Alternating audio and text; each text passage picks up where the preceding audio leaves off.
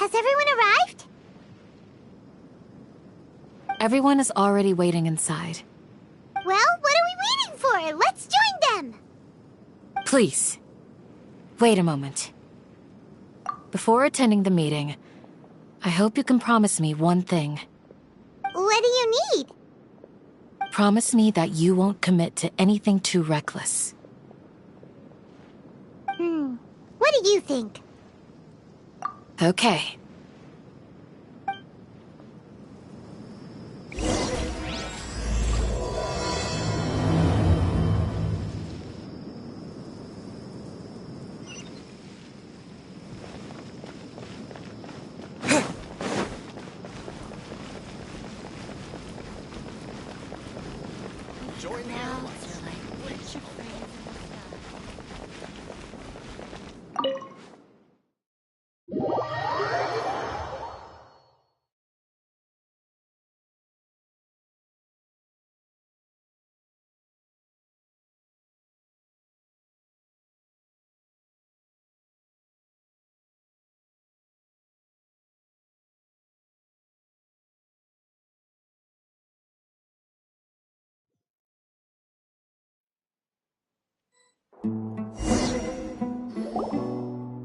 Everyone's here so early! But why isn't anybody talking? We already discussed things a bit. Hey, where have you been? I've missed you too. Are you ready? Very well.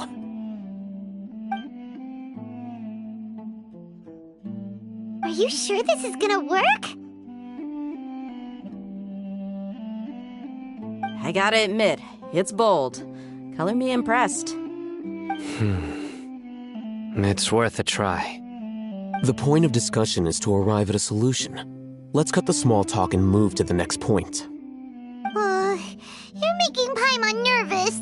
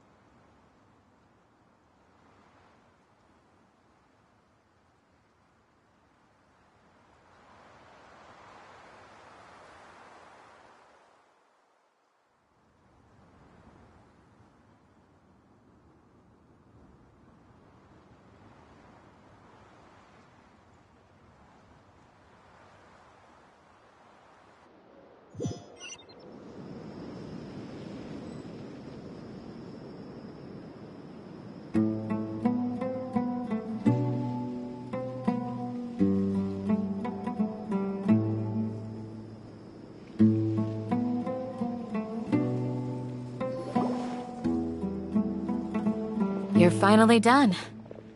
I have some other stuff to take care of. Catch you all later. Come on, don't give me that face. I know what you're going to say. I'll be careful.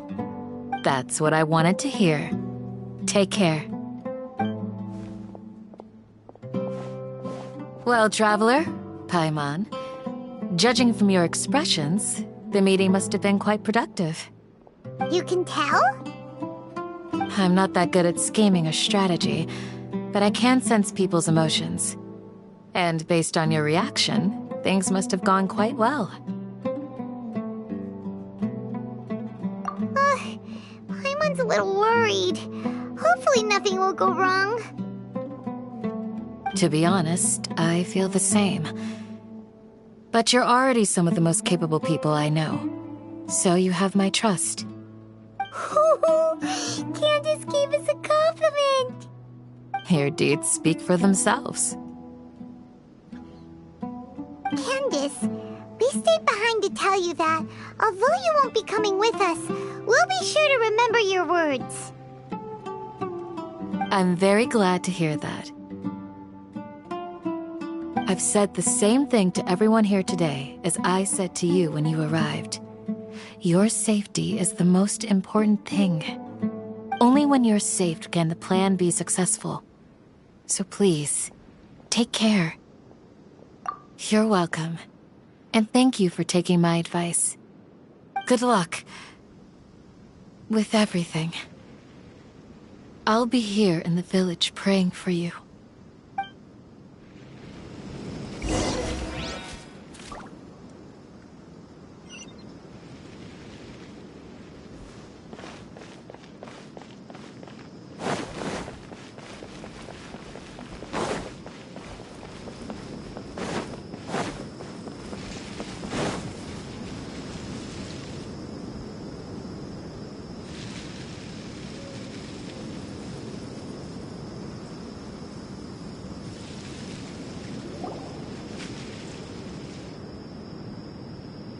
Sounds good.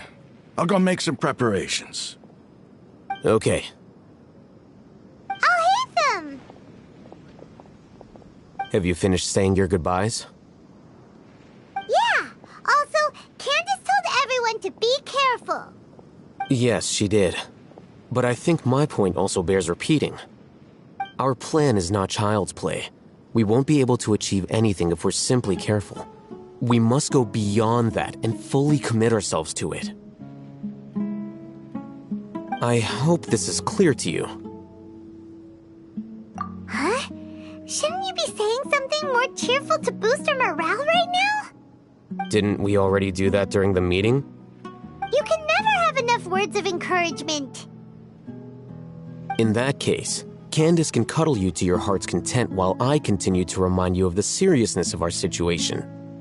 We all have our jobs to do, after all. It's like how some people can be put in charge of logistics while others will fight on the front lines. Speaking of the front lines, you don't look anything like a soldier. Of course. Compared to the mercenaries, I'm merely a feeble scholar. But the advantage of not being a mercenary is that I get to stay in a safer place and offer my strategic insight. Just think about that mercenary who lost his mind. Mercenary groups are facing constant danger every single day. Well, being a scholar is also a high-risk occupation, and you are a scholar! I'm not like the rest of them. Even among members of the same species, some will exhibit far more potential than others. This guy. Paimon still remembers when those mercenaries in Port Ormos called you a lunatic. All intellectuals are lunatics in the eyes of fools. I'll take that as a compliment. That reminds me. Do you remember the record we saw in the King Deshret ruins? It mentioned forbidden knowledge. You have a good memory. Forbidden knowledge has the power to drive people insane, but this fact has never been shared with the public. Even I, who has worked in the academia for some time, was never once informed of this. I think those mad scholars and mercenaries we encountered may have all fallen victim to the corrupting qualities of forbidden knowledge. But the academia has always held a different view. They have always believed that symptoms of madness are a side effect of human contact with divine knowledge as mere mortals. Come to think of it, perhaps the academia has also never understood the true nature of forbidden knowledge, and thus always approached the issue from the wrong direction. The Withering, Elazar, and the sandstorms. Don't you think what is happening right now across Sumeru is rather similar to the forbidden knowledge pollution that occurred in the desert thousands of years ago?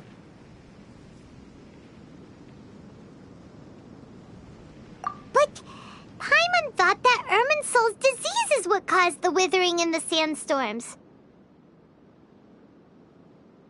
At least, that's what Tainari told us. Wait a second. Could it be that... Ah, you've connected the dots. The cause of Irminsul's illness may precisely be the pollution from forbidden knowledge.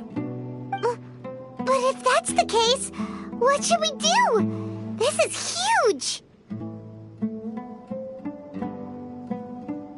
Wait. Why do you think Lesser Lord Kusanali would have a solution to this situation?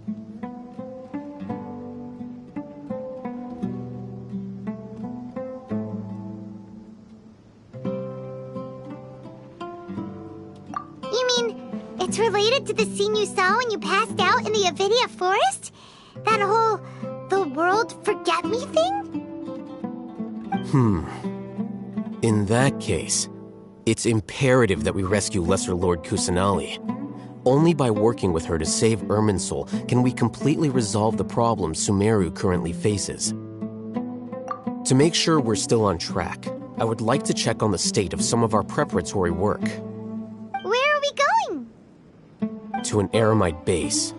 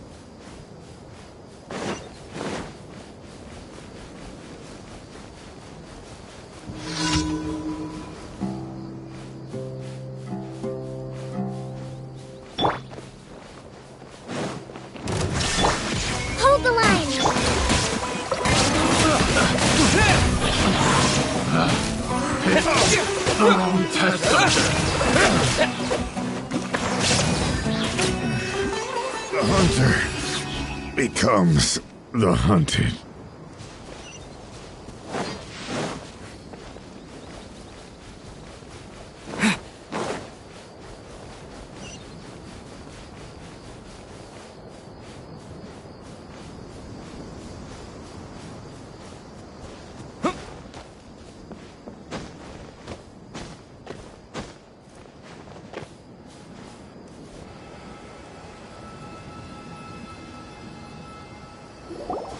Oh, you made it. Huh? What are they doing here? I gave them some technical work to do. Ah, it's the scribe. And is that the traveler I see? How's the work going? Ah, yes! We have fixed the devices according to your instructions. One of them is already ready for use, while the others are still under repair. Aren't those devices for canned knowledge extraction? What are you doing with those? Look here. Huh? More canned knowledge? Are you going to put more weird stuff into his head again? What's that look on your face? Are you scared? Paimon's a little scared, but very, very furious! That's an interesting response. Anyway, we're not going to use this just yet. As I mentioned during the meeting, this knowledge capsule contains a decree I drew up in the past. the Academia should also have their own copy. And according to the plan we just came up with, Traveler, I want you to record something into this capsule. Do you believe we can save Lesser Lord Kusanali? Good. Conviction is the most important part of all of this. Now, please get ready and put on this device. You want us to record our conviction into the knowledge capsule? Yes. Paimon is still really worried. I understand, but trust me, Paimon, this is something we have to do. It's best if you can do as I say. Because, to achieve this impossible task, it sounds like you'll need to fool your own heart first. Although it may feel like a trick, self-encouragement may be the most important tool we have. Paimon can see the point you're trying to make. Imagine this. We have orchestrated our plan and successfully rescued Lesser Lord Kusanali. As a result, we have changed Sumeru's entire political landscape. Everything went without a hitch, and everyone recognizes and praises our achievements. Now, open your eyes. Here. What's this? Read it out loud.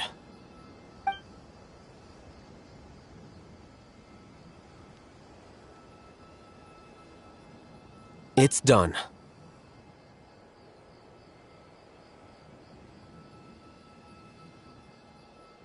Is your head okay? Does anything hurt? It's just a recording. There should be no negative effects. But what was the point of doing this? Paimon doesn't get it. And that's perfectly fine. In any case, these capsules aren't meant to be used by you. Huh? What do you mean? Have you forgotten? Our plan needs to account for those who have long relied on the Akasha. You may find it hard to believe, but for those people, everything the Akasha transmits to them is nothing short of absolute truth. Imagine if you've been using a device like the Akasha since the day you were born, and this device has always supported you during times of need. After all that time, what do you think you'd become? A fool? A machine? A slave to orders. And that's why rules are so important. In addition, those who understand the rules can delineate boundaries and identify gray areas. But why would you need to identify the gray areas? You could say that those kinds of ambiguous zones can be very interesting. One might even say they're advantageous in the right hands. Things you're interested in are really out there. Are all Sumeru scholars like this? Anyway, that's enough chit-chat. I'm going to take those two to work on some small projects. You can head to Caravan Rebot and start preparing for the next step. Small projects? We're going to tinker with the Akasha terminal and make a few modifications.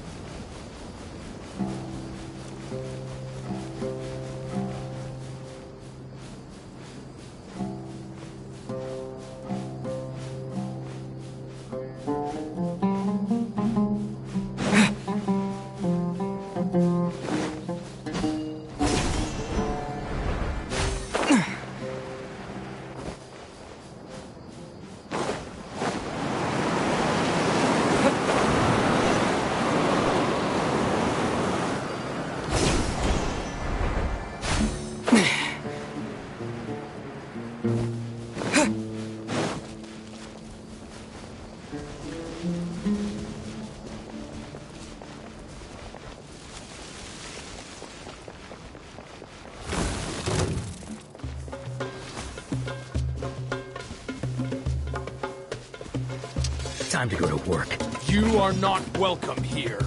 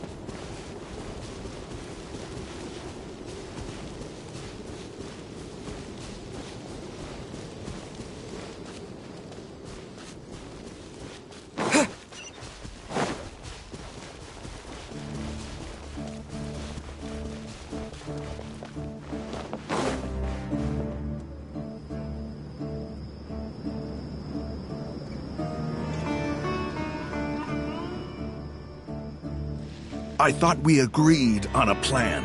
How can you go back on your word? The plan is too radical and carries a high risk for casualties. I've given it a lot of thought. And in the end, I still can't agree to it. But it's still the best plan we have. As a former Matra, you of all people should be able to see the bigger picture and recognize the innate advantages of our plan. I did. And that's how I saw the danger behind these so-called advantages. Hatham's plan is even more radical than I imagined. Huh? Why are you guys arguing? My friend, you're just in time. Why don't you help me persuade Sino? He's turned against our plan. We agreed to work out a plan at the meeting. As mercenaries, you're familiar with the local environment, so you'll take care of the specifics. But then, you went to Al-Haytham for suggestions. Had I known Al-Haytham would give you those kinds of suggestions, I would not have agreed to the plan. Look, you already know that we're all on the same side here, don't you? Mercenaries place a lot of importance on their bonds of friendship, but also will not hesitate to make sacrifices if they deem the situation to be sufficiently dire. I'm sorry, but as things stand, I can't accept your principles. Seems you really do understand the ways of the desert. Traveler, Paimon, this is also something you should know. Rahman's plan is to have me work with the Caravan Reebok guards in my capacity as a Matra. We will arrest the mercenaries and escort them into Sumeru City. Wait! How can we work with the guards? We can't get through that wall easily, remember? Caravan Reebok would never let so many unregistered members of the Eremites enter Sumeru City. My plan will clear us of any possible suspicion, and also let us enter the city as a big group. There is no better way. That also sounds like something Al-Haytham told you. Am I right? Doesn't Al-Haytham know how dangerous this plan is? Of course he does.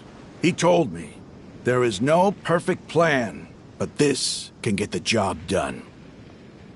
He also said that with the help of Sino and the Traveler, our chance of success would increase significantly. I never blindly trust anyone, and I've always had a good eye for people. I think he made a number of valid points. It's my own choice to trust you. If I make the arrests alone, I can control myself and prevent you from getting hurt. But I can't guarantee that kind of discipline from the guards. To make the whole thing more convincing, you'll need to resist to some degree. Casualties are inevitable once push comes to shove. I'm okay with the deaths of enemies. But now that we're allies, I'm against the meaningless loss of our own. I can't believe a Matra would actually care about us. I've lived a hard life, and I can say that people like you are hard to come by. I've always treated my allies with honesty and respect. They have the right to know important things like this. Now you're making this hard for me. Hey, is there something we can do to help?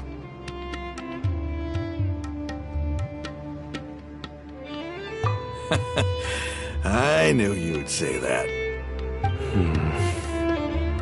We can help fight some of the mercenaries, which should reduce the number of times you'll have to struggle directly with the guards. That should help at least a little bit. Sino, on behalf of my people, I thank you for your kindness. But this is a mission we cannot turn our backs on. We strongly value the lives of our friends, but the goal we are about to achieve is even more important. We have no fear of casualties, because we crave the spoils of victory.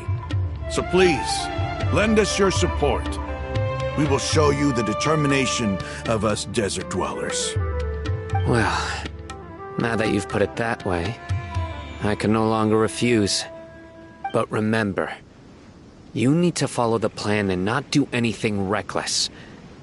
Candace made it very clear that we can only achieve our goals if we can ensure our safety. Since you and I both recognize the significance of this operation, there should be no more animosity between the followers of the Dendro Archon and those of King Deshret. Everyone's life is equally important. Okay, you have a deal. Let's do this for our shared dream. The guards should be stationed in the courtyard nearby. You can find them there.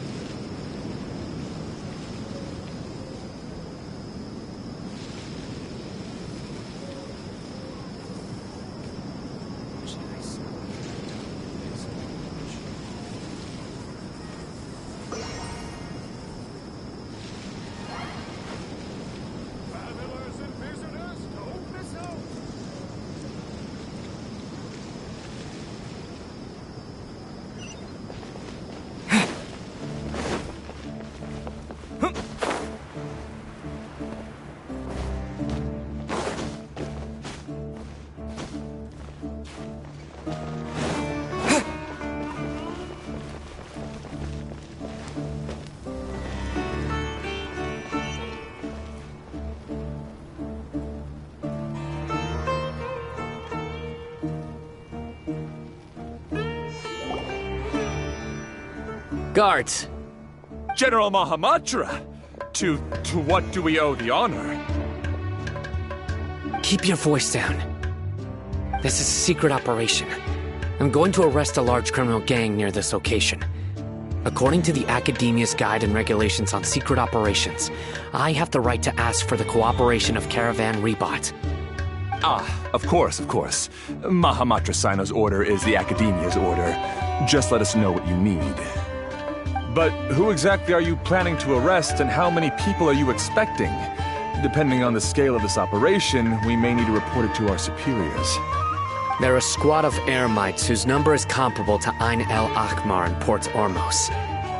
They're involved in the theft and resale of supplies from the Academia. As many as Ain Al Akhmar? This should definitely be classified as a joint operation. Then I suggest that you report this to your superiors as soon as possible, and treat it as a top priority desert operation. I will need personnel. Got it. Please wait a moment. I'll contact them immediately.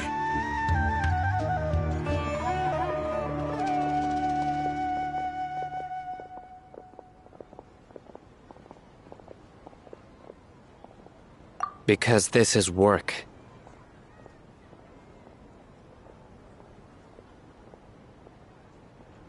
Because I trust you. Paimon can't believe you're still in the mood to chat. This whole thing has Paimon scared stiff. Aren't you even a little worried? What if these guards already know that you have betrayed the Academia and are no longer their General Mahamatra? Even if that guard doesn't know, their superiors might, right? We discussed this, remember? The Caravan Rebot operation is of great importance. But don't worry, the guards there shouldn't know that Sino has stepped down. How can you be so sure? First, the other Matras still don't know why Sino has left, which proves that the Academia has been covering up the matter. Second, this is a crucial moment for the Academia's God creation plan. If something were to happen to the General Mahamatra, it's bound to attract a lot of unwanted attention. No matter how you look at it, they don't seem interested in sharing the news of Sino's departure. A reasonable inference. I agree. Which brings us to our next issue. I'm sure some of you have been wondering if the prediction function of the Akasha will affect our operation. The Akasha is still in operation, so I must remain on high alert. Actually, considering the power of the Akasha, it's quite strange that it hasn't already tried to interfere with my actions. I've given that a lot of thought. For now, I don't think you'll need to worry. If you remember, when you first came to Aru Village, all your actions and routes were predicted by the Akasha. It even gave that information to those who kidnapped the village keepers. But things like that never happened again after we met up with the Traveler. That's true. But why? Look at it from a different angle. Why do you think the Akasha will predict your actions? Because my personal data has been entered into the Akasha. That's true, but the key to this question is, how well can the Akasha make predictions about a person? Haven't you ever thought about it? Just how can it do this in the first place? Because the Akasha controls the entirety of Sumeru. The Academia firmly believes that all human actions can be explained through logic. By sorting and analyzing entered data, the Akasha can derive behavioral logic and predict the actions of those who fit an existing logic model. However, at the risk of sounding like an advocate for fallacies, can everyone truly be considered logical at all times? Emotions are part of our behavioral logic, but can you guarantee that every experience of the same joy or pain would be equally intense? How can our feelings and opinions be predictable down to the letter in every single instance? Sino, in the past, you've always worked alone. In the absence of another person who could sway you or your thoughts, the Akasha could produce predictions that were similar to your real-life behavioral principles. Decisive and principled, you were used to solving problems alone. That's why the Akasha could figure you out. But now, you've joined a team. And I believe the Akasha hasn't yet figured out the full composition of it. Our thoughts and logic have intermingled and weaved themselves together to become a complicated, chaotic mess. Any one of us could potentially disagree with another. The Akasha lacks data on these interactions, and it's impossible for it to predict your actions in the future based on your decisions in the past. After all, there's probably a limit to just how much we can be modeled or controlled by data. So, in my opinion, you're probably safe for now. Makes sense to me. I agree. The Akasha is not alive, and I don't think we can be completely controlled by something without a mind of its own. Is that so? I guess there are things that even the Akasha cannot calculate, and people will not be forever trapped by the past. Paimon's so glad that this is settled. Next time, pay attention during our meetings. Will do. Just remember to stay vigilant. Footsteps! General Mahamatra, we were not expecting your presence here. I'm the security officer of the Grand Deshret Desert District. My name is Luxembarbo. This is my assistant, the Traveler. He will be working with me. The construct next to him is for his work. Beep! Construct! Beep! What a great honor to meet you. Your golden hair is as bright as the sun. And, is this the latest technology from the Academia? Have you made a decision regarding the matter I mentioned to your subordinate? It seems to be a dire situation, so of course you will have our full cooperation. To be perfectly honest, I've always longed to go on a mission with someone as well known as yourself. There's no need for flattery. Yes, sir. Take your most elite platoon and follow me to the eastern side of the district. We will carry out the operation there. Understood. Map. Hurry, bring the map!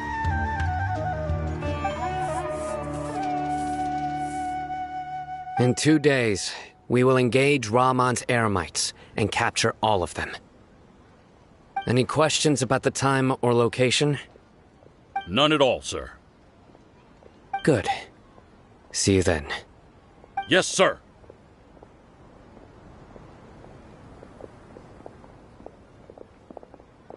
Maybe hanging around the General Mahamatra isn't so bad after all. Everyone's so respectful towards us. This is all due to the absolute authority of the Academia. And now, we're going to strike back against that massive pillar of power. Get ready. We will move out in 2 days.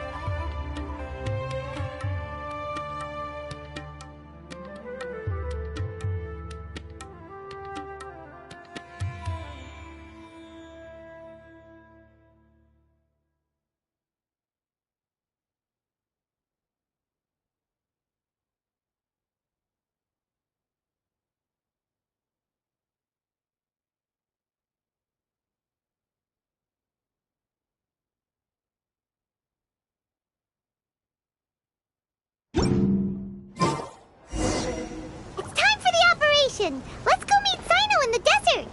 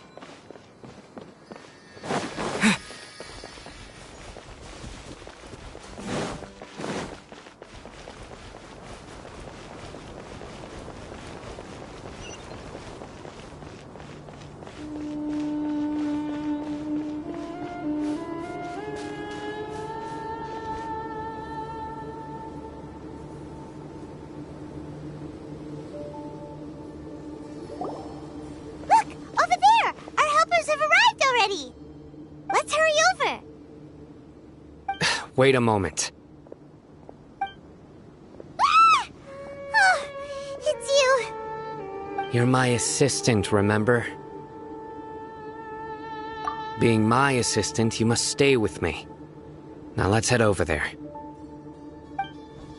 It's General Mahamatra and his assistants. We meet again. You're here early. It's to show how important we think the operation is. Since this is a big case for the Academia, we are prepared to give it our best. I'm glad to hear your sense of resolve. Remember, we must capture them alive. They are our only leads for the case. If they die, we will be unable to continue the investigation. Understood. Everyone! The Eremites are approaching from the west! Make preparations and be ready for combat.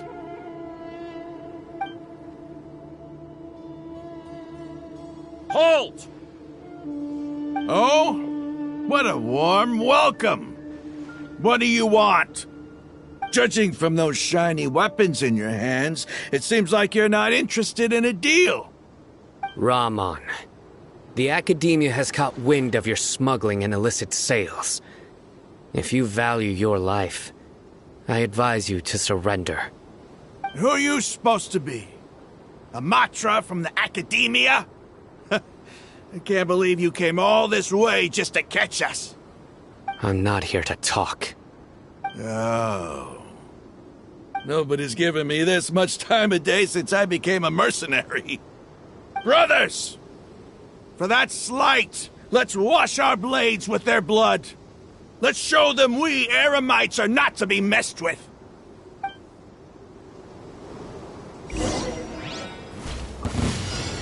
Illusion shattered!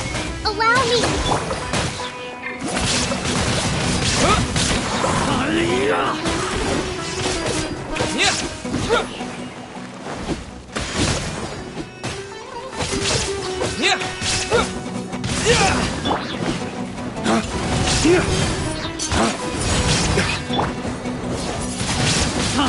Wind blade!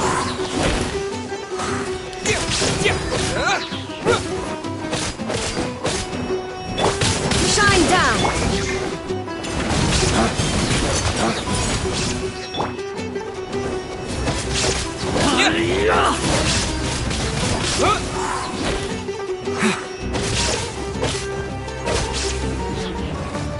With the wind! Wind blade! Illusion shattered!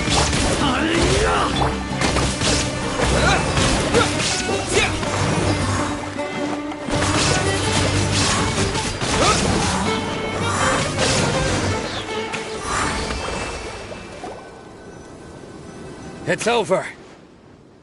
Ah! We have subdued them. The operation is now over. All Eremite mercenaries and related personnel in the area have been arrested. Ah, you pitiful Dendro Archon dogs! You'll regret this! I'm afraid you'll regret it first. King Jeshred will curse you, and you will all! Silence! Oh, Restrain them and take them back to Caravan Rebot. Count their numbers and send them to the Academia as instructed by the General Mahamatra. Yes, sir!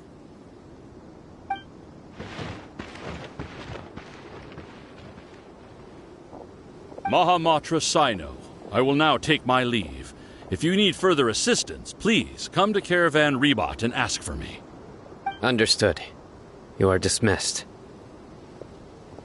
There they go. Let's talk elsewhere.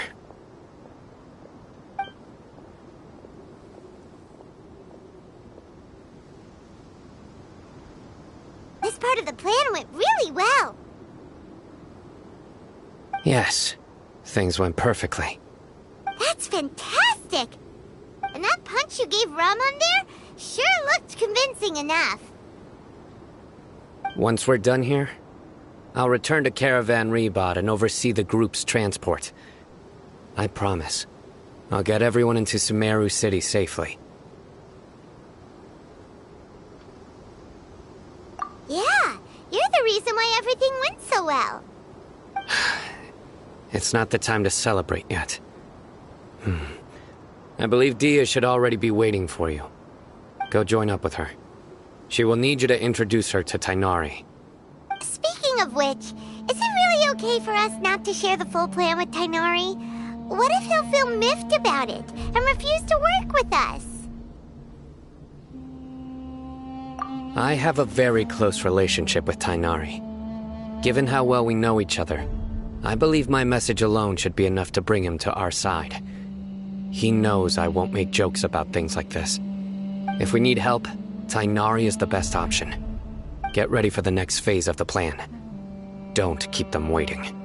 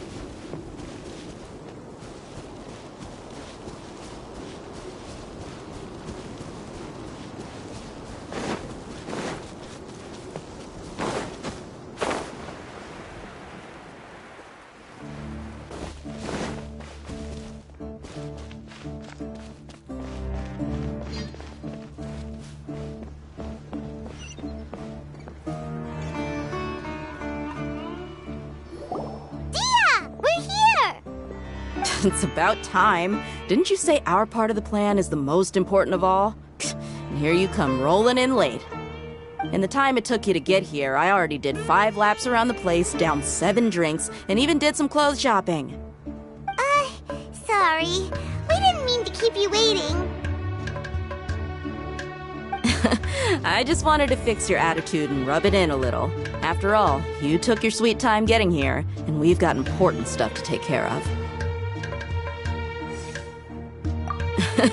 I just like seeing that serious look on your face. All right, I'll stop. All joking aside, I'm glad you're here. Let's get moving and take care of this as soon as possible. But where should we start?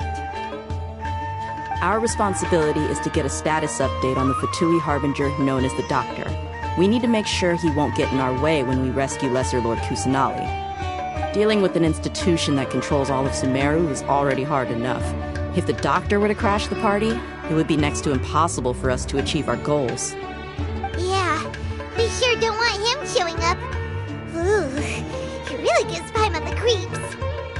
Right? Hearing his name just reminds me of those stuffy old geezers in the academia. I'd rather not have to deal with someone like that.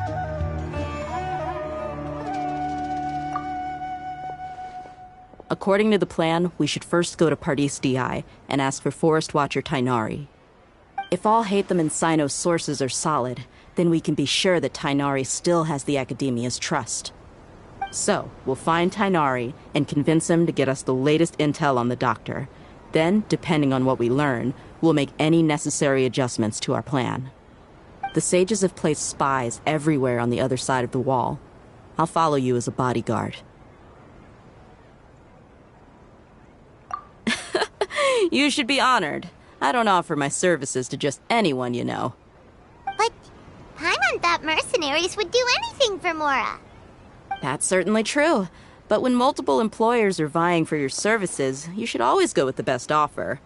Let's see. If I were to charge you a bill, I guess I can apply a discount. How much more do you want? Paimon's not sure we can afford it. How much do I want? Hey, how about paying me with a smile? What do you say? I haven't seen you smiling much recently. If you ask me, someone like you must look lovely when they smile. Come on, give me a smile so that I can be less worried. Looking good! I hope this pretty smile will become our lucky charm. There are many kinds of smiles, but only a truly joyous one can bring blessings to others. Let's consider this smile a down payment for our future victory. Let's go. It's time to pay a visit to Pardis DI.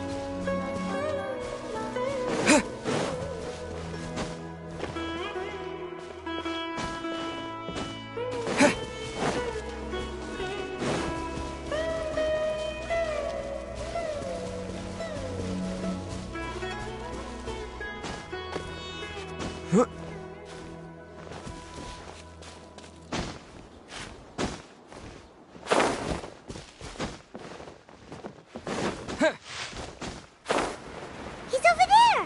Let's go say hi!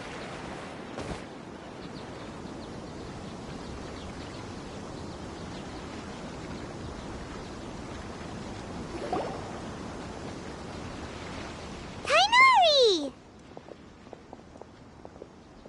Ah, Traveler, Paimon. And you are? Hey there. This is our friend Dia. She's an Aramite mercenary. A mercenary? You must have some big news for me.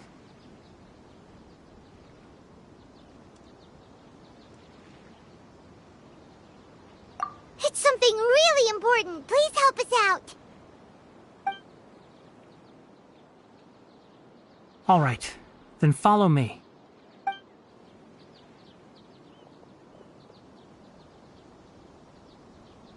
This place is better. We won't be disturbed by any passerby.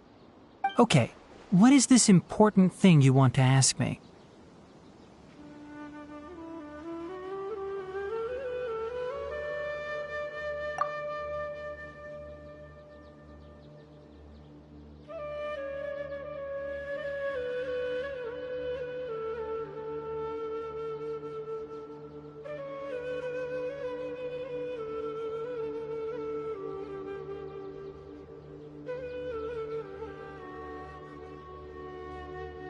The doctor, huh?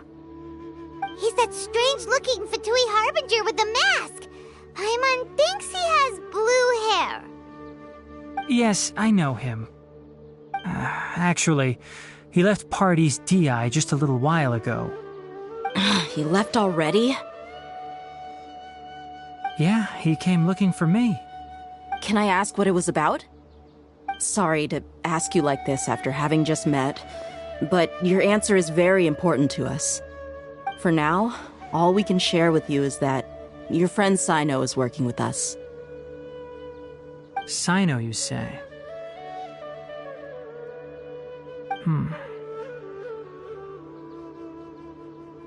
I see. So that's why he hasn't been at the academia. Okay. I will answer your questions and will assist you any way I can. You don't have to tell me everything that's happened. Sino's name really does work wonders. You're not even a little worried that we might have made it all up? Despite having just met you, I can sense that you're the serious type. Between you, the Traveler, and Sino, none of you strike me as the type that would conspire to deceive me. You don't need to tell me anything you don't want to. I'll also get straight to the point. The Harbinger you mentioned came to me because he wanted to take the scholar Hypatia away with him. Hypatia? Why would he want her? And what do you mean by take away? Is he planning to leave Sumeru? Yes. He told me his return to Snezhnaya is imminent.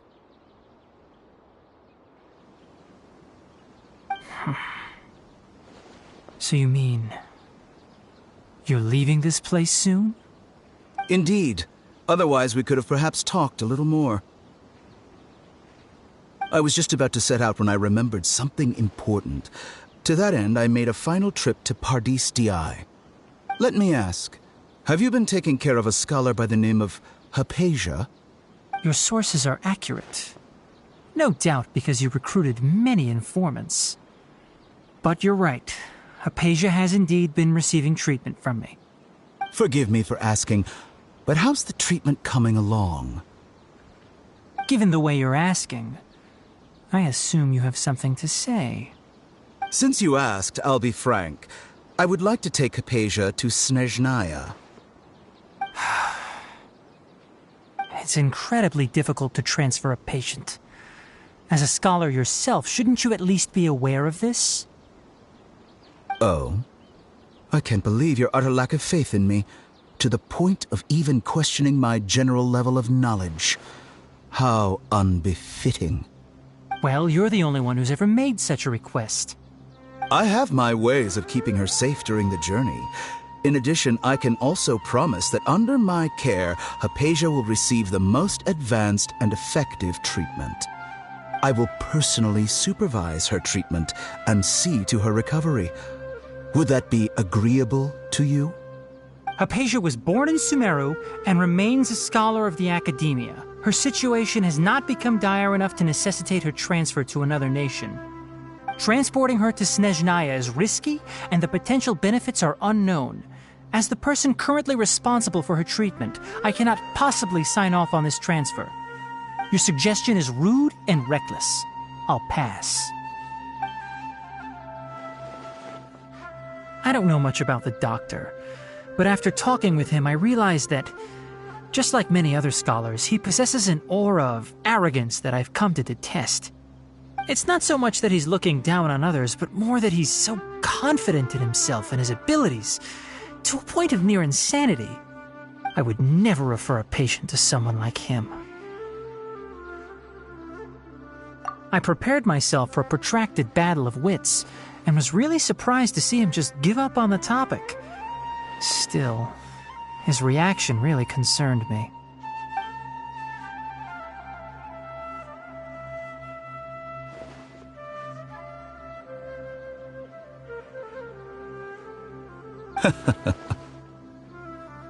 I see. Of course, your opinion makes perfect sense. You're still young, but already quite stubborn. I must say, you are not like what I had expected. Under normal circumstances, I wouldn't just let you off the hook like this. Ritsa calling for our return. Luckily, there is still some time left for me to take care of everything before I leave. It's just as the Academia said. You're a responsible and gifted scholar. Sadly, even with all of that, you're still lacking a bit of shrewdness. And that's also why people like you can never realize that sooner or later, everyone must pay the price for what they've learned.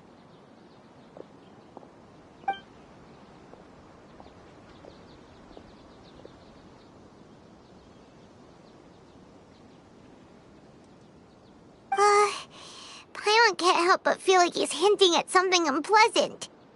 He asked a question, yet didn't care for my answer. Perhaps I'm nothing but a talking rock in his eyes. He never came off as malicious, but an utter lack of compassion permeated throughout our conversation.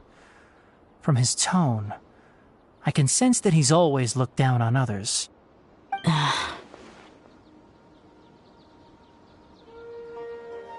I can barely believe it myself, but if that's true, the situation will be in our favor. I don't think I missed any details. Frankly speaking, I don't want you to do anything too risky.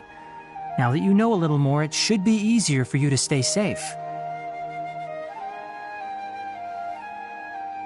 Sorry we can't tell you everything. We appreciate that you helped us anyway. I won't forget your kindness. It's okay. I have an obligation to do so. To be perfectly honest, all of this may have started because of me.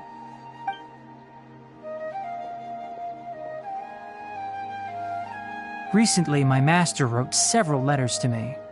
asking me to return to the academia and assist him with his research. Hasn't he already asked you several times before? Yes, but there's something off about this most recent batch of letters. The handwriting and tone are both familiar, but some details have been omitted. My master will occasionally leave a few dots on the back of the letter. 1 dot means that he wrote the letter on a sunny day, and 3 dots stand for a rainy day. This has been a habit of his for many years, but I didn't find any dots in his recent letters. I believe something may have happened to him. I get it. Since you are always at Gandharvaville, you would like me, someone already working at the academia, to investigate this matter, right? I'd like to ask you to do that for me. If you can keep yourself safe, please withdraw immediately at the first hint of danger.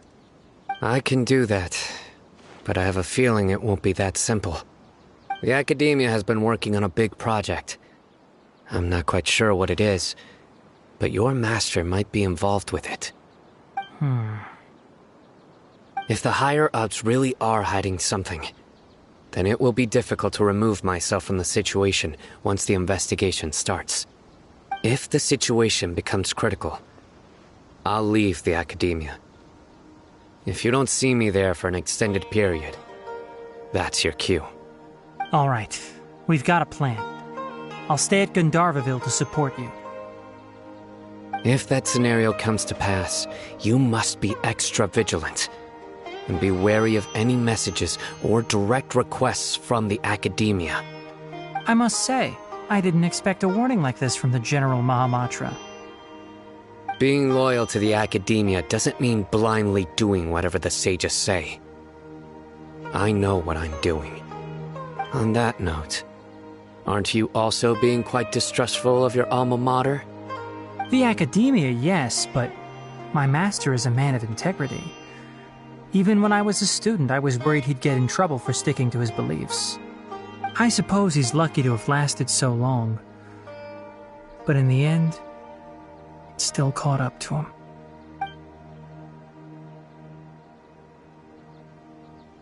I see. So you noticed something was up with the academia from the very beginning. This may well be how Sino became involved in all this. In that case, I must keep my promise and help you however I can. Also, if you run into Sino again, please help me pass on a message to him. Trust your own senses and experiences. I think this may be something he needs to hear right now. Okay, we'll find a chance to tell him. Thanks. Right. Now let's go hunt down this Harbinger. Oh, by the way, which way did the doctor go when he left Pardis Di? That way. Gotcha. Thanks so much. We'll be on our way.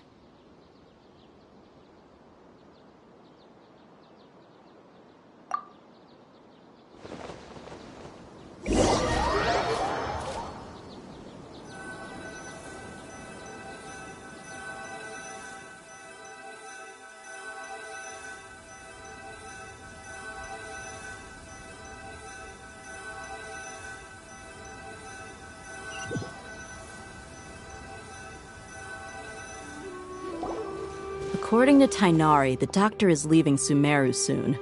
I want to check if the doctor was actually telling the truth. He also said that he'll take care of everything before he leaves. What did he mean by that? We need to be extra careful when dealing with a person like him.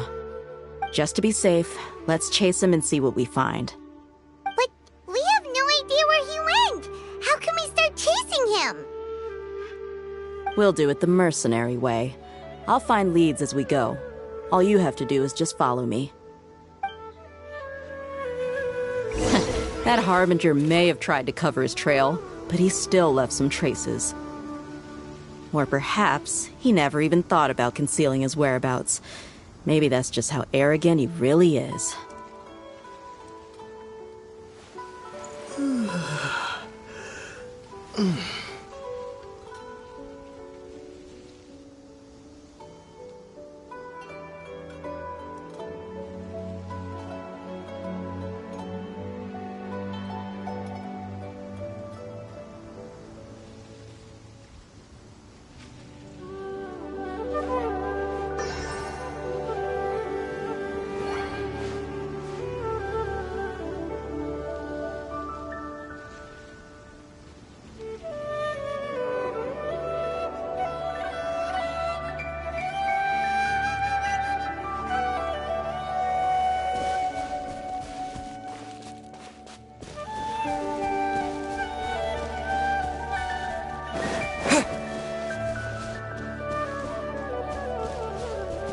Yep, we're headed in the right direction. The traces are still fresh, but there's no sign of his entourage. Clearly they're in a hurry. It's just as I thought.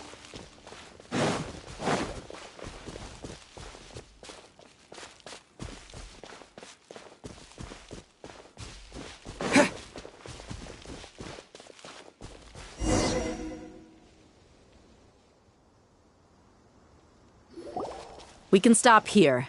I think I know where the doctor went. To the south of here is Port Ormos, which seems to be where they're headed.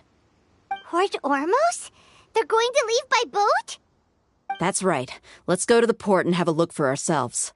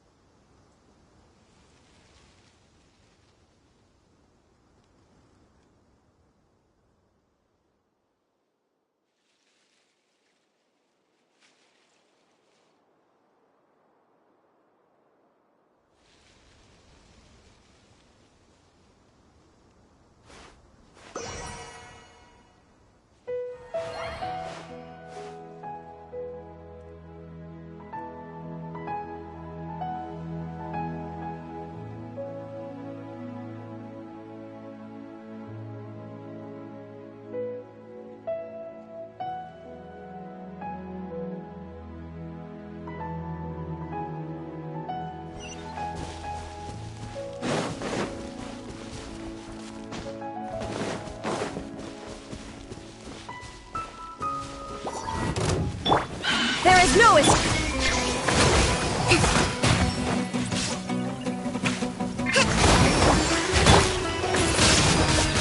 Windblade!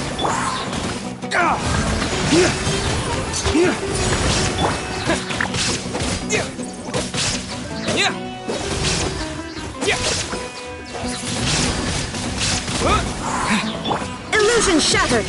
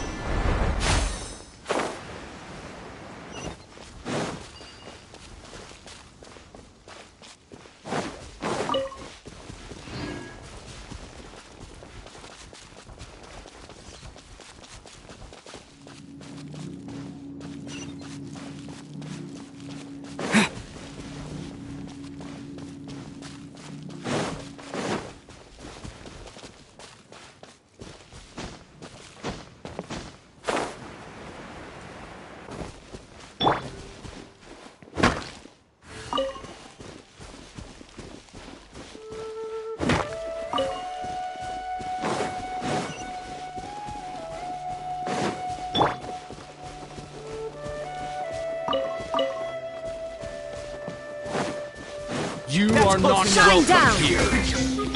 Hold the line!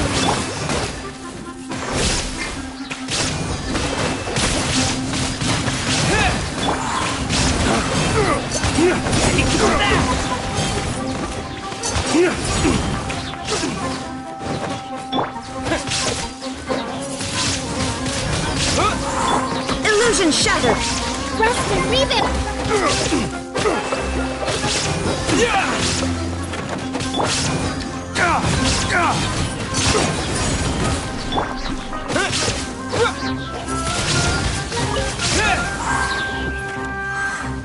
I'll be back.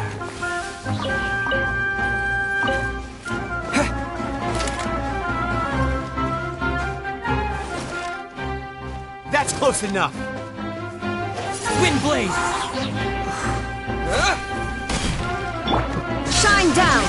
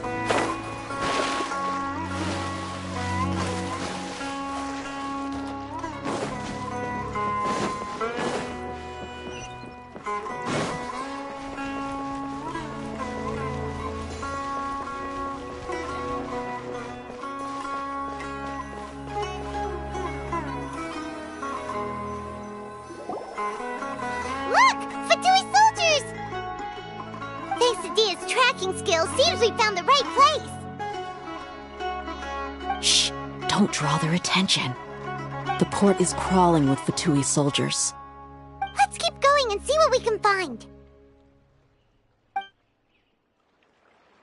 Now this is a proper farewell ceremony for a Snezhnayan Harbinger. The Lord Harbinger is leaving. I've still only seen him once or twice. I used to hold a position in our homeland, and back then, the doctor spoke in a very different way from the way he's...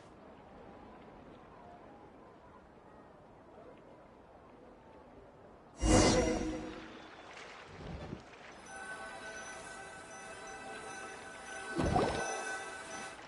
Fatui soldiers! Thanks to Dia's tracking skills, seems we found the right place. Shh! Don't draw their attention. The port is crawling with Fatui soldiers. Let's keep going and see what we can find. Now this is a proper farewell ceremony for a Snezhnayan Harbinger. The Lord Harbinger is leaving. I've still only seen him once or twice.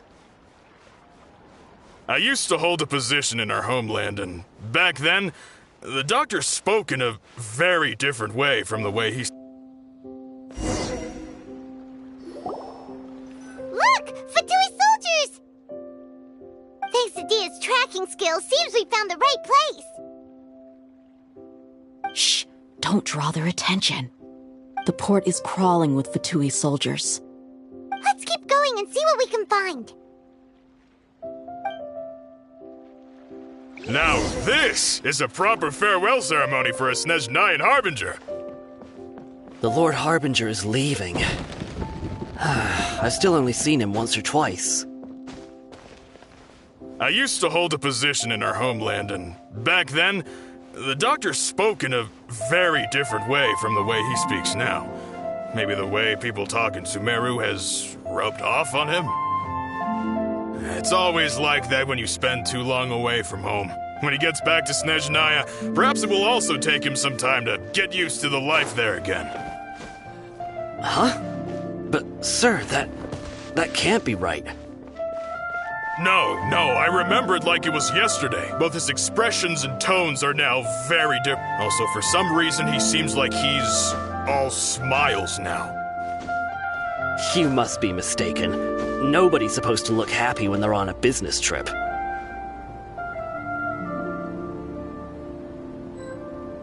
The doctor is on that boat. So he told the truth after all. He is actually leaving Sumeru. Let's get closer and find a place to hide so we can observe him.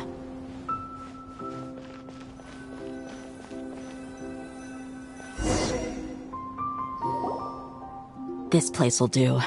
We can hide here while we keep an eye on the boat.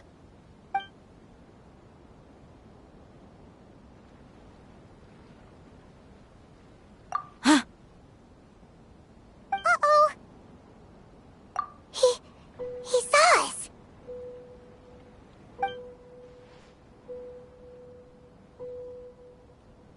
Huh? Is he waving at us? It's time to say goodbye. Wait, is he the only person on the boat? You mean there's nobody with him? And where are all the soldiers we saw in the port just now? They were all here just a few minutes ago, but now they vanished. So this was a trap. Wait, don't tell me that. Luckily, there is still some time left for me to take care of everything before I leave. Oh no. They might be after Hypatia. Let's get back to Party's DI. Huh? What do you mean? I'm afraid that she's seen something that she wasn't supposed to see. If I were the Fatui, I would also try to take her away. And if I couldn't... Oh no! Are you saying they're going to kill her? Let's go!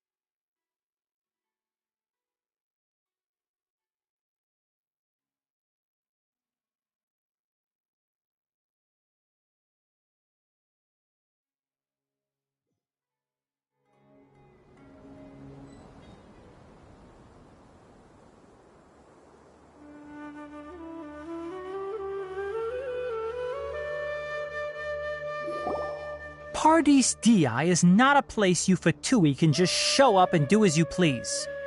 I believe we've already made ourselves quite clear. Our superior gave us permission to search for and collect medicinal herbs in Paradis Di for research purposes. But you've been in Sumeru for some time already. I find it coincidental that you chose to only come here today. Even the Grand Sage himself may not have the right to question our research, much less an ordinary scholar like yourself. I've done my duty to inform you. Don't make things difficult for yourself. It would seem that my words have fallen on deaf ears. You can keep trying to deny it, but coming to Paradis Di now? I'm pretty sure you're not just looking for herbs. With all due respect, your baseless speculations will only lead to unnecessary trouble. Well, you only have your Harbinger to blame. He knows nothing about keeping a low profile. I may be staying at Paradis Di as a scholar, but that doesn't mean I'm no longer a forest watcher. It is still my duty to protect the peace and safety of the scholars who have contributed so much to Sumeru. Then it seems our conversation has hit an impasse. No one will lay a hand on you, Hypatia. Not on my watch! Tighnari! Are you alright? I'm fine. These Fatui have really crossed the line. Time to teach them a lesson.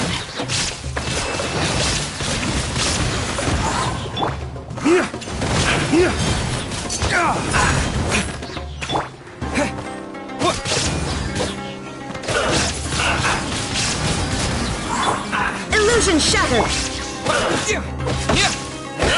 There's no use resisting! Give us Hypatia! Keep dreaming! Yeah, Tighnari! Beat him up!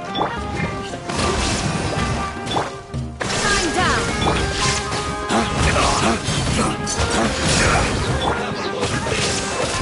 Stay right there.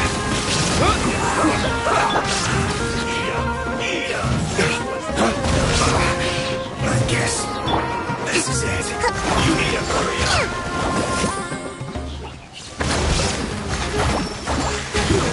Unfortunate fault.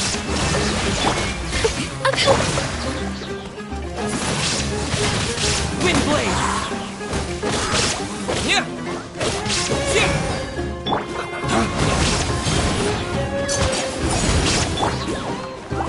The doctor's orders are absolute. Yeah? You've been someone's lapdog for so long that you don't know anything else now. Rebuild! I will end Let's end this quickly.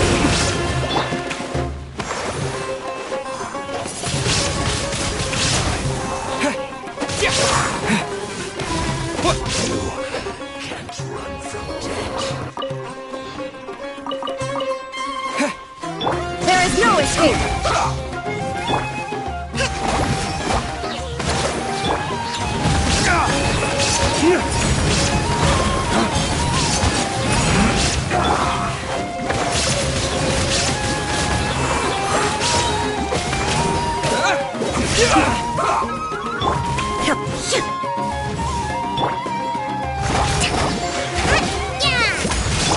Illusion Allow me! quickly.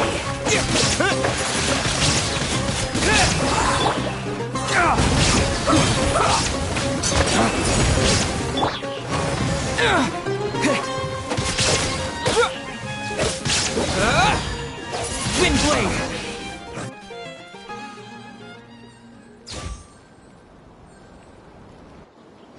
We're not getting anywhere. Traveler, Paimon, please go to Hypatia. We need to make sure they don't try to sneak around and attack from behind. Got it!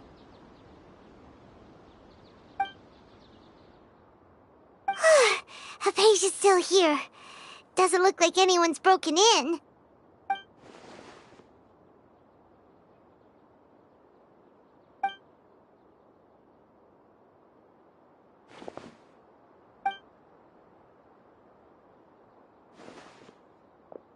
Well, how is she? Oh, that's good.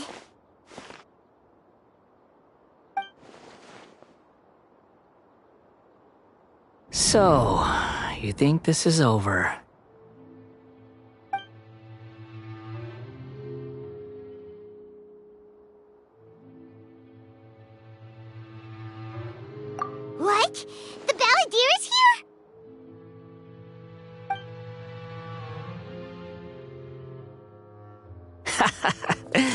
I've missed that look of abject horror. You've given me that look every time we meet. But, where is he?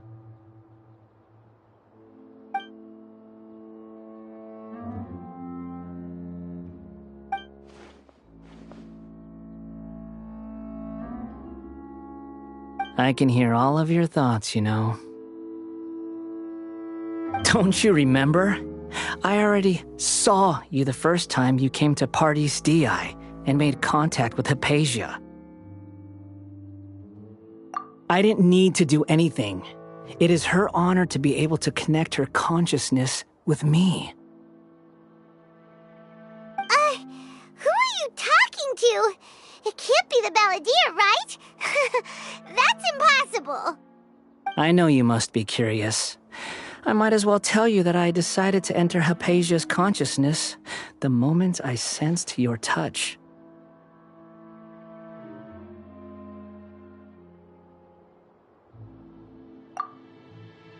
I wanted to observe you on a fool's errand. Hey, Traveler! What are you doing? My deification is nearly complete.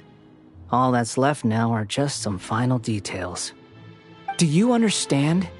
Even if you manage to rescue Lesser Lord Kusanali, it will be impossible for you to defeat a bona fide god like me. Is it wise to force that childlike god into a divine battle against me?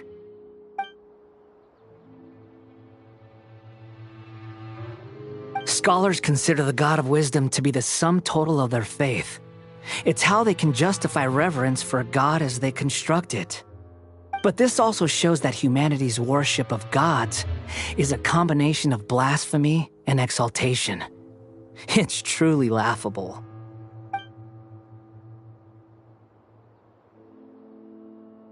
Yes. What is it?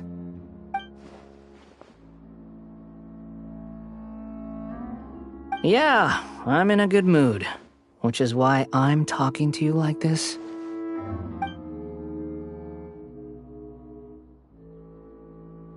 What do you mean?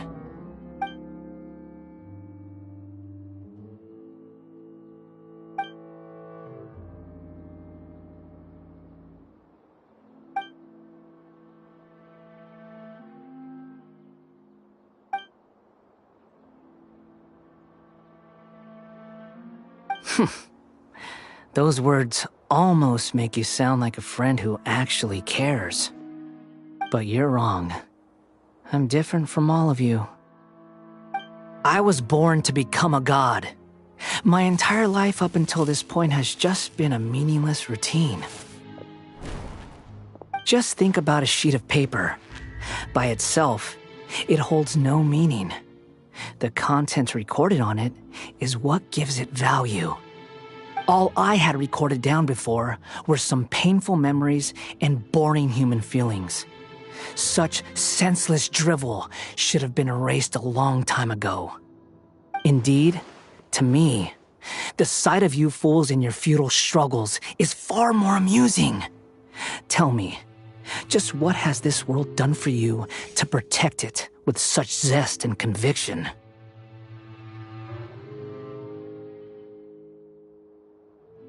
I'm connected to your consciousness, so I can hear what you're thinking and sense the depth of your determination. This is a good conversation we're having, so here's a word of advice. Let go of your misguided guardian complex. You know nothing about the truth. It'll be for your own good, as well as everyone else's. Humans are a species that can only find bliss in ignorance.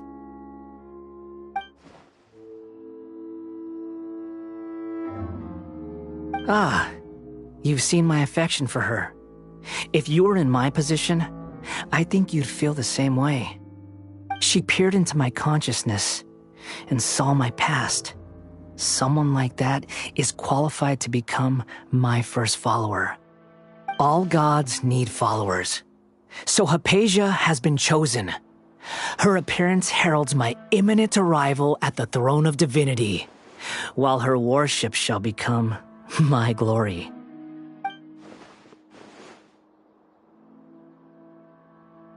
You're doubting me again? No matter.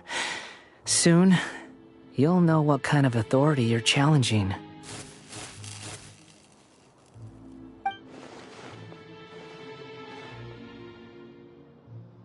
Who wants to hurt my devout follower?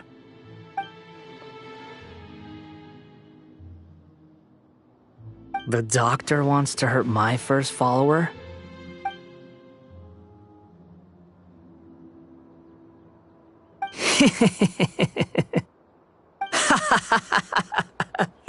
How very amusing. Has anyone ever told you that you're not good at sowing discord? The doctor has never known his place. Even now, the puny human thinks himself capable of interfering in the business of the new god. You're still too naive if you think a few words will be enough to convince me to destroy the doctor. But I'm willing to give you a gift, just like my expression of affection towards Hypatia. It is an honor for you to be able to stand here and speak with me. As my listener, you will be rewarded.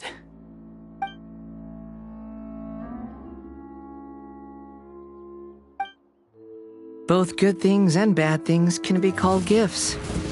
After all, gods have never needed to be reasonable. Ah! Paimon hears thunder! That person Paimon couldn't see was the Palantir? Oh, he sure chatted with you for a while.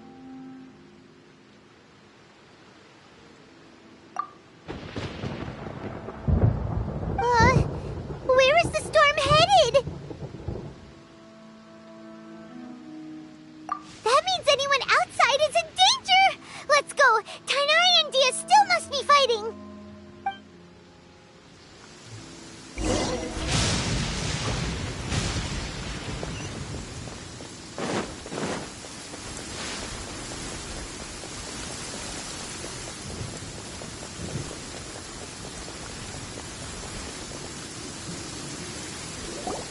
Oh! Have the Fatui retreated? Hey! What happened to you? He's hurt. I'm fine. Don't move. I've seen Eremites get struck by lightning before. You need to rest. Struck by lightning? We were fighting, and just as things started looking grim, the weather suddenly became extremely strange. Lightning started attacking everyone, almost as if it were alive. Luckily, there were only two of us, and both of us were nimble enough to dodge most of the strikes. There were a lot of Fatui, though, and they were being torn to shreds by the bolts of lightning. With that, all the Fatui soldiers were forced to retreat. It's all right. My wound aside, you look like you've seen something unpleasant. Is Hypatia all right? Hey, didn't I tell you not to move? Just in case. Let's go to Hypatia's place and talk about things there.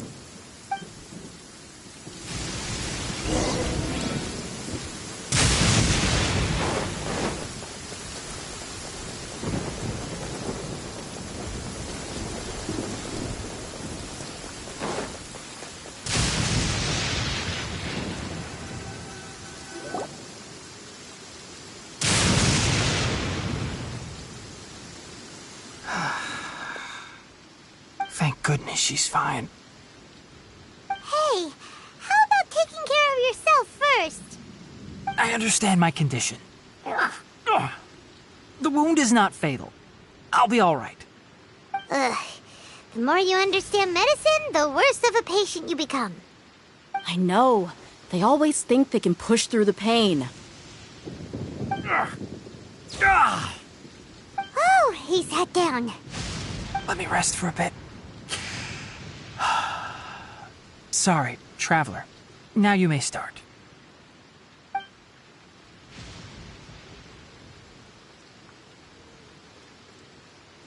So that's what you were talking to the balladeer about? Oh, Paimon can't believe what he's thinking. The Academia's God creation plan. How ridiculous.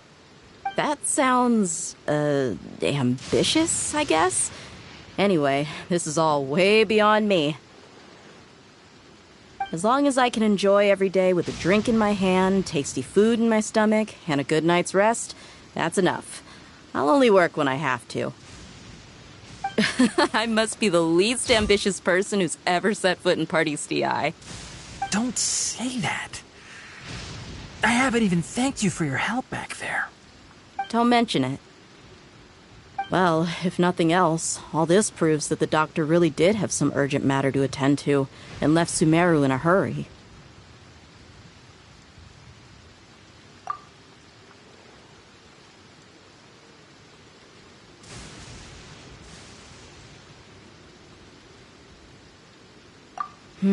Maybe the Fatui want to cover up some secret of the balladeer. Is that why they tried to seize Hypatia? You said the balladeer claimed that Hypatia has seen his past. So, what could be there? Have you noticed? The balladeer is not happy with the doctor's actions. He thinks the doctor has no right to consider himself as his equal. So, if the doctor was to show up again, would the balladeer zap him with lightning? Based on what the traveler has said, I think he would. Having the doctor gone benefits him as well as us. In other words, we've successfully completed this stage of the plan. The doctor is out of the picture now. Yay! That's a big accomplishment! I'm also happy for you. Thank you for the help, Tainari. Make sure you rest up for now. Yeah. All right. Okay, that wraps things up for us here at Party's DI. Traveler, it's about time we rendezvous with the others at the Grand Bazaar. Let's continue to keep a low profile. You can head there once you're ready.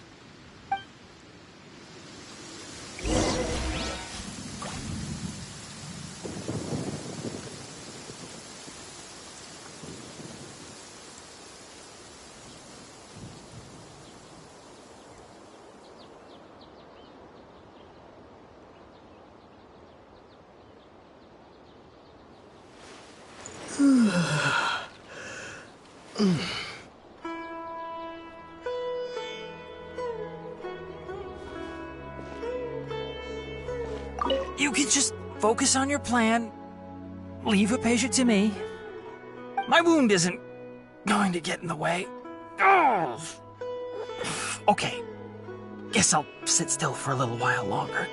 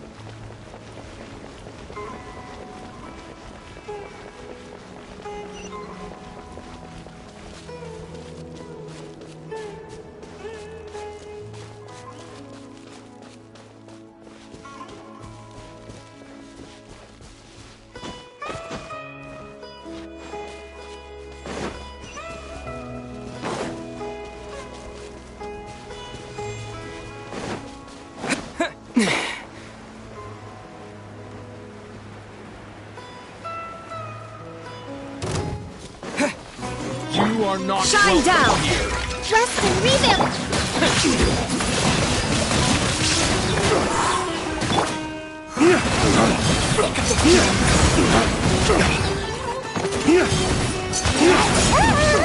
There is no...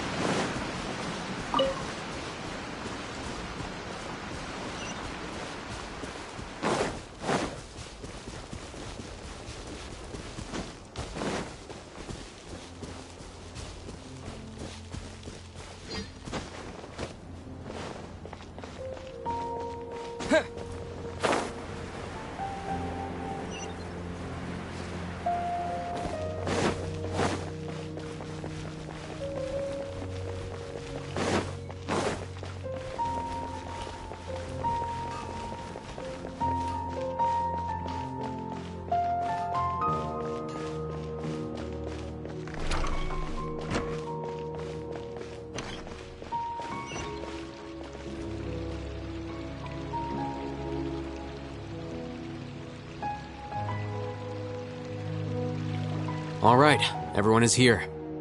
How did everything go? Any luck with your missions? Let's report back one by one. I'll start first. We've made the necessary modifications to the Akasha terminal. In addition, the props required are also ready. I'll go next. The Traveler and I went to Party's DI.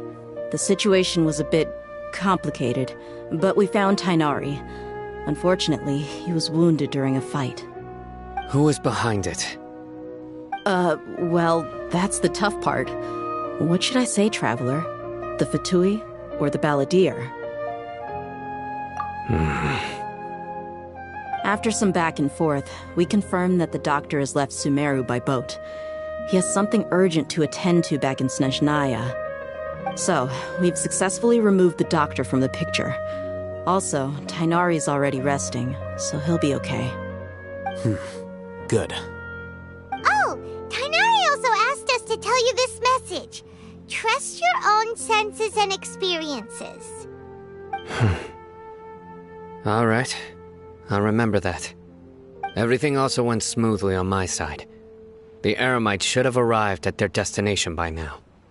To avoid alerting the quarry, they will stay there for now. I can't believe you actually got so many Eremites into Sumeru City. It's all thanks to Rahman and his brave team, as well as their bold strategy. It appears to have been very effective. I'm glad to hear it. Well, is that everything? Okay, this meeting is adjourned. Huh? Wait, you mean that's it? Well, what else is there to discuss? Shouldn't you end with some words of encouragement? You know, to fire us up now? Personally, I'd rather we all go home and get some rest. I'll hate them, Ugh. Oh, and if you wanted someone to say something to that effect, then I must reiterate that I'm here to strategize and not to lead. so you should find someone more suitable to do that. But I thought all of you academia big shots were great speakers. Then I should remind you that I'm the scribe. I know that. So what? A scribe is responsible for recording meetings, not speaking. Fine, whatever.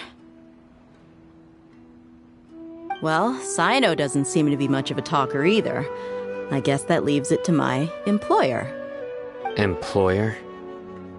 Yep, the Traveler hired me.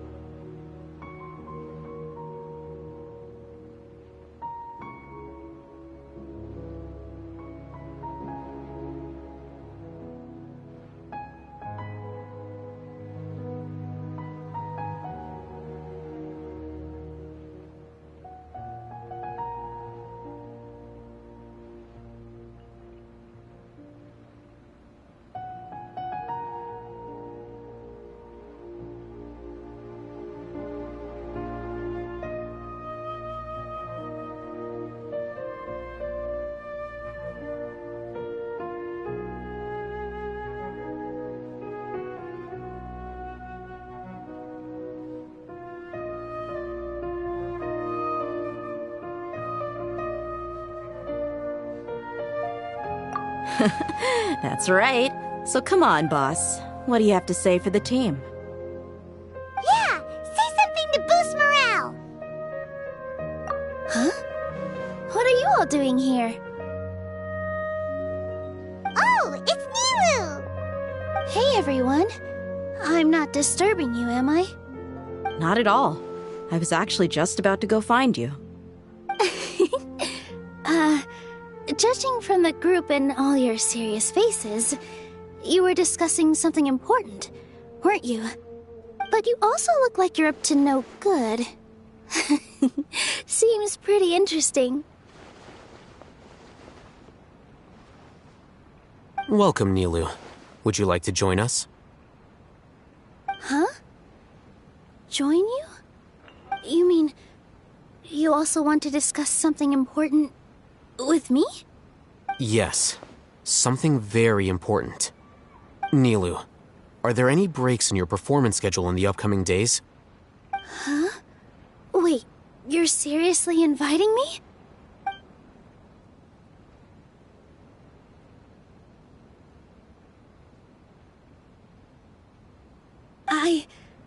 I can't believe my ears. You are truly the bravest and most passionate people of Sumeru, well, that I've ever met. Ahem. Oh, right. The Traveler and Paimon are not from Sumeru, but you are awesome as well.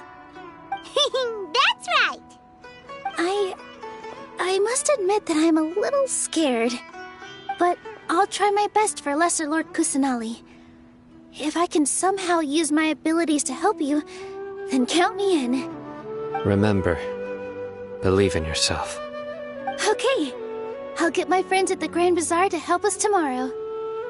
Just remember not to say too much. Be discreet. Yep, you got it. All the preparations are done. Now, can we finally conclude this meeting? So, have you thought up what you'd like to say, boss?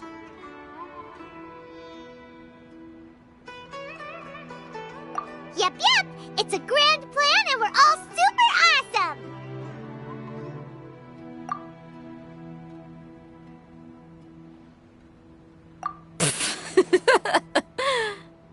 Well said.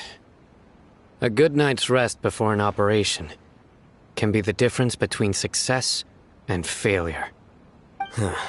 Thankfully, I've had my place to myself recently.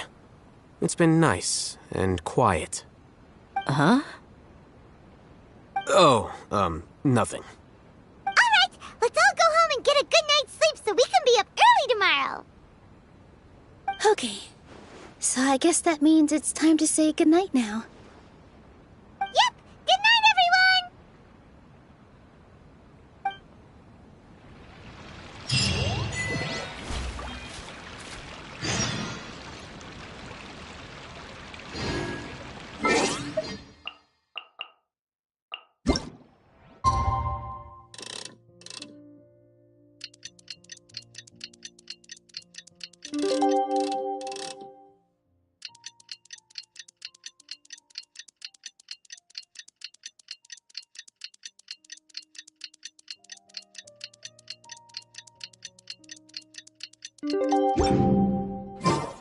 Today is the Academia's Nia Garbaha Day.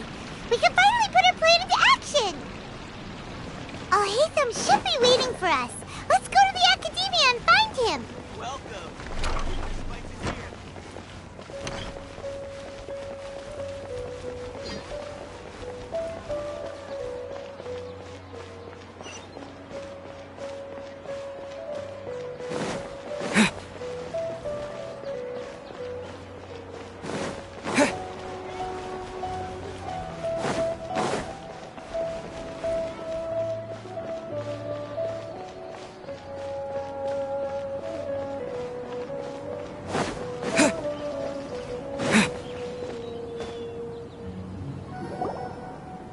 Hello, you two.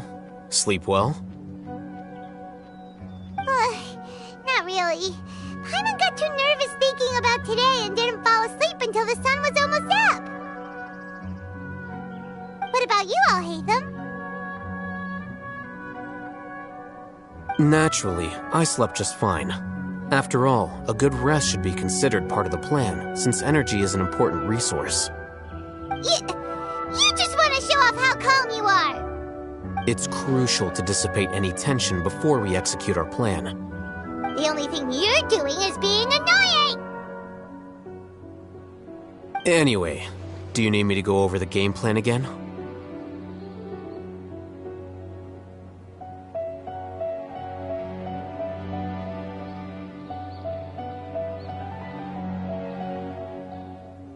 Our target is Grand Sage Azar's office. Everyone in the Academia knows that's where the Grand Sage's console is. Only they can operate it. Many restricted commands and operations are executed via that console. I'm sure that console has a way to free Lesser Lord Kusanali. You know, Paimon's been thinking, what kind of technology could let the sages imprison even a god? That isn't something they could have accomplished with their scholarly talents alone.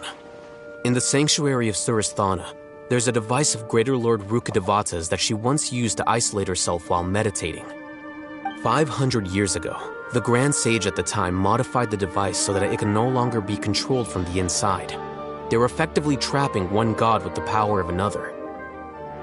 So, how are we gonna get to the Grand Sage's office? Don't forget, today is Nyargarbaha Day, arguably the most important day to the Academia. The sages and core Academia personnel are busy loading the latest batch of research developments and legal decrees into knowledge capsules so that they can be entered into the Akasha. All the Darshan's researchers have their noses to the grindstone, and the Academia's grounds are flowing with all sorts of people. It's the perfect time for an infiltration. When the Grand Sage leaves his office to supervise the entering process, that's our cue to access the console and free the Dendro Archon.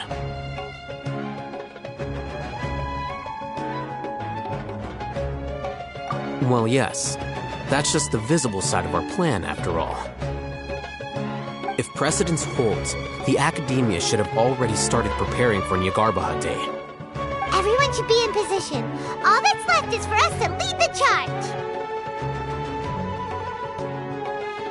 Let's go.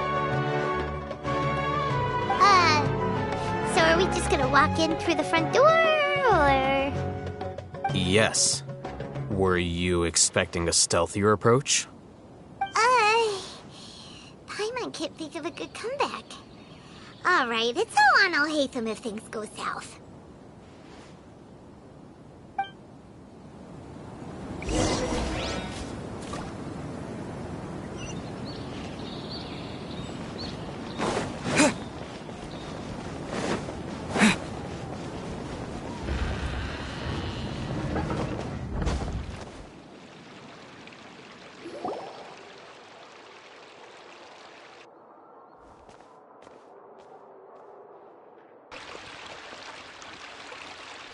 Scribe?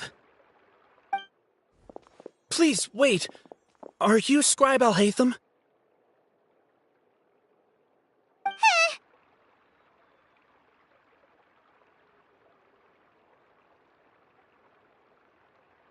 That's me. Is something the matter? I'm in a hurry. No. I was just surprised to see you here. I had heard that the sages were looking for you not long ago, but I didn't know what for. And, also, please don't bring outside guests into the Academia.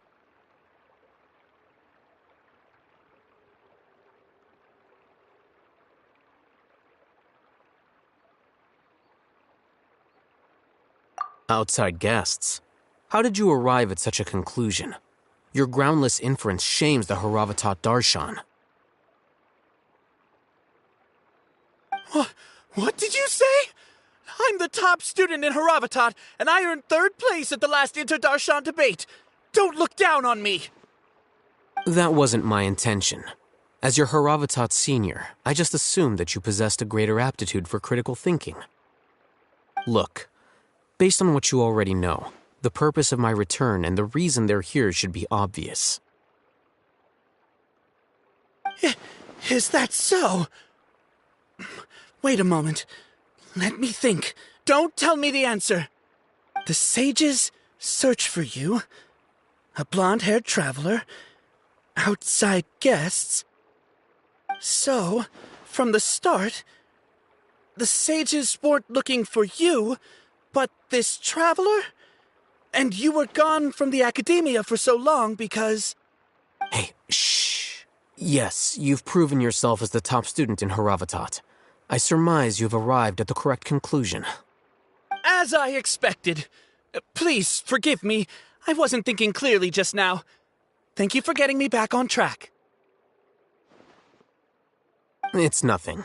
We'll be on our way then. All right. Thank you for your contributions to the academia, Scribe.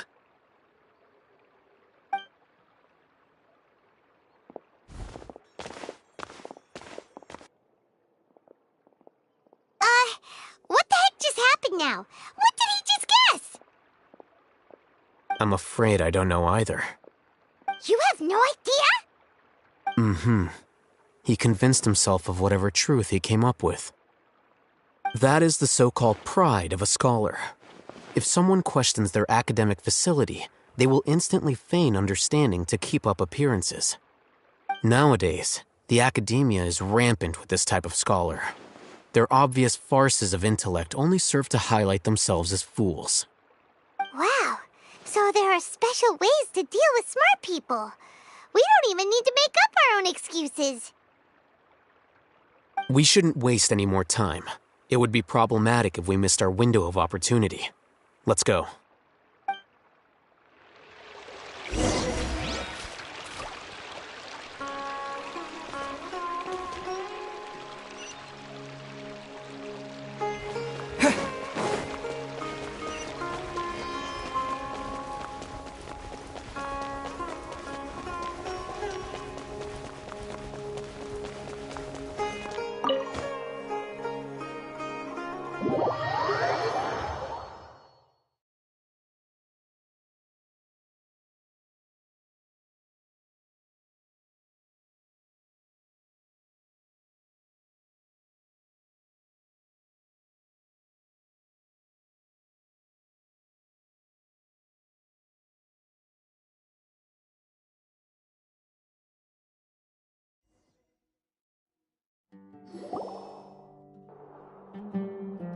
Is this the Academia's library?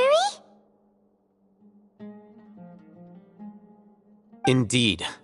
Known as the House of Dana, it is quite possibly the most extensive special collections library in Teyvat. There are a lot of students going through here. Is it really okay just to waltz right in? The Academia marches to a fast beat, especially since it's Nagarbaha Day. They're all occupied with their own matters.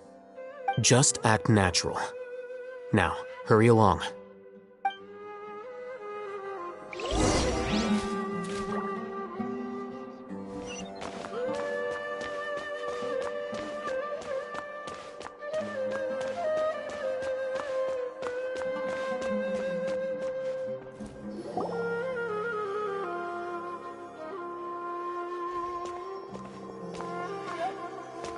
What's this platform for? It's a lift that Academia personnel use to access higher floors. Are we gonna take it then? The Grand Sage's office is up there somewhere. No, not right now. We can't guarantee that we won't run into the Great Sage. Let's step back and observe for now.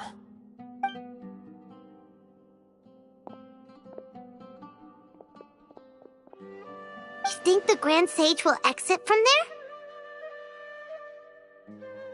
And after he does, we'd sneak past him? Oh, Paimon thinks that's really dangerous. Who knows? However, if we can confirm Azar's current location, our operation will be much safer if we... Allow me to offer you a hint. If you wish to know his location, look behind you.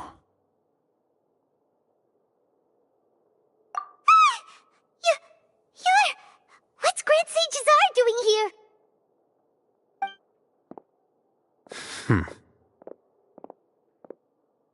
Do not tell me you believed the Academia would not grow suspicious of you after such a prolonged absence, scribe.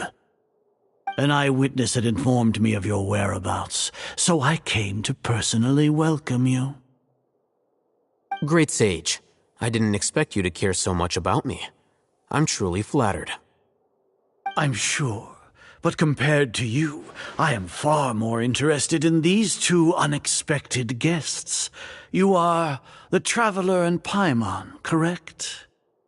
It's a pity that only now have I been afforded the opportunity to formally meet two of Sumeru's most esteemed guests. I do apologize for my lack of decorum.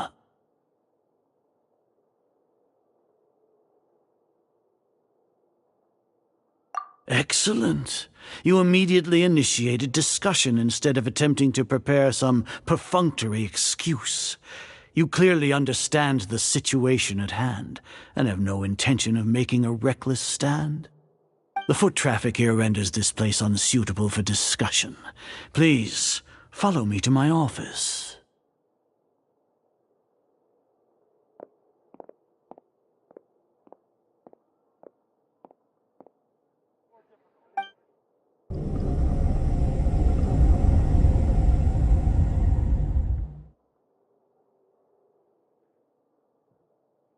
This place is crawling with guards.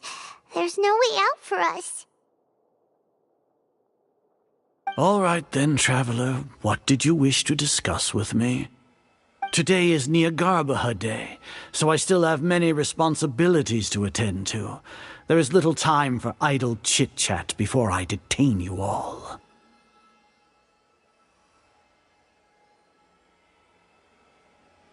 You seem to know quite a bit about our endeavors. If that is so, then you should be praising our great work, rather than using your trivial misgivings in a futile attempt to sway me. Trivial? Then tell me, what do the Fatui want from me?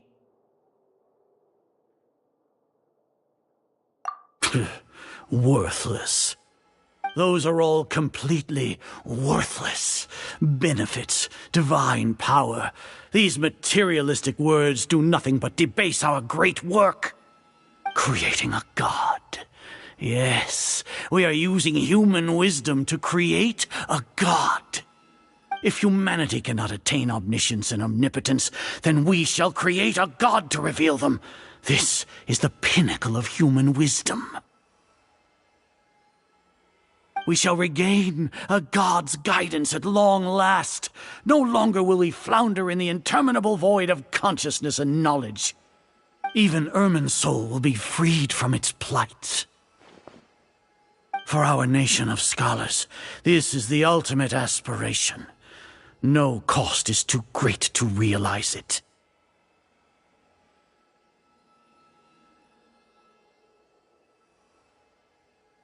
You will never understand the rapture of having a god be born within your very hands. With your degree of knowledge, you cannot even comprehend such an emotion.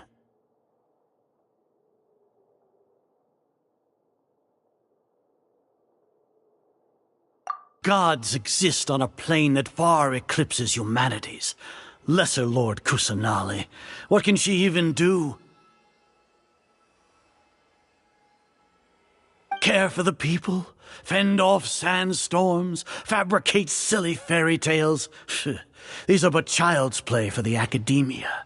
Does that make us equal to the gods? We are a people favored by Greater Lord Rukkhadevata. Though I may have personally not seen it, our forefathers bore witness to true wisdom. The ascension of the Lesser Lord has brought nothing but bewilderment to the scholars. They all ask, is that truly what true wisdom is supposed to look like? With that in mind, it is better to keep her isolated in the sanctuary of Suristhana, so our academy will not become embroiled in turmoil.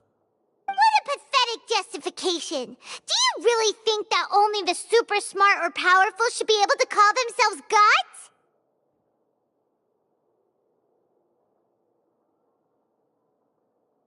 As per your judgment, Grand Sage, They are indeed dangerous individuals.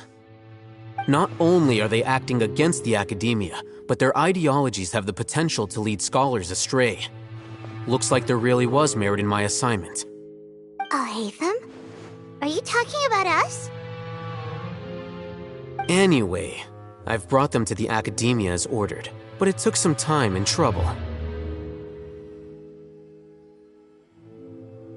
Oh, that reminds me. Here's the investigation report you had requested.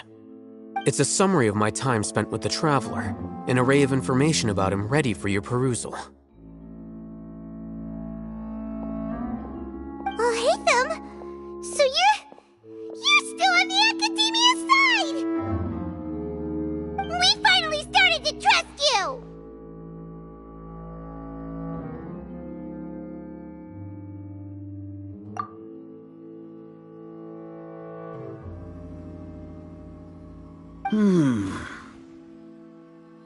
Excellent.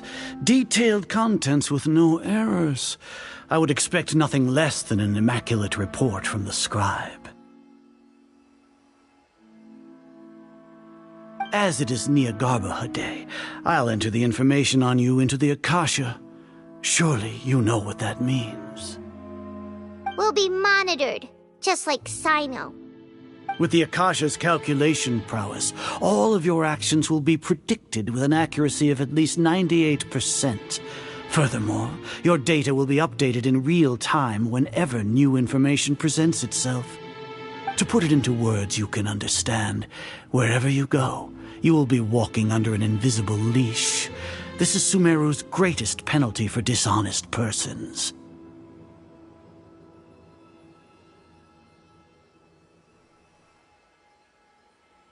Are you not familiar with the concept that great responsibility begets an equally great suspicion?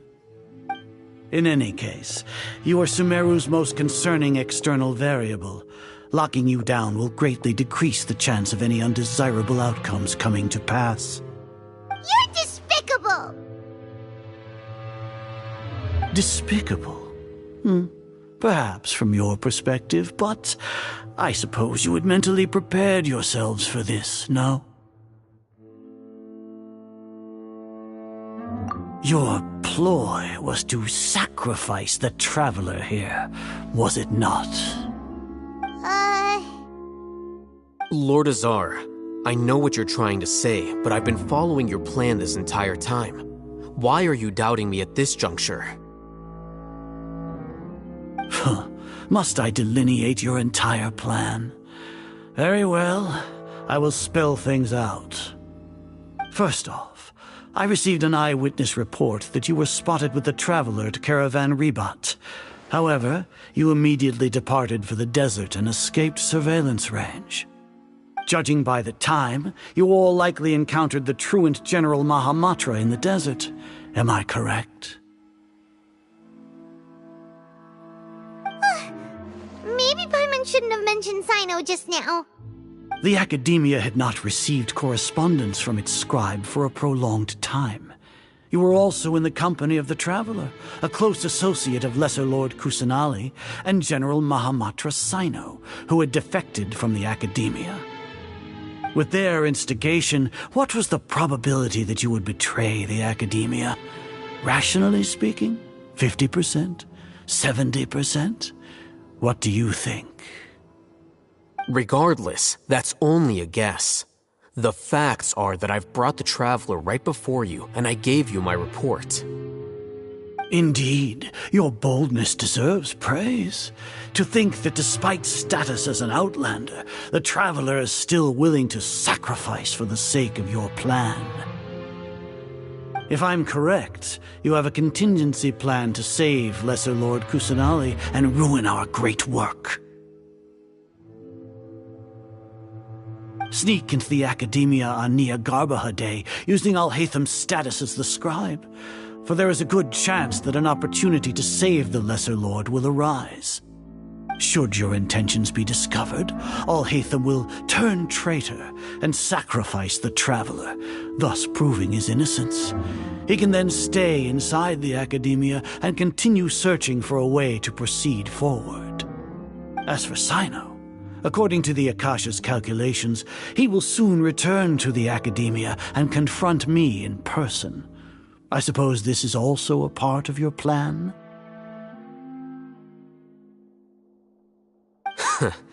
You'll see me as a traitor regardless of what I say, no? Even if you impugn me, it would have little effect on you all. You misunderstand. Losing our scribe would irreparably damage the Academia's regular operations and the development of Sumeru's future academic systems. However, under the current circumstances, even that is trivial compared to what we stand to gain from our great work. You said that I betrayed the Academia, but you, Azar, you've betrayed all of Sumeru, betrayed its Archon. So flight has turned to fight at long last. Guards!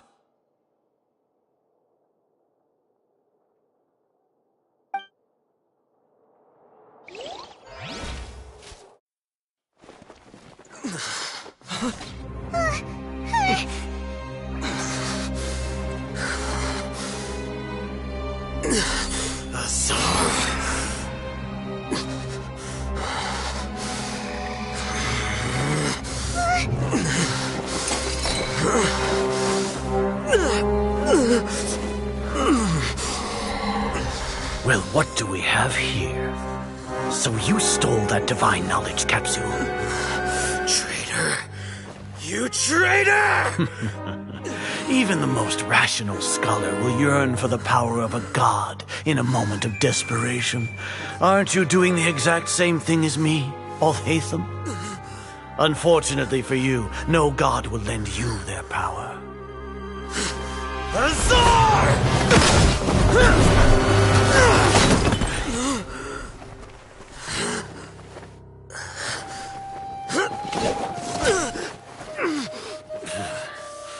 He has gone completely insane.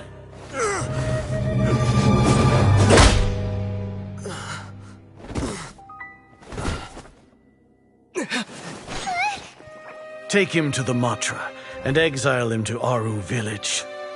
Then find someone to take these two to the confinement room. I'll deal with them later. Grand Sage, we've finished all required preparations for Nyagarbha Day. We may begin to enter the capsules now. Excellent. You may begin.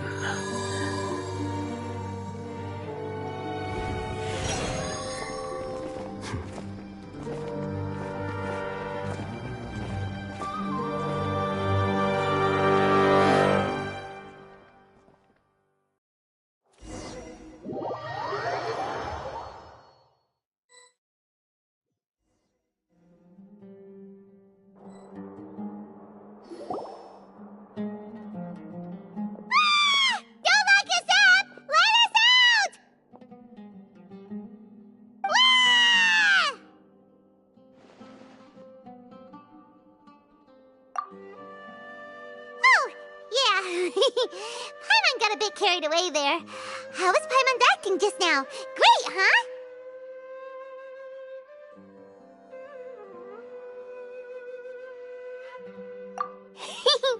Everything's going according to plan so far.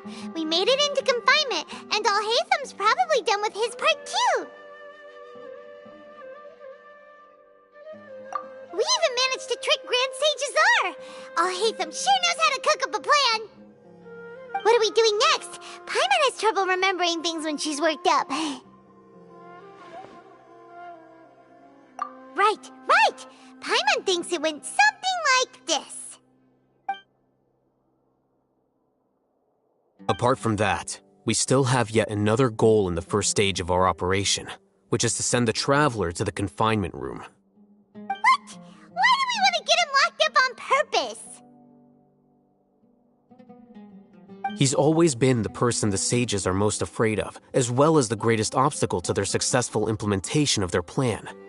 They are very aware of the risk he poses to them. Once the Traveler is imprisoned, the sages will likely think that everything is under control. And with their guard down, the next phase of our plan will have a much higher chance of success. I can already see the pompous looks on their faces. Oh, It's a super tricky plan, but Paimon still thinks it's not really worth it. That isn't the only reason, of course. He has a more important task once he's in confinement. According to the Academia scholars in Ramon's custody, Lesser Lord Kusanali has sealed off her consciousness in the Akasha ever since she was captured by the Doctor.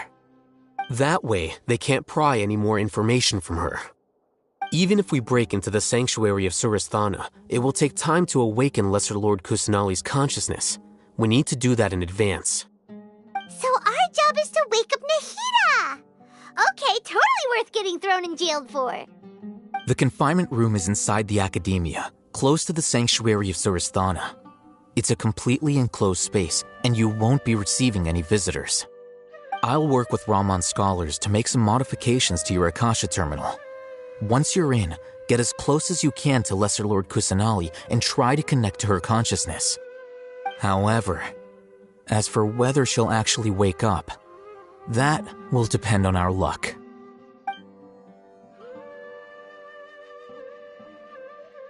Oh, no wonder you've been wearing your Akasha terminal today. It's the one that Al-Haytham modified.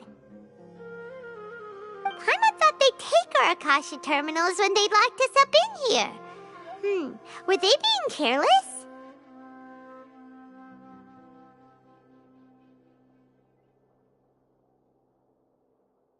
Alright, so what now?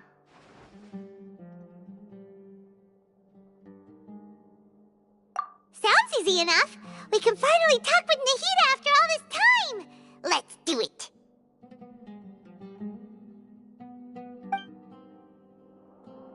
There's a light flashing on your Akasha terminal. It's almost like... the faster it blinks, the better the signal.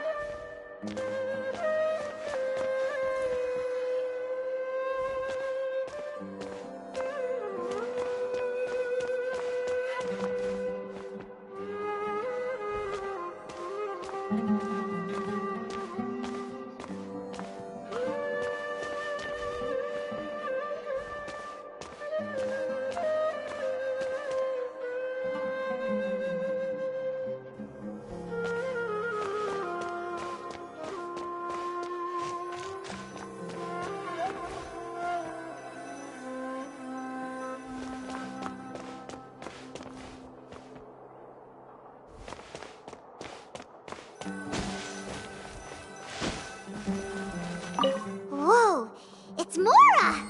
Ooh, Mora! No, Paimon, we're not here to hunt for treasure!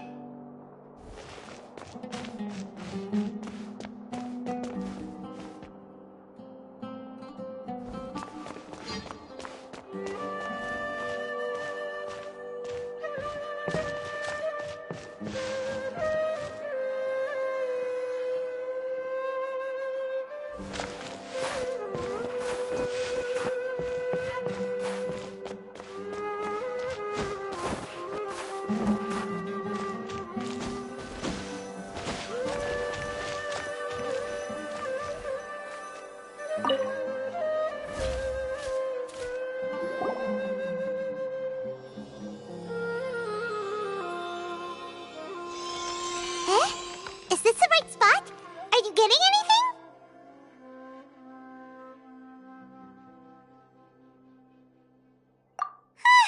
Please work!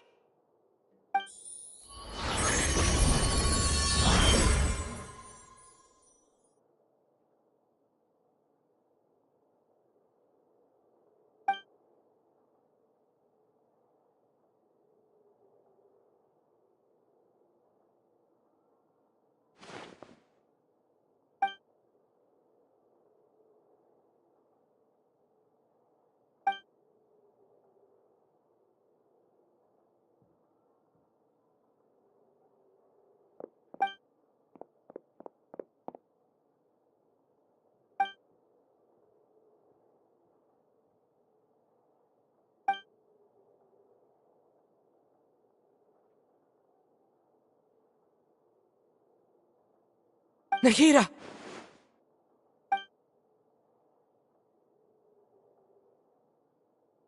Hey, Nahida!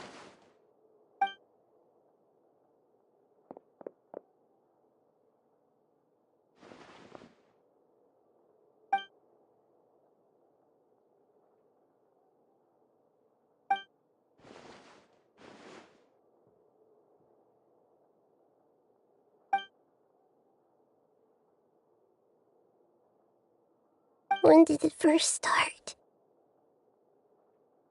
Oh, right. It started from the moment I was born.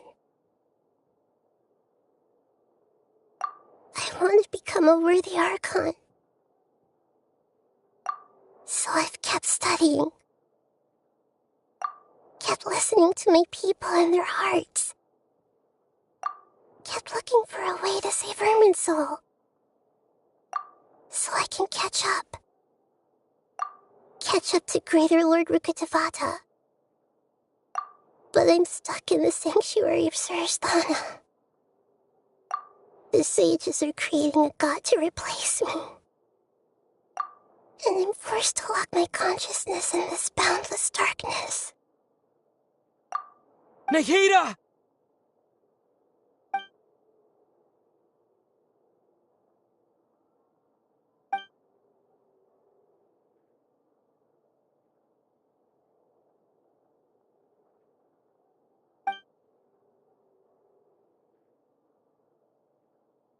Nahida!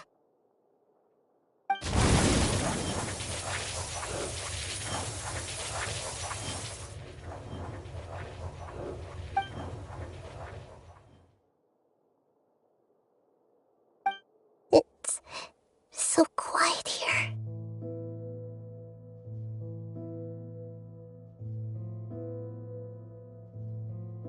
Now that I think of it, I don't think I've ever actually listened to my own inner voice. Do Archons have them?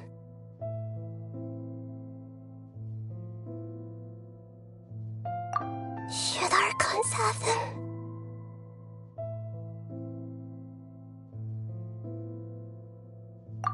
Have I been doing the right thing?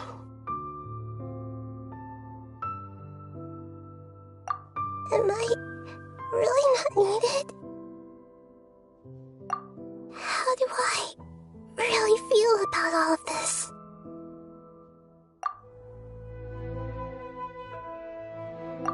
It's so quiet here.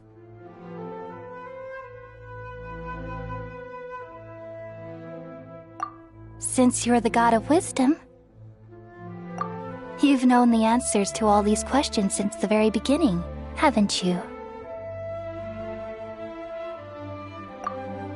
Who are you? Whose voice is that? It sounds familiar. You're right, though.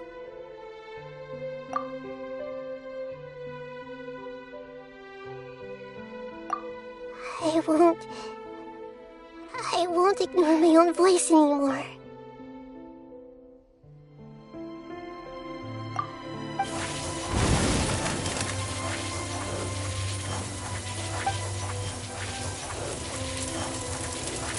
Nahida!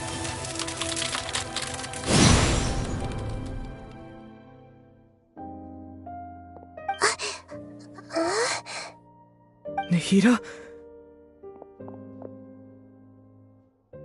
Did you wake me up? Thank you. Why are you here? We're here to rescue you. Are you alright? I'm fine. It's just... when I think of everything that's happened to me, I feel really angry now.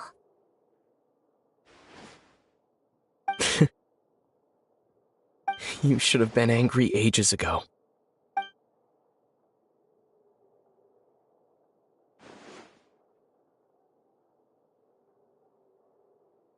Huh? Oh, you're back! How's everything? That's wonderful news! Great! We weren't locked up for nothing! When you went to wake up Nahida, Paimon was listening for any sounds outside. You were out for a long time. There are fewer and fewer scholars going about now. You think everyone's done with their Nyagarbha day stuff? Yep, so that means our next act is Nilou's performance!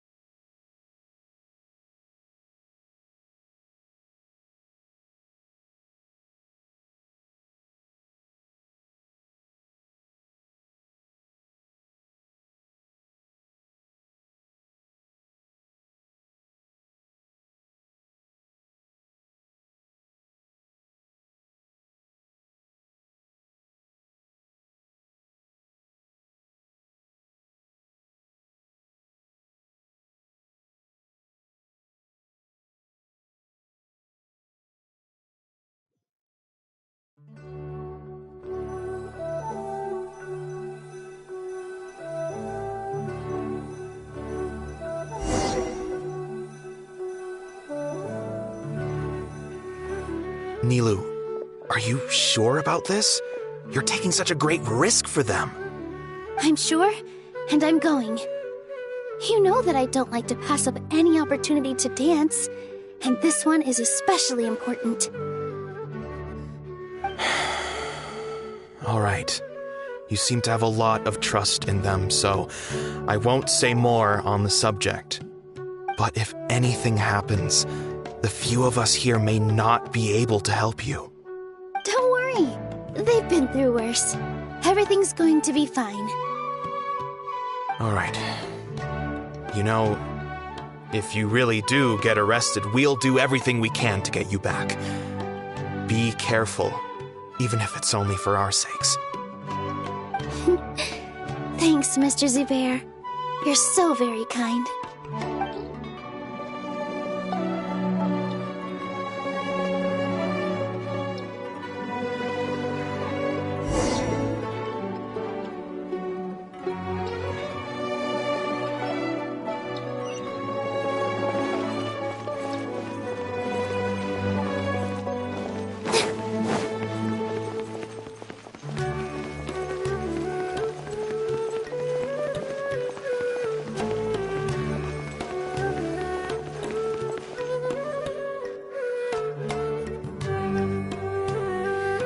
Nilu, how's it going?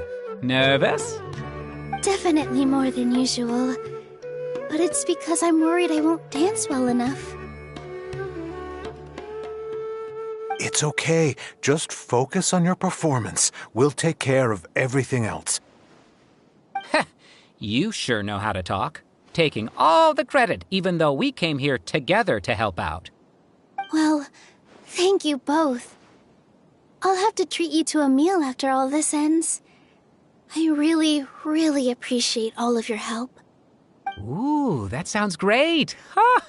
How can we say no to that? All right, let's get back to business.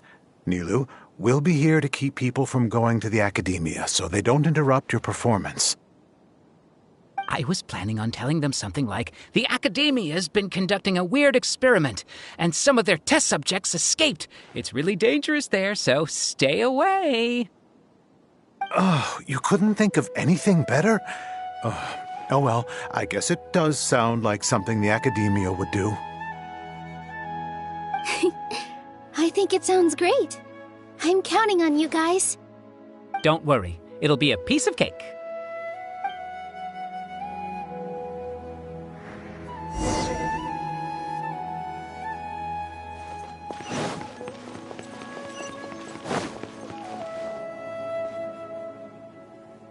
Hey, Nilu!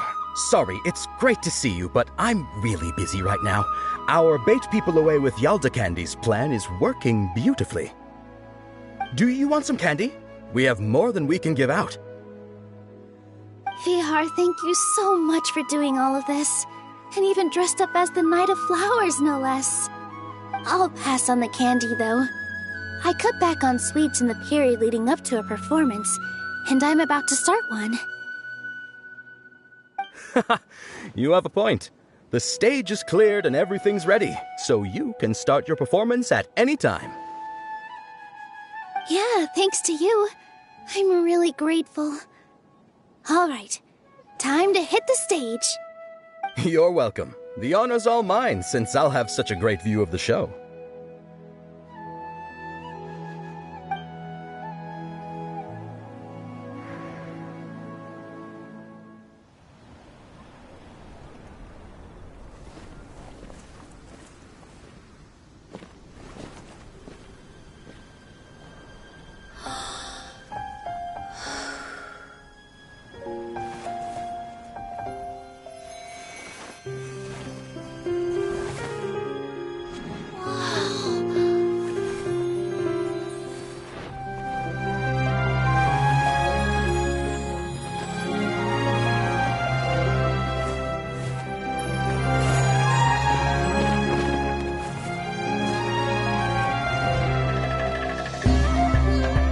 I've never seen a performance like this. This is incredible. Yeah, but I heard that public performances like these have been banned. I can't believe she's doing this here.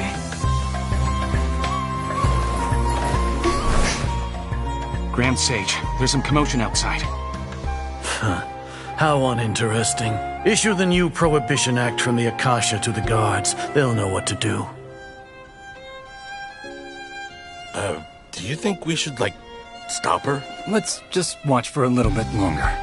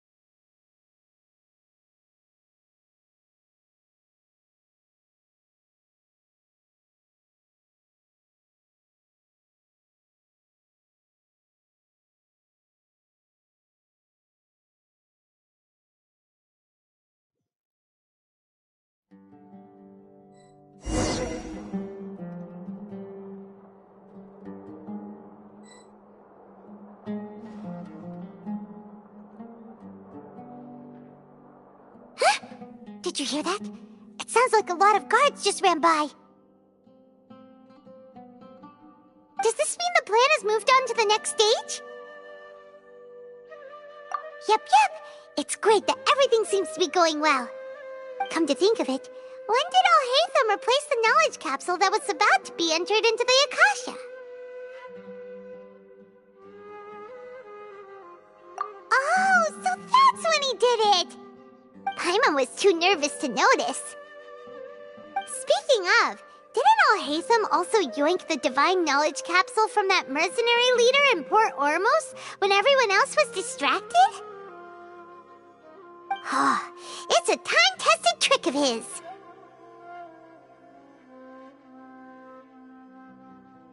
Why are we complimenting him? Yeah, he's smart and all, but he still makes Paimon's blood boil. Let's review our plan for this stage again. It's not like we have anything else to do right now anyway, and it'll help us feel more confident. Paimon remembers that Nilu's task was supposed to go a bit like this. Now that Lesser Lord Kusanali's consciousness has been forcefully sealed, the core figures of the Academia and their guards have started to wear their Akasha terminals again. With the Doctor's technological support, they think they have nothing to fear. How despicable of them to rely on such a person. But this is also our chance.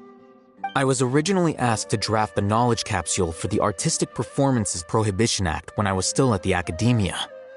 It should be on the Grand Sage's desk right now, and will be entered into the Akasha during the next Nyargarbaha Day. Are they really going to stop all artistic performances? That's horrible! I'll make an identical knowledge capsule, but this time, I'll smuggle some misleading information into it. We only need to find an opportunity to switch the capsules. Once it's been entered into the Akasha on Nyargarbaha Day, if someone were to be seen performing in public, the sages would definitely use that opportunity to announce the ban, and so the misleading information will be disseminated amongst the guards. Sure sounds complicated, but it seems like if everything goes well, we'll be able to get rid of all the guards in the Academia without any effort. That's pretty clever, getting right into their heads. I just have one question. Even if we manage to get the misleading info out to the guards, how can we be sure that they'll believe it? People who are used to relying on the Akasha become less inquisitive, and their ability to distinguish truth from misinformation is significantly reduced. They will view everything the Akasha releases to them as the unequivocal truth. The Akasha will turn humans into machines. I've seen it happen many times. Yikes. Good thing I didn't wear it for long when I was working in Sumeru City. At first, I thought it was a good thing, too. By the way, this plan still requires a performer, right? Do you have someone in mind? Nilu of Zubair Theater. I know her really well. We can trust her. I'm kinda hesitant to ask her to participate in a dangerous plan like this, but we can ask her in person. All right. After the guards in the Academia are gone, then it'll be time for me and my stowaway brothers to shine.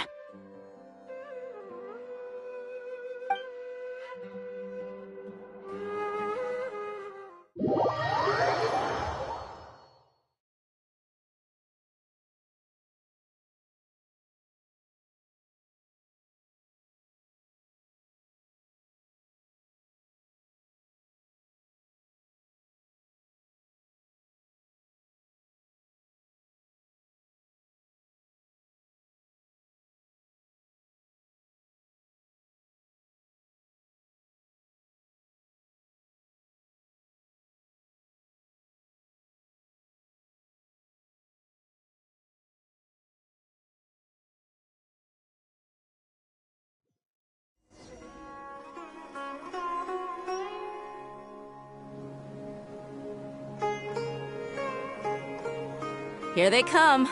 Did you see that, Raman? They came out from the Academia in droves.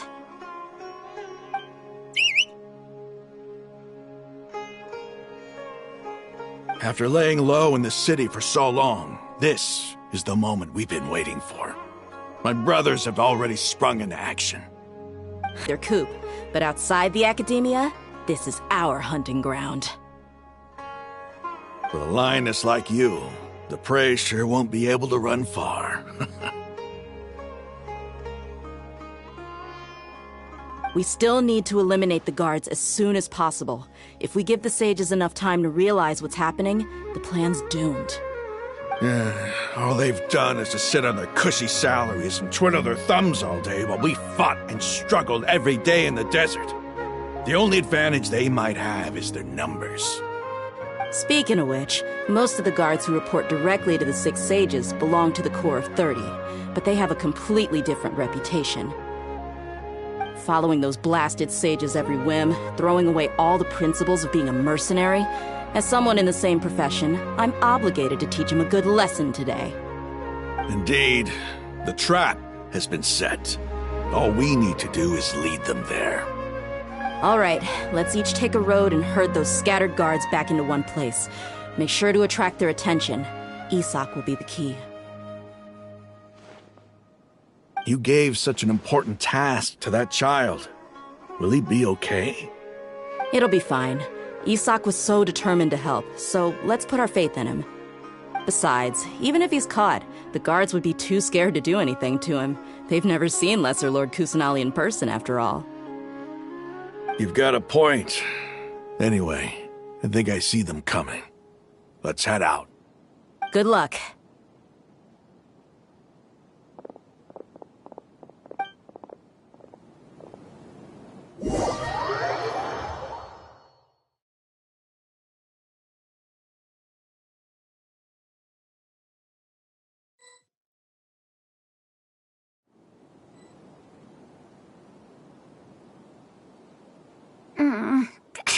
This outfit. Hey, do you remember what you need to do, Isak? When the guards get here, you'll pretend to be Lesser Lord Kusanali and run away from them. Oh, yeah, I remember. Of course I do. I'm just a little nervous. Relax. Don't think about getting caught. Even if that happens, we won't leave you behind. You only need to think about getting the guards' attention and leading them to the Grand Bazaar. Leave the rest to us. Okay, got it. I'm here to pay back Lesser Lord Kusanali for helping Grandpa. I won't get cold feet. Hey, they're here. I can see the Academia guard.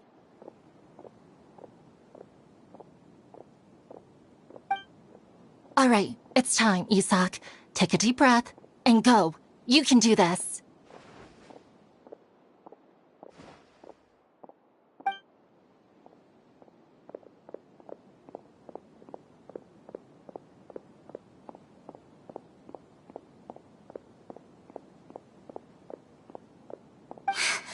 Why is there a guard over there?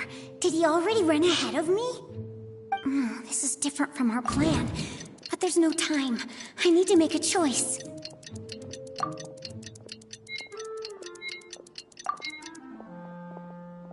Huh? Did I just see something dart by? I'd better go have a look.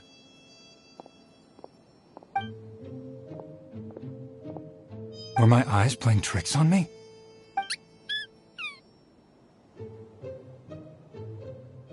I should go check to see if someone's hiding over there. There seems to be nothing here. Just to be safe. Good thing they didn't find me. I was close. I'd better hurry and keep going.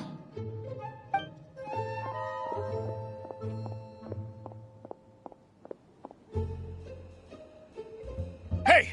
Lesser Lord Kusanali's over there! Stop! What? Lesser Lord Kusanali? How did I not see anything just now? Oh no, they found me. Where should I go? The target suspected to be Lesser Lord Kusanali has escaped into the Grand Bazaar. Assemble and arrest her!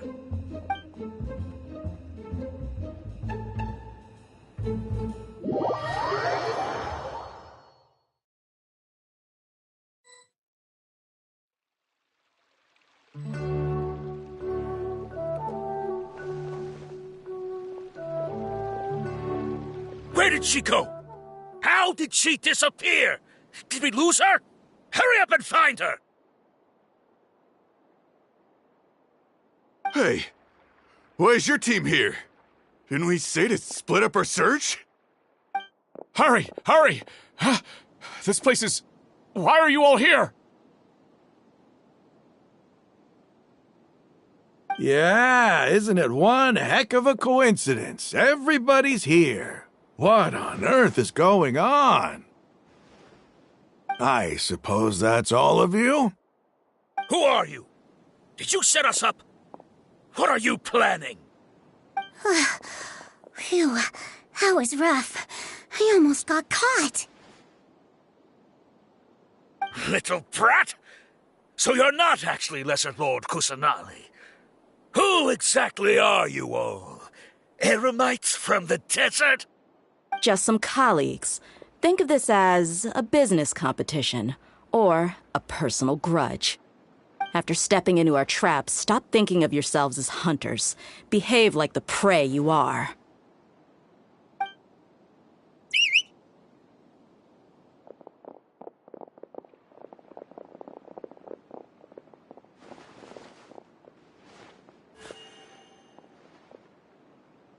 An ambush?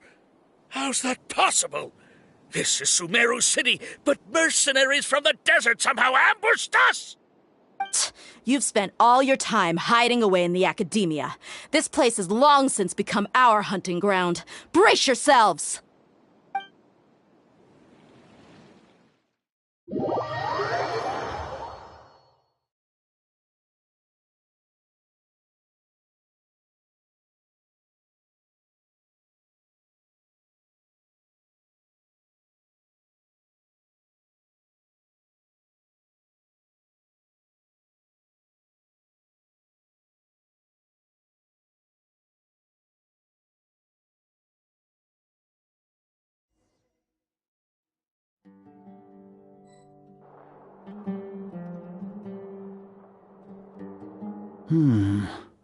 This is odd.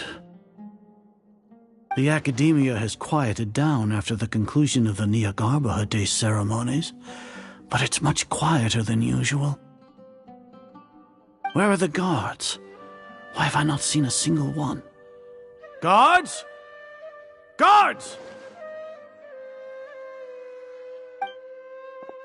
Grand Sage, how may I be of assistance? I called for the guards.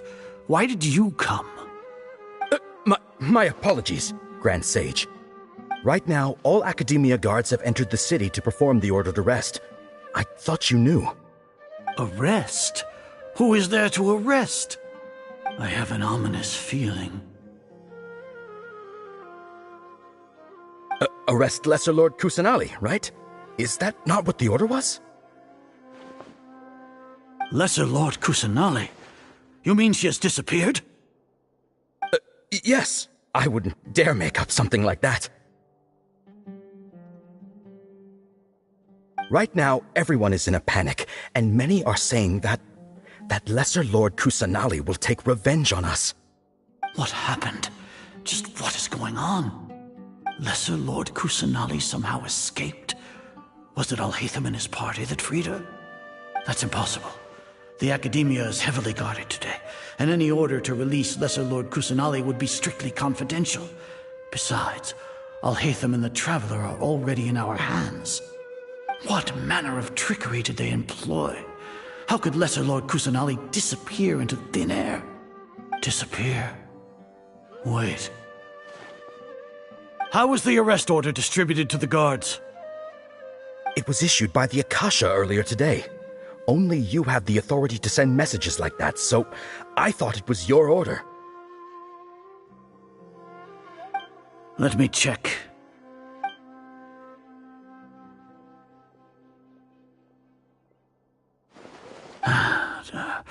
Here. Lesser Lord Kusanali has escaped from the sanctuary of Surasthana. Go to the city and arrest the escapee immediately. The Akasha indeed contains this information, and it clearly appeared in my mind. How did they bypass my permissions to issue this kind of message? Was it the report about the Traveler that Alhaitham submitted? No. I specifically checked that knowledge capsule before entering it into the Akasha. Could that have been a red herring? Well, even if I figure it out now, it won't make any difference. The important thing now is to confirm Lesser Lord Kusanali's status. Have you been to the sanctuary of Surasthana to confirm that Lesser Lord Kusanali has indeed escaped? Confirm? No, I haven't. It may be a bit offensive to say this, but Grand Sage, what you're saying doesn't make any sense. How can the information in the Akasha be inaccurate? What the Akasha decrees is fact. That is common knowledge to all of us. If we have to confirm the information and knowledge from the Akasha ourselves, then how is that any different from us learning that information ourselves? Wouldn't Greater Lord Rukkhadevata's legacy lose its meaning that way? In the beginning, it was I who asked you to believe in the Akasha, to believe in the legacy left by Greater Lord Rukkhadevata. Are you trying to use my words against me? No, Grand Sage. I'm merely confused because I believe in you. I never meant to refute you. Stay here and see if there are any suspicious people around. I'll go to the sanctuary of Surasthana on my own. Yes, Grand Sage.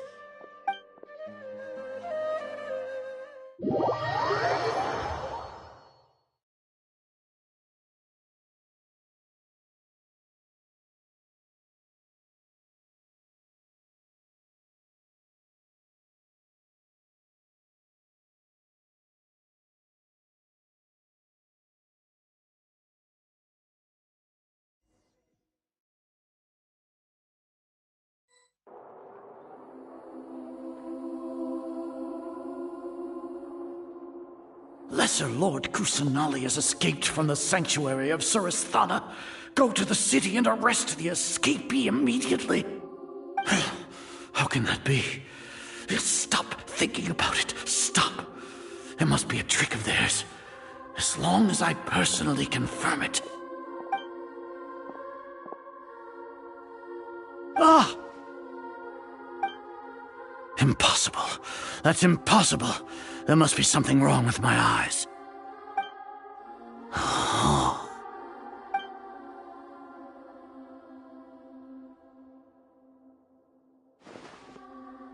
What a comical sight, Azar.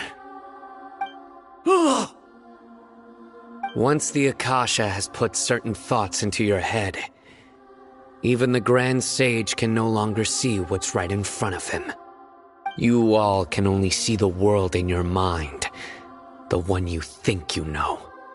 And precisely because of this, you disregarded Lesser Lord Kusanali's existence. She has been a wise and worthy Archon.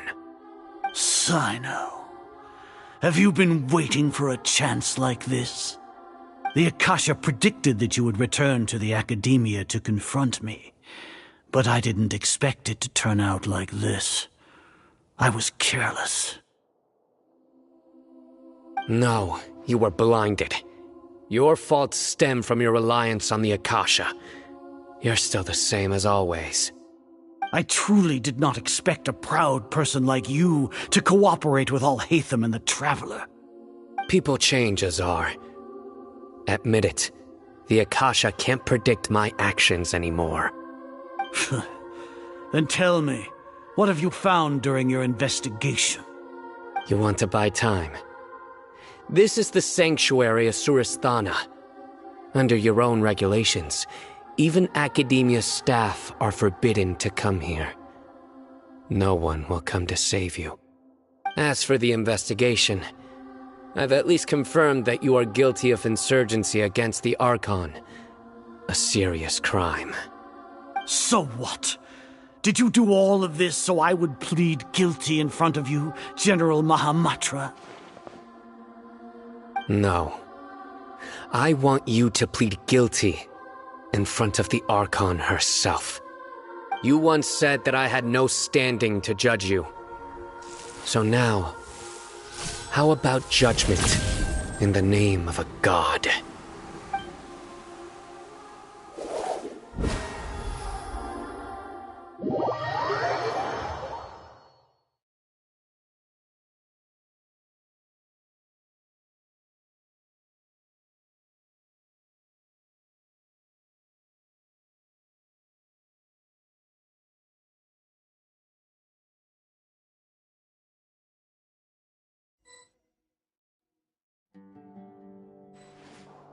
How long do we have to wait? Paimon wants to know how things are going out there. Paimon hasn't heard any sounds outside for a while. Hopefully something bad didn't happen. Yeah, but aren't you scared that we might be locked up in here for the rest of our lives? Thinking about it, at least Paimon has you. We could still chat like this. When Paimon thinks of Nahida being imprisoned alone in the sanctuary of Suristhana, Paimon can't help but feel sorry for her.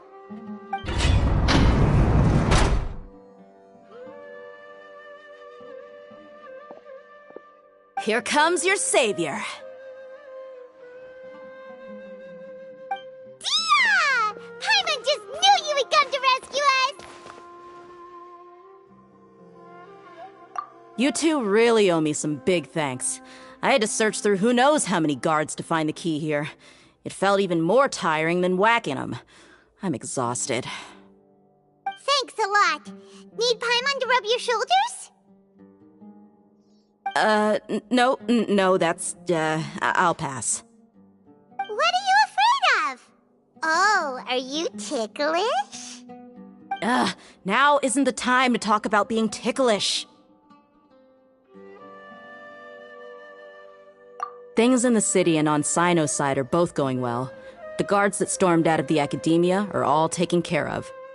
The Corps of 30 is in charge of the city's defenses, but we already talked to Asfand.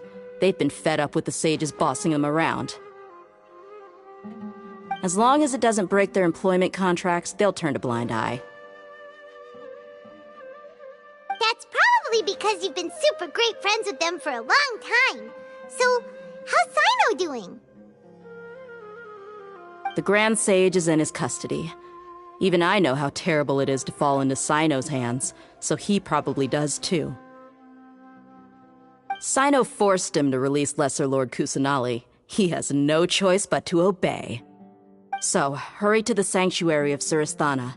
Assuming nothing weird happened, we should have already rescued our Archon. Honestly, I didn't expect our ragtag bunch to do this well. We just came together last minute to save the Archon, you know? Alright, you two better go. I still have to clean up some messes in the city. See you around.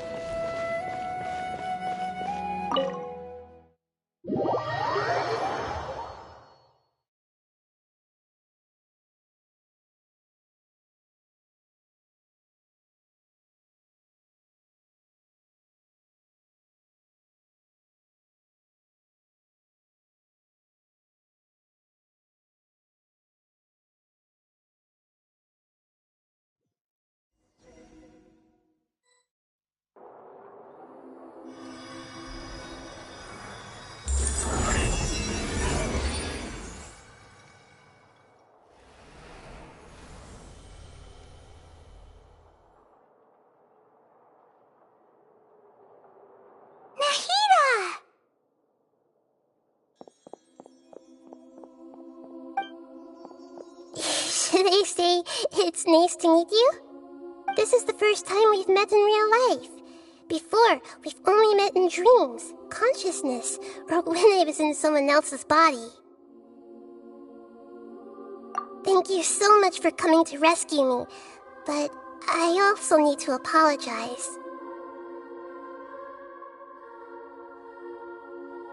During this time, I did some self-reflection.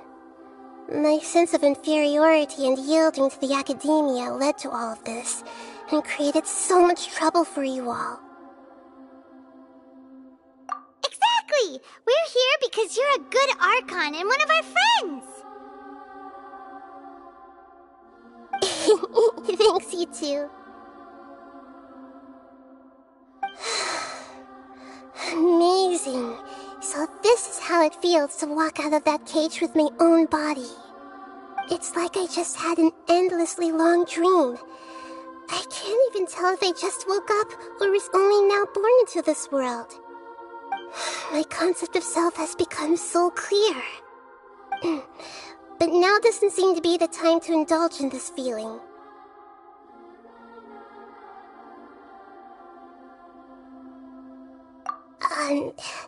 This is really embarrassing. You all just rescued an Archon, and now she needs your help to save her country, and even the entire world. It's okay. With you here, Paimon's sure that everything will work out. There's one more thing. What is it? For all the things the Academia did to me, and for all the folly it committed in the name of wisdom, as their Archon, I will make them pay. Ah! Wow! That's the spirit! You're finally standing up for yourself and not letting people walk all over you! I understand now. To be a better Archon, I first need to better myself. If you haven't even figured out how to be a caterpillar, how can you be a butterfly? Yes, true. That reminds me. I wonder how far along the Academia is with their god creation plan. We need to hurry and prevent the birth of that false god. I need to make some preparations. Since I'm now free, I can establish a direct link to the Akasha and control it. First things first, I need to remove the restrictions that the doctor put on me in the Akasha. After that, I'll make some adjustments and revoke the sage's permissions. The Akasha will then be like how it originally was, only operable by the Archon. After all, the Academia betrayed Greater Lord Rukkhadevata's trust. This might take some time. In the meantime, you should also work on your own preparations. If we don't stop the god creation plan in time, we'll be in for a tough fight.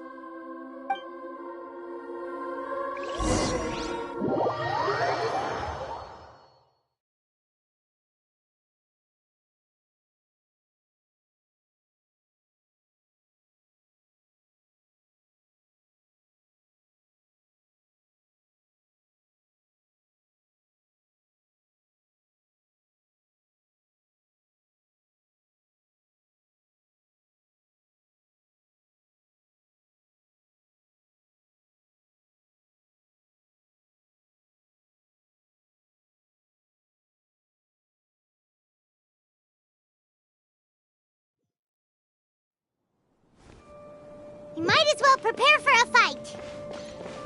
When we're done, we can take a walk around. After all, we missed out on a lot of stuff when we were locked up.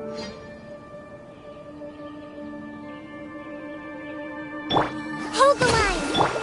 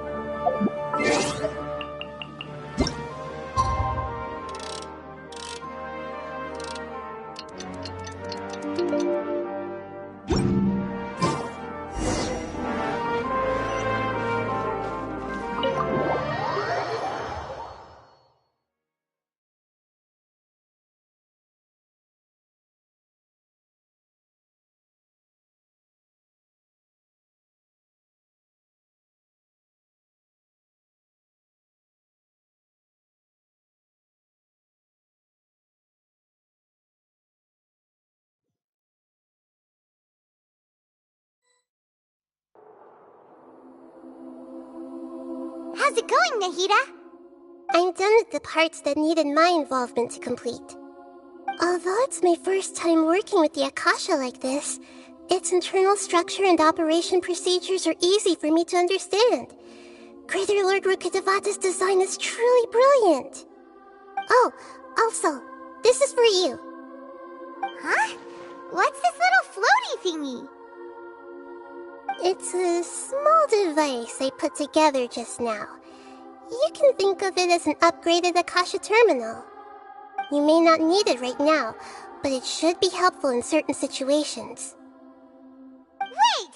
This thing has the same characteristics as Paimon! We're both small things that float!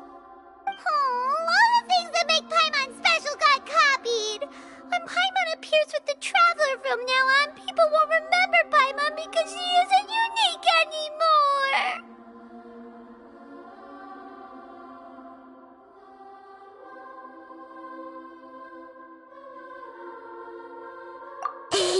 It's alright, Paimon. It can't replace you. It's only a flying device, but you're the Traveler's irreplaceable friend. You're so good at comforting people, Nahida. If only the Traveler was as smart as you. I was simply telling you what I feel to be the truth. I wasn't trying to comfort you. Nahida, you're natural at this. What you just said made Paimon even happier. By the way, there's something I need to confess. Even though I'm the Archon and in control of myself again, I'm not very good at fighting. You may have heard that an Archon's power is derived from their people's faith. However, I'm not as well loved as Greater Lord Rukkhadevata. If we get into a situation where combat is our only option, I'll have to count on you, and I'll do my best to provide support. I'm glad I can rely on you. So the God of Wisdom isn't good at fighting? That actually sounds about right. I've located where the false god is. Time is of the essence, so let's skip to it.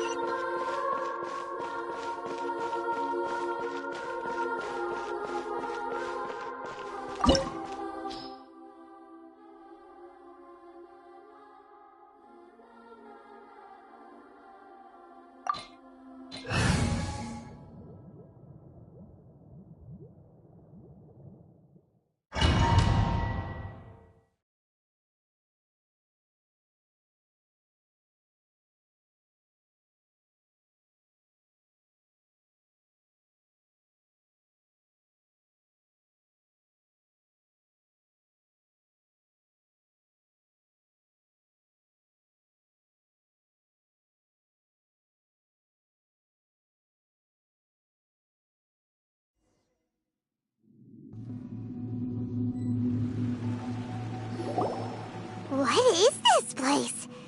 Is this really the way we need to go? Wow. Who would have thought there'd be a place like this hidden right slap bang in the middle of the city? The sages wanted to realize their god creation plan without being discovered. The safest and most convenient way would be to build within the academia itself. That's true. They were already hiding one god, so why not two? Judging from the structure here, the project is a huge undertaking. The sages really saw the god creation plan as their ultimate goal. But this place doesn't look like it could have been constructed by the academia alone. The Fatui under the Doctor sure didn't hold back. They provided a lot of technological support. Yeah, or else they wouldn't have been that generous. Is that it, though? I've always felt that this Doctor is different from the academia sages. He doesn't seem to share their sense of urgency. Instead of being interested in the end product, it's like he's enjoying the experimental process. The Fatui Harbingers are all such weirdos. So, the Doctor being weird is actually normal. So, this Fatui that they're trying to turn into a god is called the Balladeer? We had previously come into contact with his consciousness. He harbors particularly strong obsessions. One is the desire for a gnosis, since he was created to be the vessel for one. The other obsession is probably related to his past. I can't quite explain it.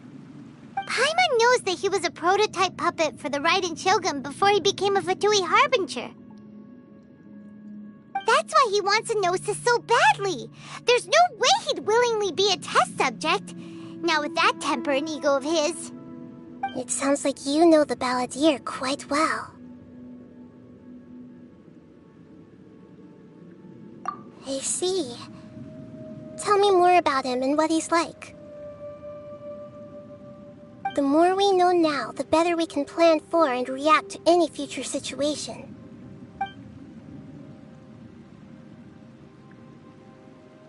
I see. How fascinating. Alright, time to go. Let's get through here and meet him in person.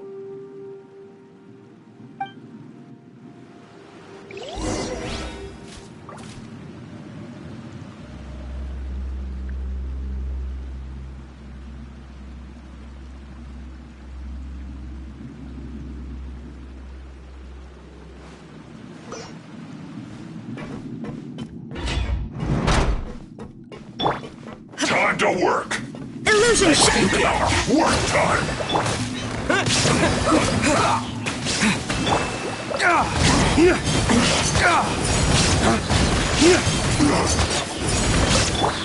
Stay right. No excuse for let's fight this time.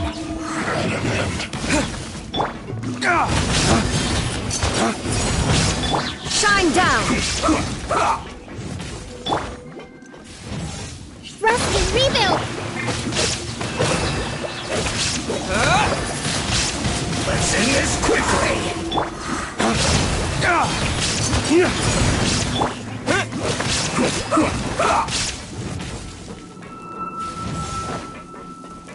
There is no escape! Allow me!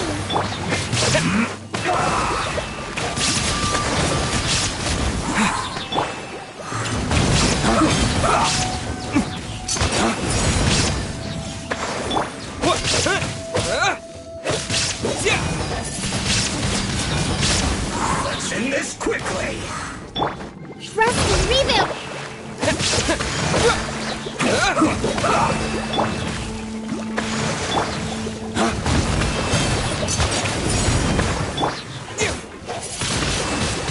Wind blade!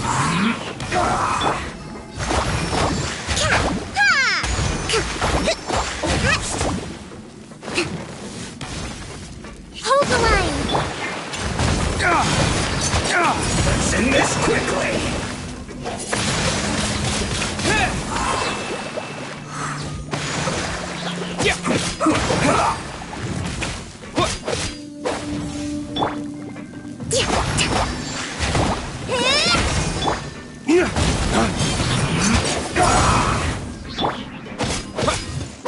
Allow me!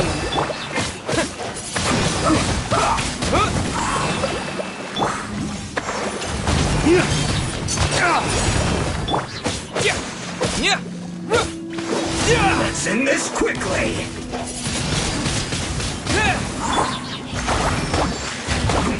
Let's move out! Hold the line!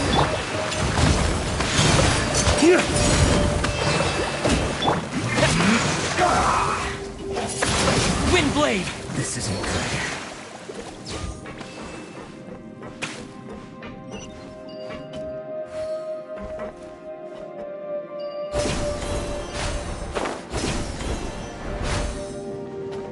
It looks like we can climb up these pipes.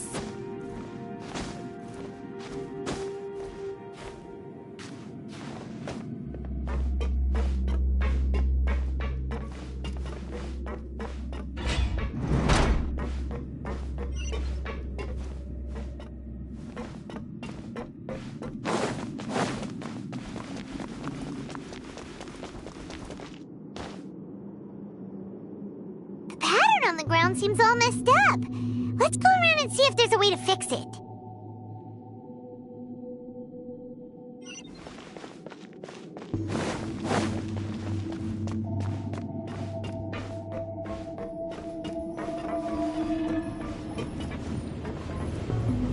It seems to have stopped.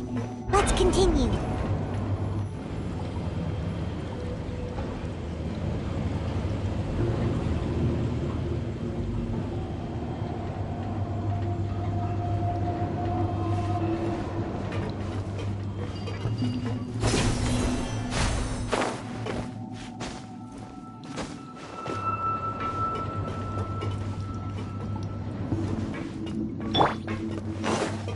Shine down!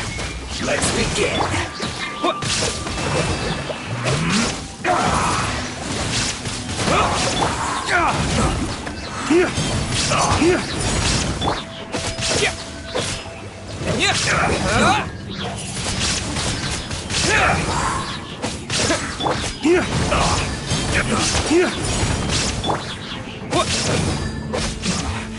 This isn't good.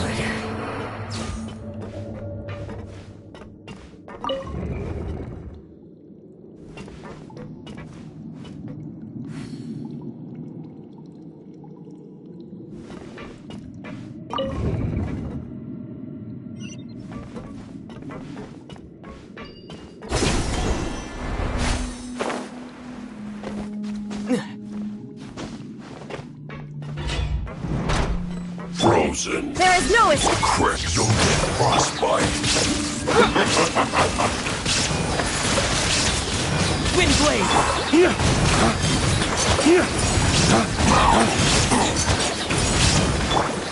Freshness preserve. Chill to the bone. Cooked food. Disgusting. Pay your dues. Illusion shattered. With the wind! Allow me.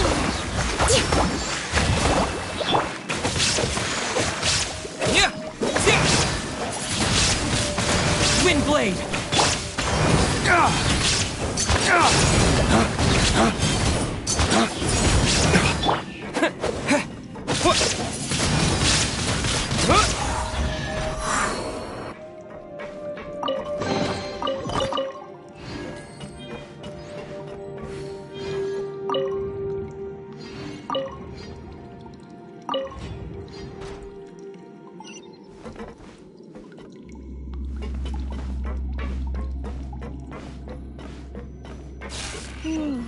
The cart is stuck.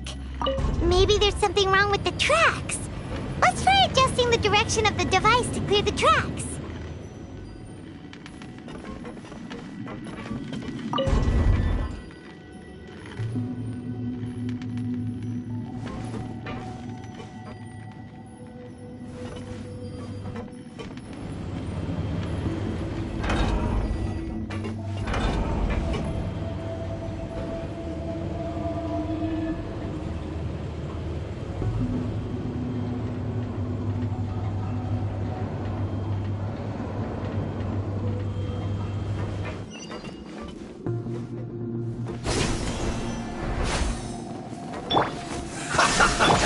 Rust and rebuild!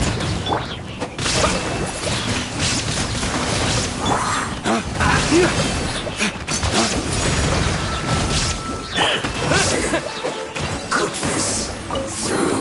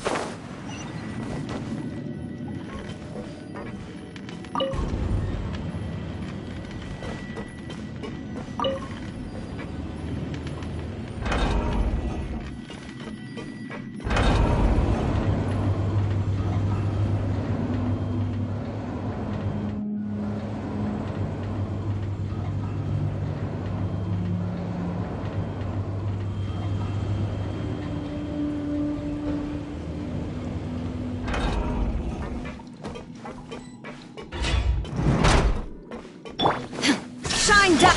Allow me. Was true as this. Let's end this quickly. Wind blade! Stay right there.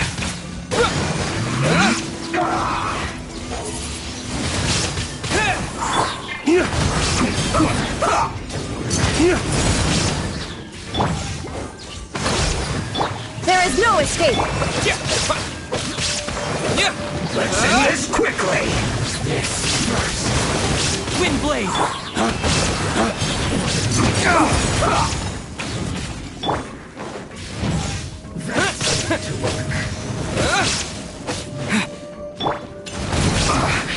I guess.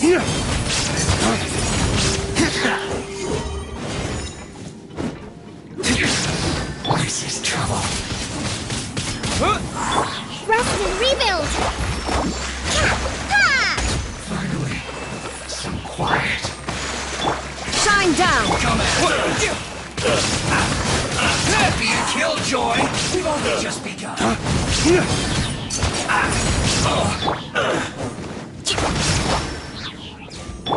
Illusion shattered. You can't run. I see through you. Don't be a killjoy. We've only just begun. You can't run! Looks like I went too far. Shine down! Hold the line!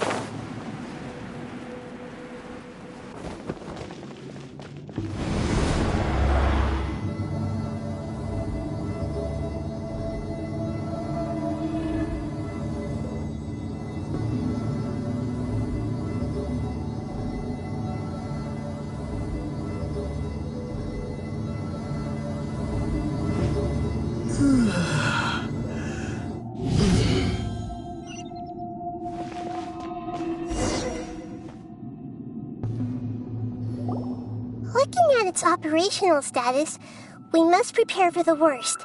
The god they wanted to create is likely close to completion or already completed.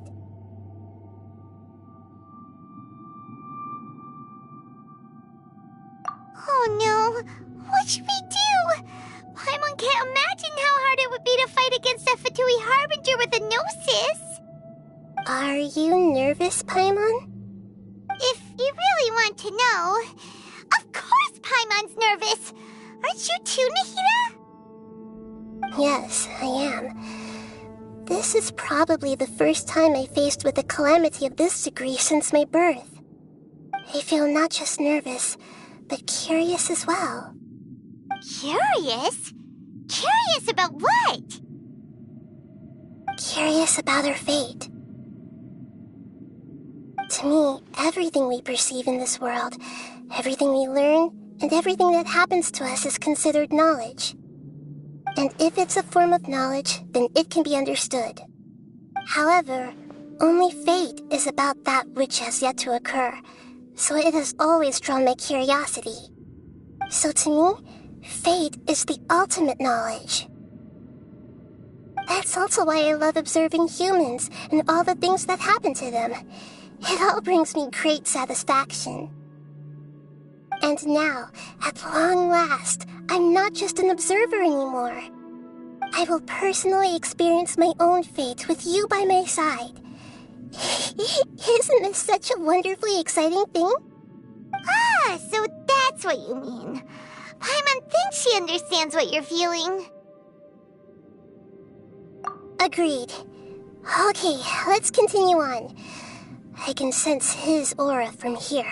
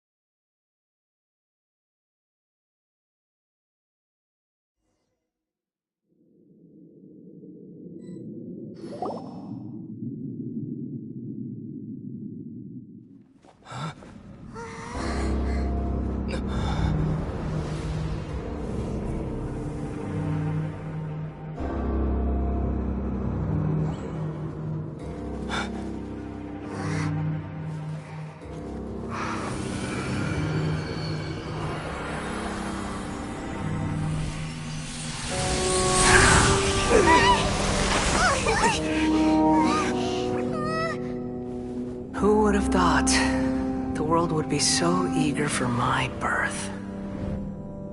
I remember you, Booer. the God of Wisdom, and standing beside you, the Traveler. Is he all-knowing and powerful now like Greater Lord Rukkhadevata? No, I can't feel the same kind of divinity I felt from the Greater Lord. It seems that the sages didn't get the chance to infuse the divine knowledge capsules into him. But even still, he has undoubtedly become a true god now. So we're too late?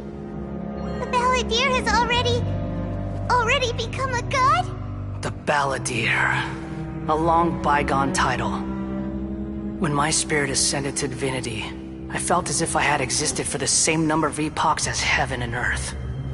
Looking back, the existence of what once called itself Kunikazushi appears infinitely small and ugly.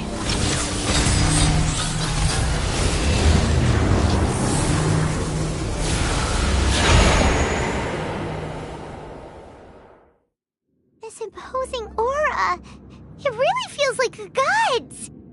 A body that capitalizes on the Balladeer's original construction as a mechanical puppet, with the Gnosis serving as a constant power supply. How much effort and resources did the sages put into this? From a purely technological perspective, it's a commendable achievement indeed. It's no exaggeration to say, this is the culmination of human wisdom. You sure are something! Dishing out compliments at a time like this? But I don't think he's reached the spiritual height of a god.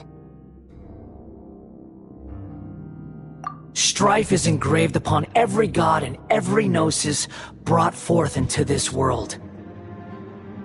Can you feel it? The exhilaration of such power, and the thrill of anticipation for our contention. Nahida wouldn't feel the same things as you! Do you not realize that you are interrupting a conversation between gods? Lowly creature, know your place!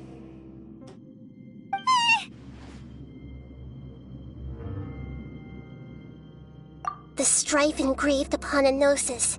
You're talking about the Archon War. Tevat's current peace was not easily won.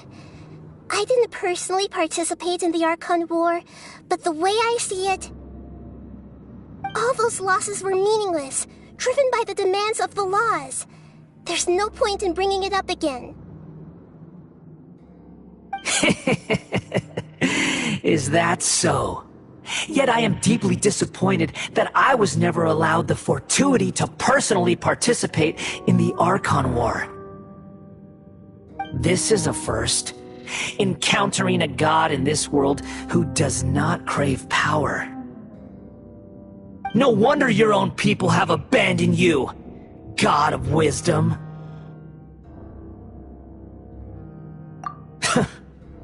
Your judgment is as your existence, unsubstantial.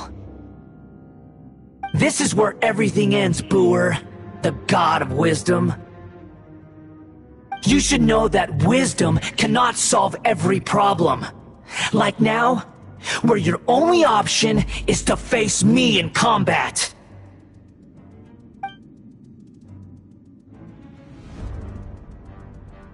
Come! Let us reenact a scene of the Archon War. Come and inaugurate my birth as a god.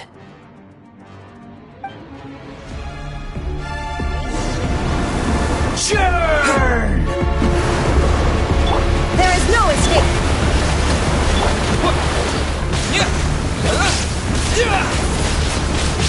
Wind blade!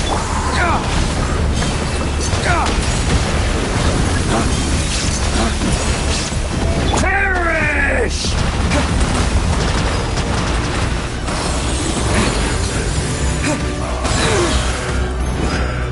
Feeble human!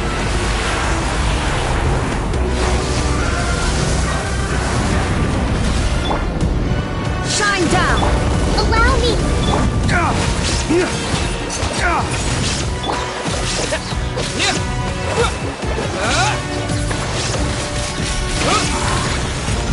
At my command, you shall fall!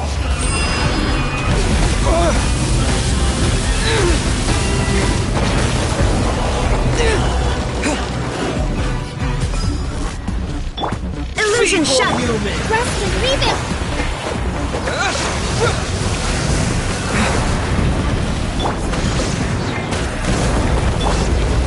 There is no escape!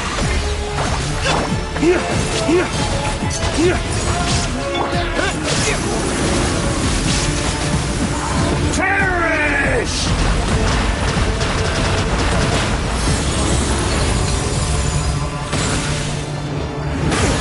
Insignificant pest!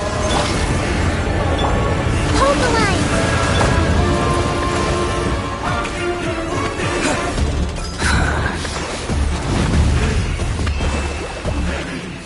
My endless cycle begins!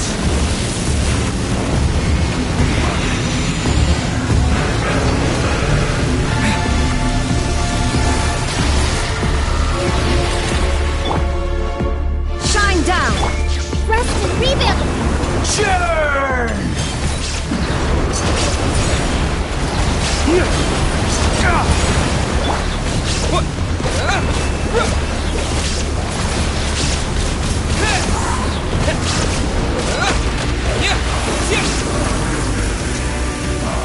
Perish!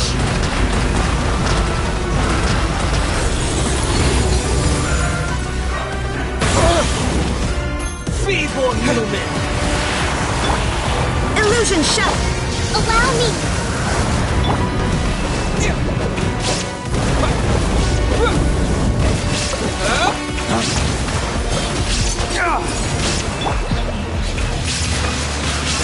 Windblade! At my command, you shall fall!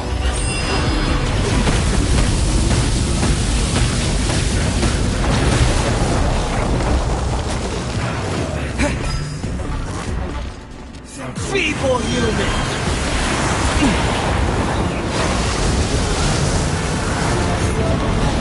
Shine down!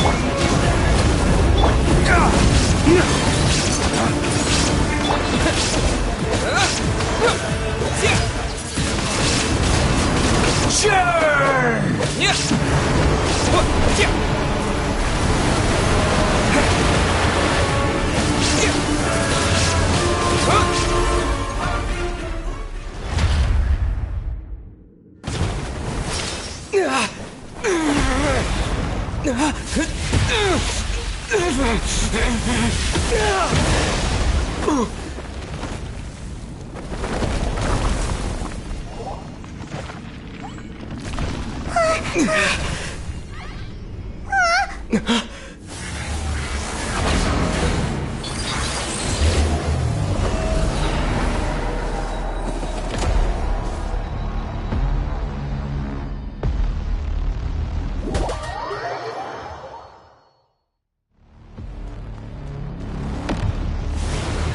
Tremble!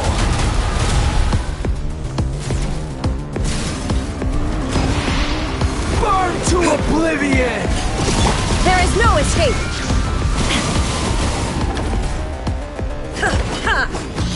Filth!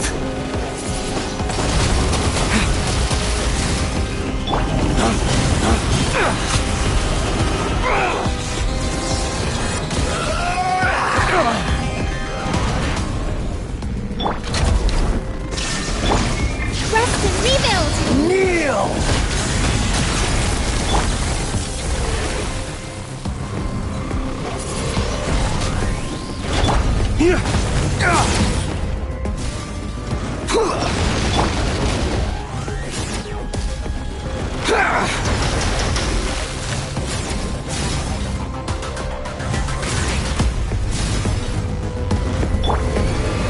Reality is pain!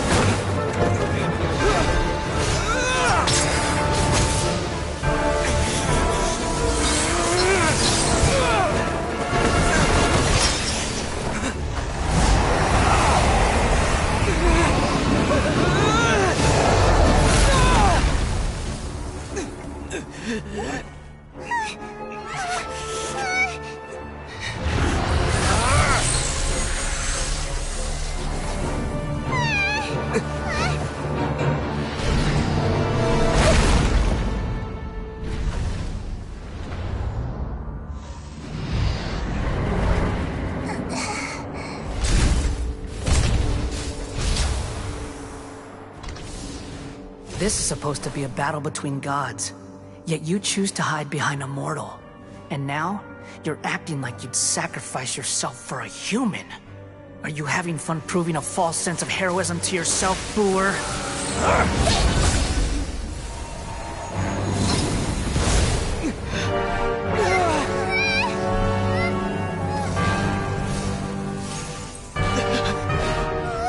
The data collection is almost complete. Do you even know how many times you've tried to take my gnosis from me?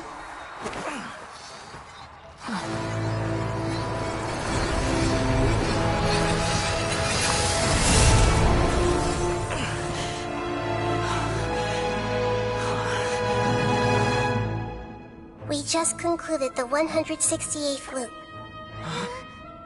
Did you know that in the effort to create you, the people of Sumeru were forced to live through the exact same number of Sub-Zerus festivals and Samsara cycles? The power of dreams. When did you use it on me?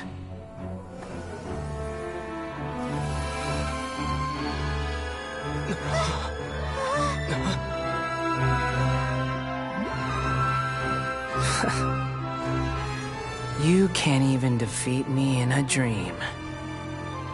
What do you hope to achieve with this little trick? Come, Traveler. Just like before. Allow me to awaken the memories in your dreams.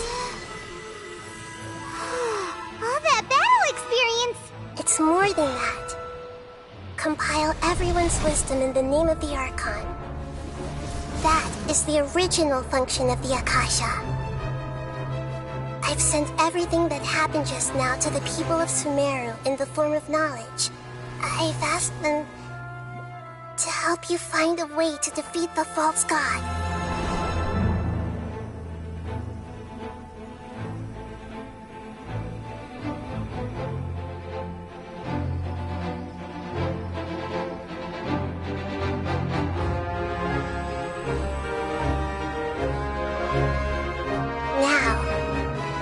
Sumeru's wisdom is at your disposal. Meaningless tricks won't save you.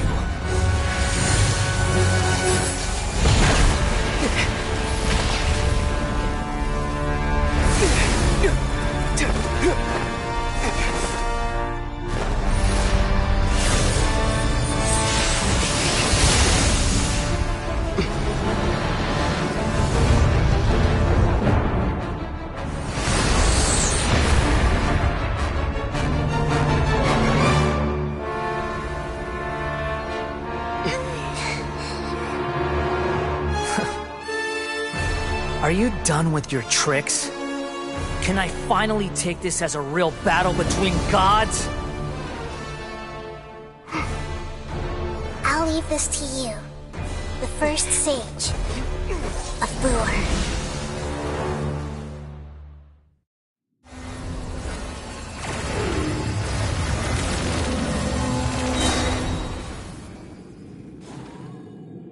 I am the all-knowing God!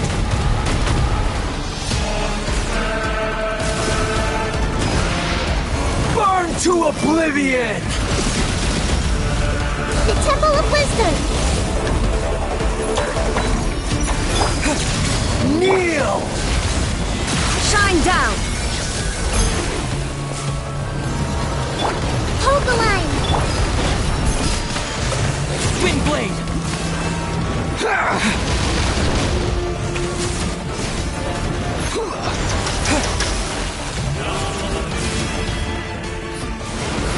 Tremble!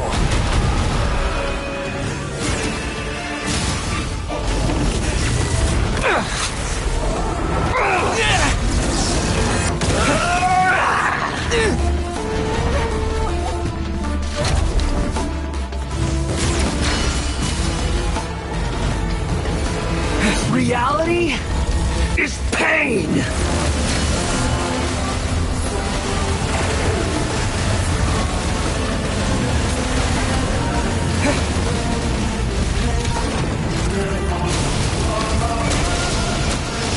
Good riddance, cruel world.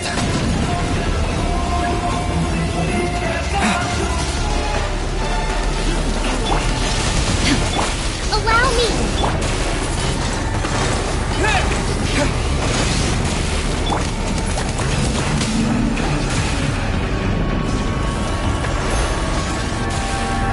Everyone hold hands!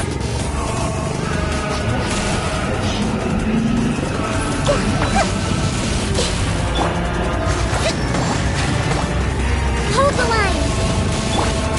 Illusion shattered!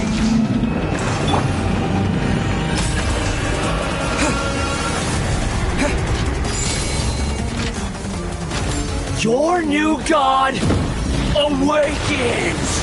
Maybe I wasn't meant for this world. Now, your eyes have been opened.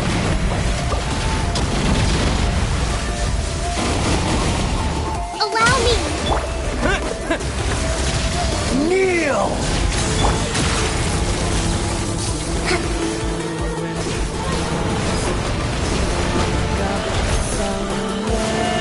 Tremble! A fresh maneuver! Let's move out.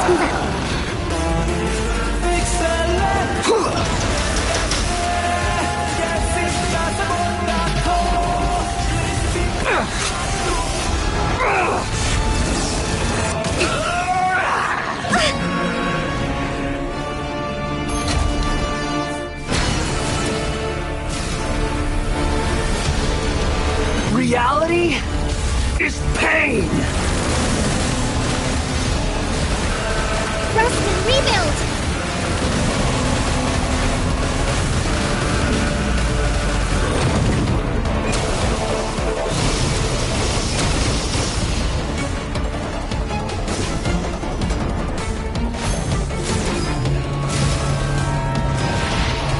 Burn to oblivion!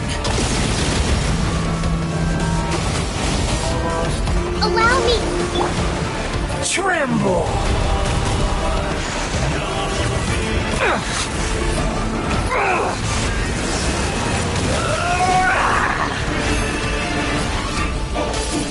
Windblade!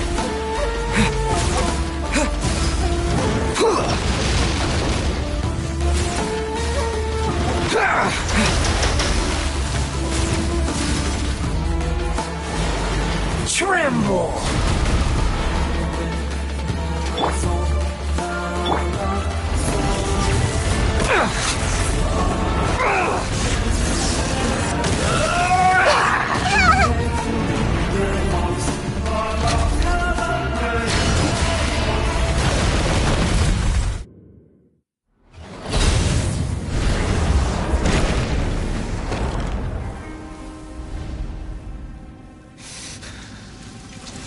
Humans.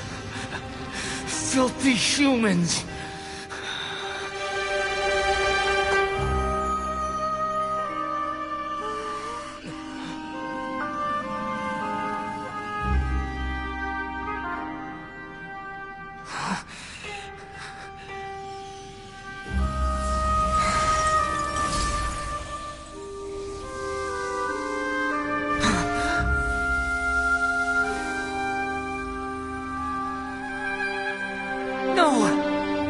Wait! Please! Anything but the Gnosis!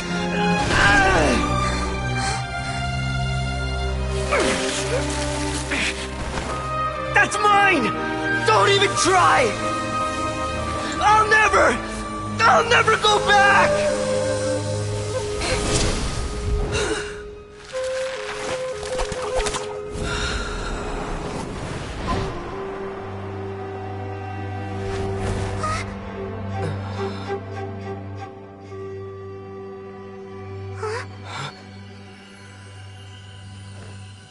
We haven't yet found the answer to the most important mystery.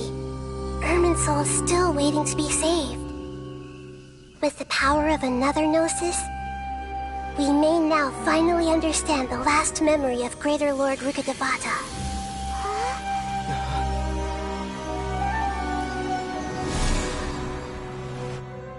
This is... That's right. This is the last memory of my predecessor.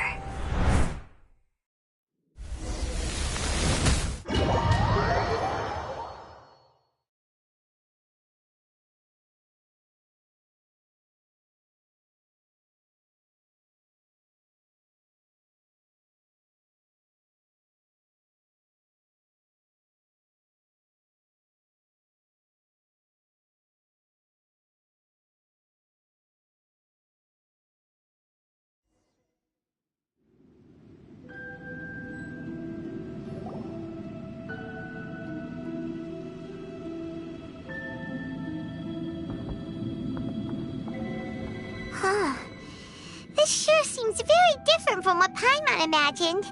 Shouldn't Irminsul be in this realm of consciousness? Yes, that is our destination. But I didn't expect the remaining consciousness of Greater Lord Rukkhadevata to be as polluted as this.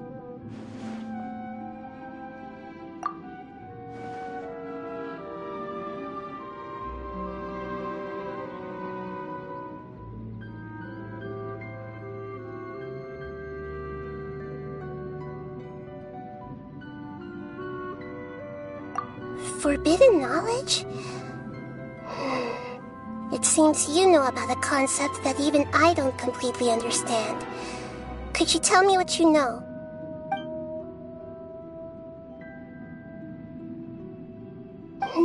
Your inference seems logical enough. Forbidden knowledge once polluted the desert thousands of years ago, but was successfully repelled thanks to King Deshret's self-sacrifice, and Greater Lord Rukkhadevata nearly exhausting her power. Then, a second instance of forbidden knowledge pollution occurred during the Conria Cataclysm 500 years ago. But I'm afraid it is much more serious this time, with Irminsul itself already in danger. So, if we're in the remaining consciousness of Greater Lord Rukkhadevata, and it's also been affected by forbidden knowledge pollution, then does that mean, in order to save us, Greater Lord Rukkhadevata? Yes. It's very possible that she sacrificed her life in the fight against forbidden knowledge.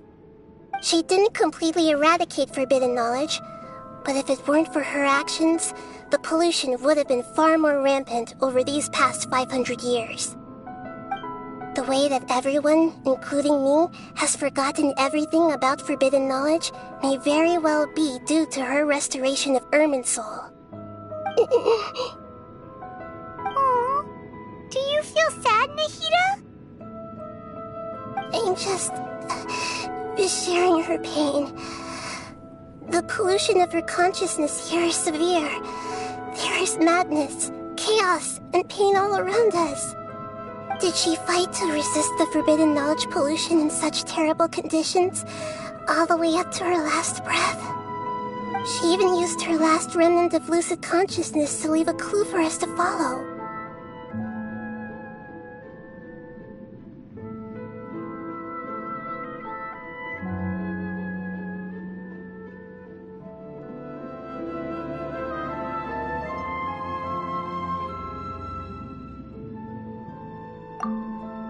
Yes, her words were distorted by forbidden knowledge, so that's all we could hear.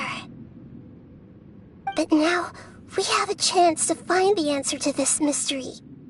We can cross the polluted consciousness until we found the right path to meet with our lucid consciousness. And then, we'll let Greater Lord Rukkhadevata tell us the truth in person. Each of us need to be mindful of the state of our own consciousness while we are here. Even with the Gnosis' protection, we must always keep a clear mind. Otherwise, we could go mad at any moment. That's so scary. Don't worry, it should be easy enough for you to keep that mind of yours clear, Paimon. Let's go.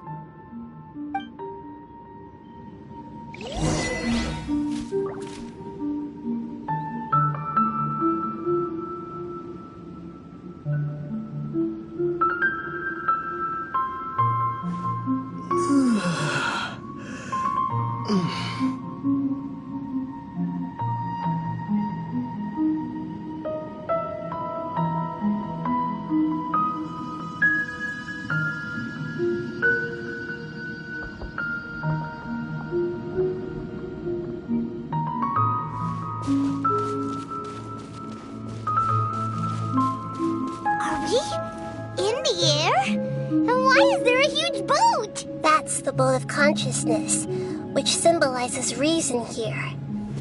Its course is the direction our consciousness is traveling towards. If we lose control over our consciousness, we will fall into madness. So let's make sure the boat... Wow! What are these? The monsters seem to have been affected by them.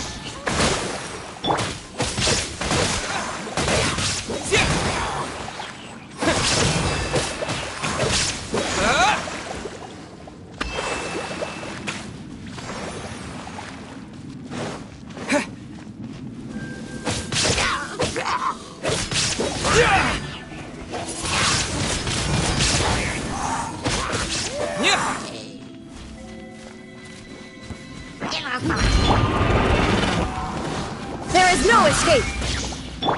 Rest and rebuild!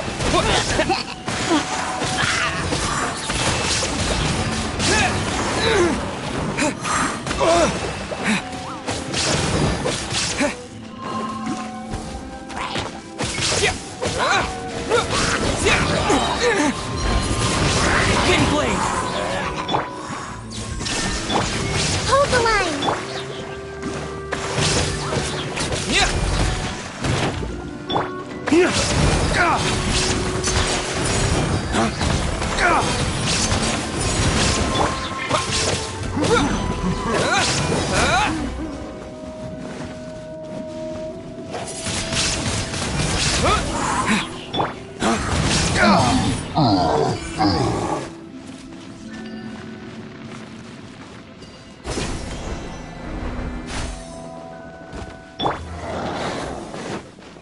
Illusion shattered! Allow me!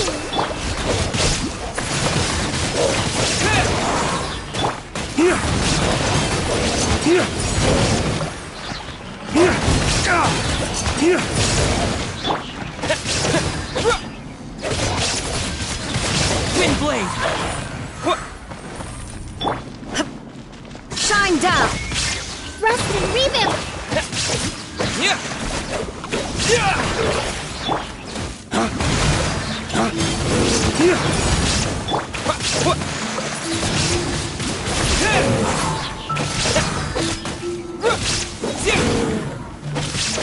There is no escape!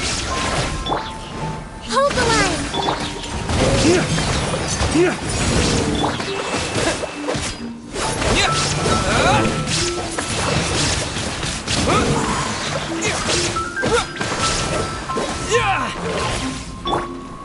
Shine down!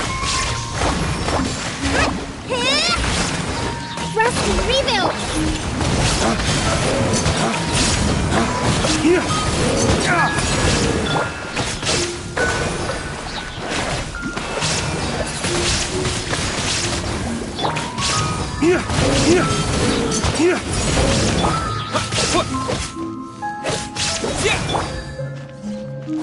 Illusion shattered!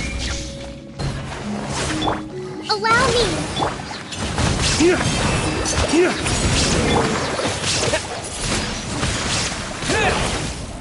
Look! A four-leaf sigil has appeared in the sky!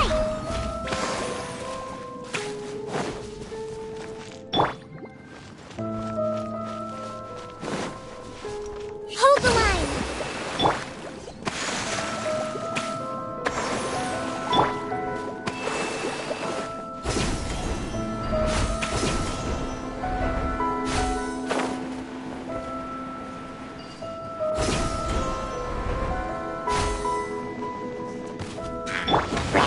Shine down!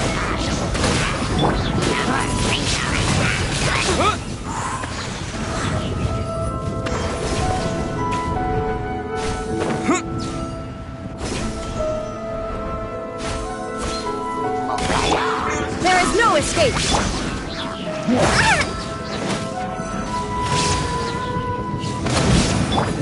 Disappear!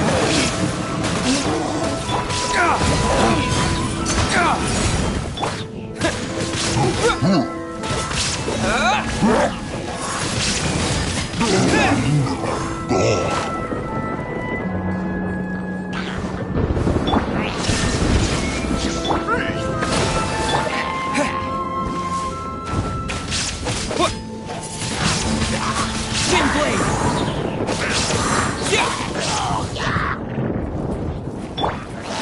Illusion shattered!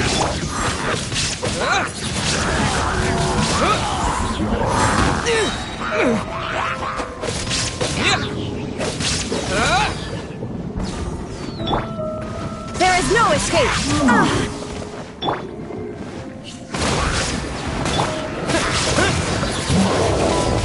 Wind blade!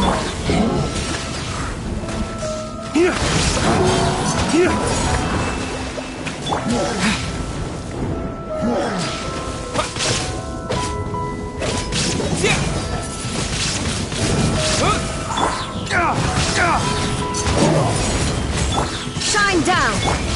Rest and rebuild!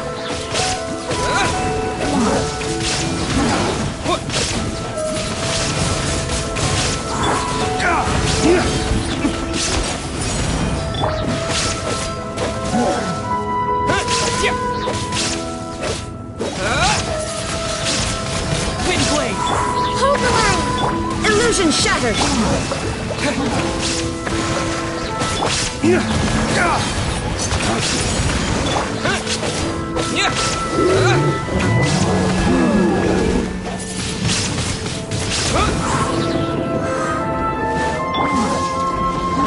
There is no escape! Allow me!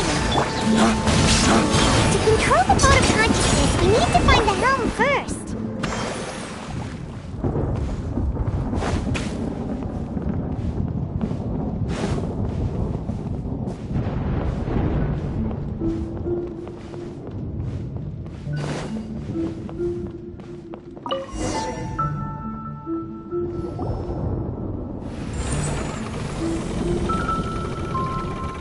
We changed direction. Are we still going the right way, Nahida? Mm-hmm. Judging from the current route, the boat of consciousness will soon take us out of here.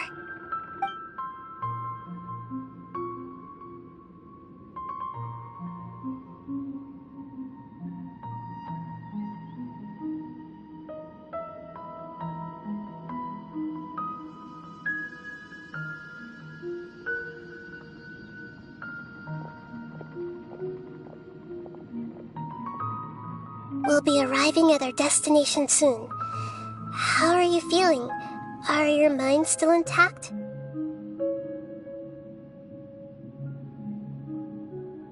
Huh? But everything's been completely normal for Paimon. Hopefully there won't be any more interruptions.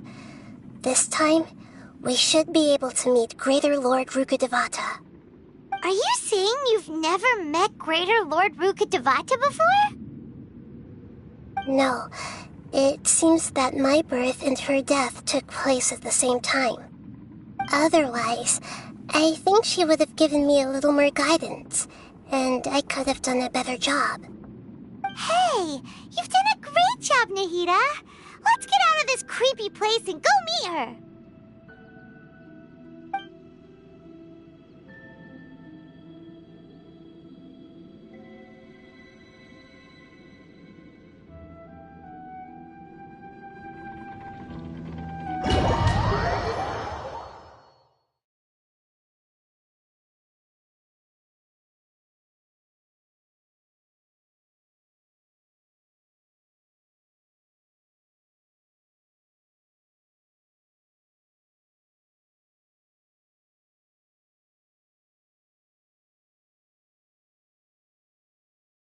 So, is this the place you were talking about? The base of Irminsul?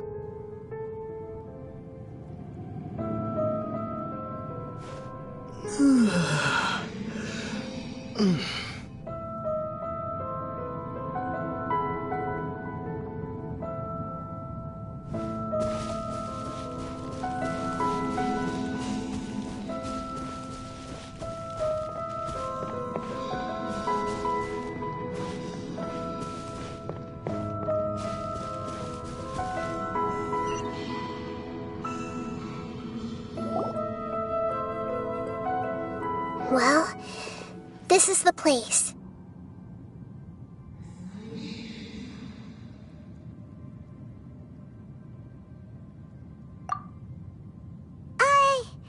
We're here to find Greater Lord Rukkhadevata, right?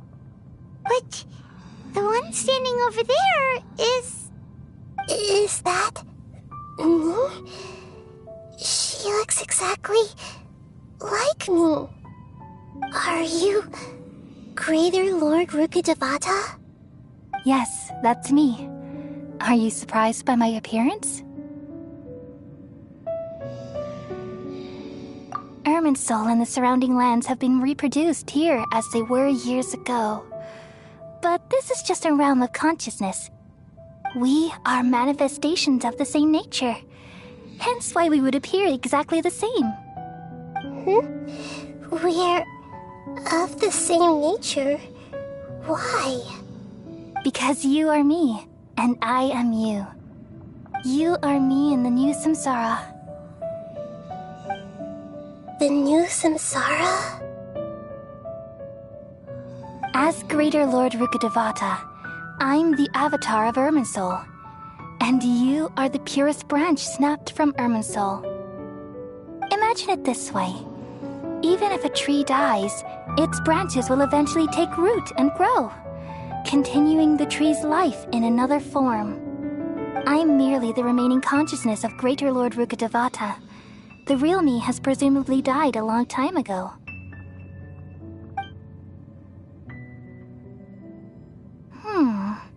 Judging from your appearance, I've probably been dead for 500 years. But you're finally here. My new self in the samsara.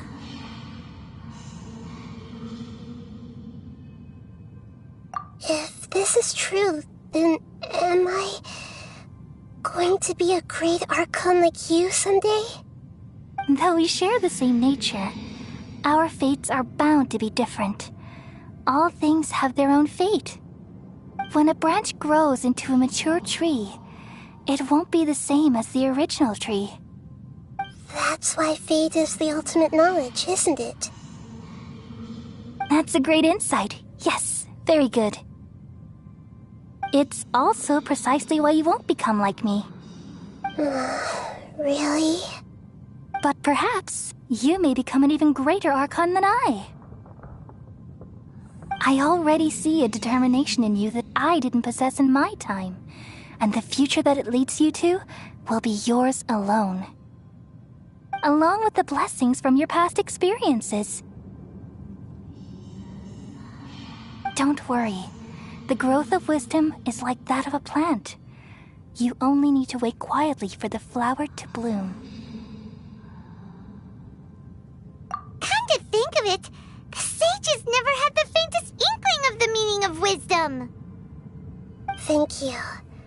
Nothing makes me happier than discovering that the Archon I always admired was in fact myself in another fate. It's so nice to speak with you, Greater Lord Rukkhadevata. I've always wanted to meet you. The feeling is mutual. From the moment I snapped the branch off Irminsul and created you, I've also looked forward to talking with you. Could you tell me why you wanted to create me? And what exactly happened when you died? Ah, I see. You're here seeking answers, right? Everything that day, even the sky itself, changed into a color like this. At that time, the seven were all summoned to the nation of Conria. Except for me. I had a more important task to attend to. I had to protect Irminsul. The disaster occurred together with the pollution of forbidden knowledge. At that very moment, with my consciousness connected to Irminsul, I sensed something was wrong. The pain started to torment my mind. By the time I reached Irminsul, it was already displaying signs of corruption. Had I not repelled the pollution of forbidden knowledge with King Deshret thousands of years ago, I might have felt even more hopeless and lost. So what exactly is forbidden knowledge? It's a kind of knowledge that doesn't belong to this world, and a form of truth that can't be understood. It came from the very bottom of the abyss. Even I could never understand it. The world is constantly rejecting it, leading to all kinds of bad phenomena. If we allow forbidden knowledge to pollute Irminsul, I'm afraid the entirety of Tevat could fall apart. So, there's knowledge that even the God of Wisdom can't understand? At that time, I knew I couldn't repel the forbidden knowledge with my strength alone. Which is why I created a device that compiled human wisdom and named it the Akasha. It's truly the world's most amazing invention. Thank you. For a long time, I thought dreams were the fruit of human wisdom. Though it was selfish to do so, I borrowed people's dreams using the Akasha. Then I compiled their wisdom and all of my own power. Well, did it work? Thanks to the wisdom of the people of Sumeru, almost all the forbidden knowledge was cleared from Irminsul. But things didn't go as smoothly as I thought. I had a terrible headache, which gave me an uneasy feeling. And then I remembered that my consciousness was also connected with Irminsul. It brought me knowledge and wisdom, but vile corruption as well. From the very beginning, my existence had been polluted by the forbidden knowledge. Oh no! How could that happen? I've experienced that pain in your consciousness. It must have been a horrible experience. Yes, but my feelings weren't important. The important thing was that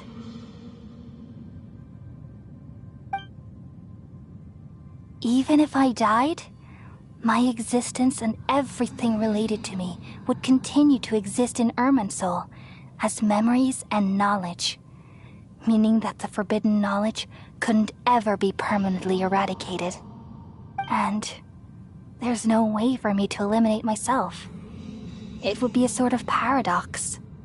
So, I took the purest branch of Irminsul as my incarnation in the next samsara and left a trail of clues, all in hopes that you would come here and remove me and my pollution from Irminsul forever.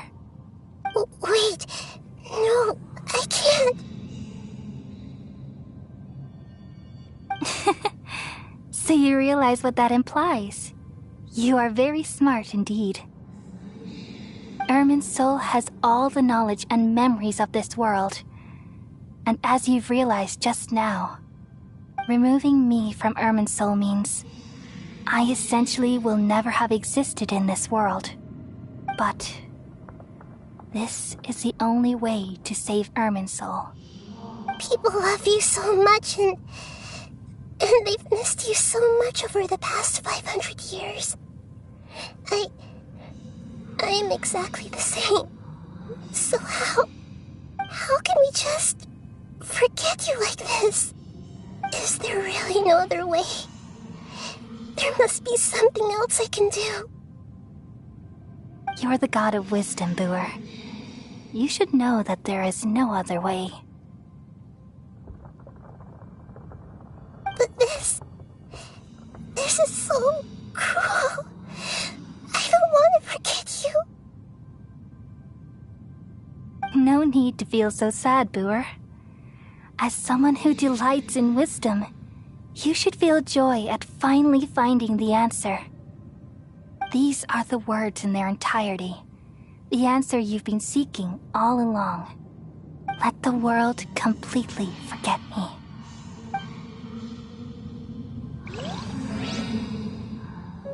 We all nestle under the great tree of wisdom, peering out to perceive the world. From the earth and from the rain, we perceive its wonders, until we become a white bird to perch atop a branch, and finally snap off the most important leaf. Once upon a time, I alone dreamed in this world. In my dreams, everybody would also dream after they fell asleep. Wild and wonderful thoughts would emerge from their minds. Some tumbled to the ground, and others floated to the sky, connecting all things in the world into one dazzling net. Among a plethora of worlds were numerous smaller worlds, all of fate, finding within the tapestry their brilliant glow. I gradually understood that these indescribable and constantly changing things are the most profound things in the world. Only they can completely repel the madness. Only dreams can awaken consciousness from the deepest darkness.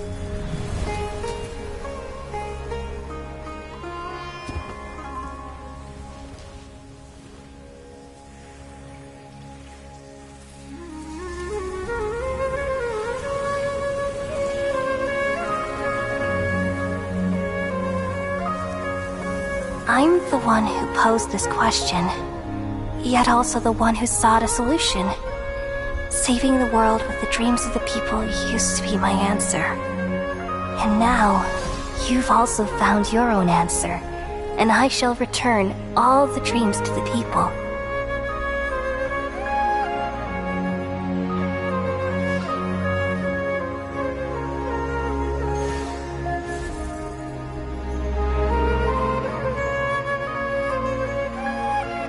Goodbye, people of Sumeru.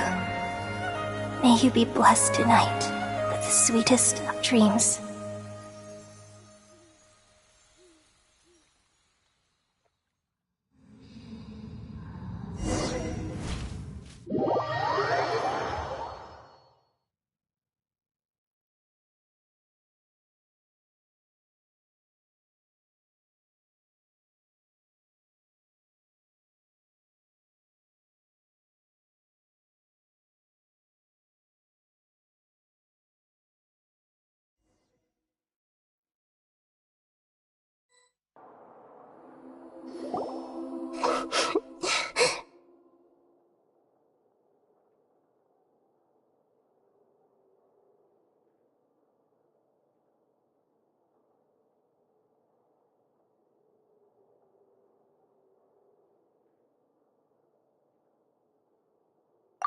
I'm alright.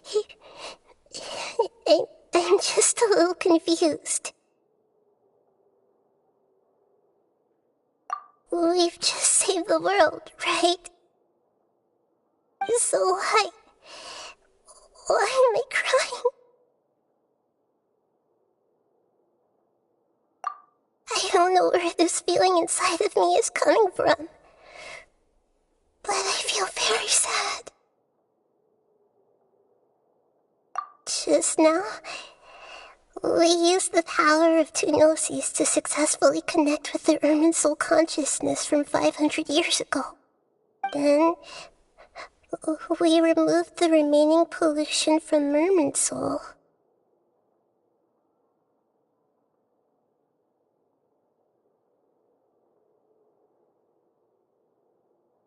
Yeah, what's wrong? Weren't you there just now?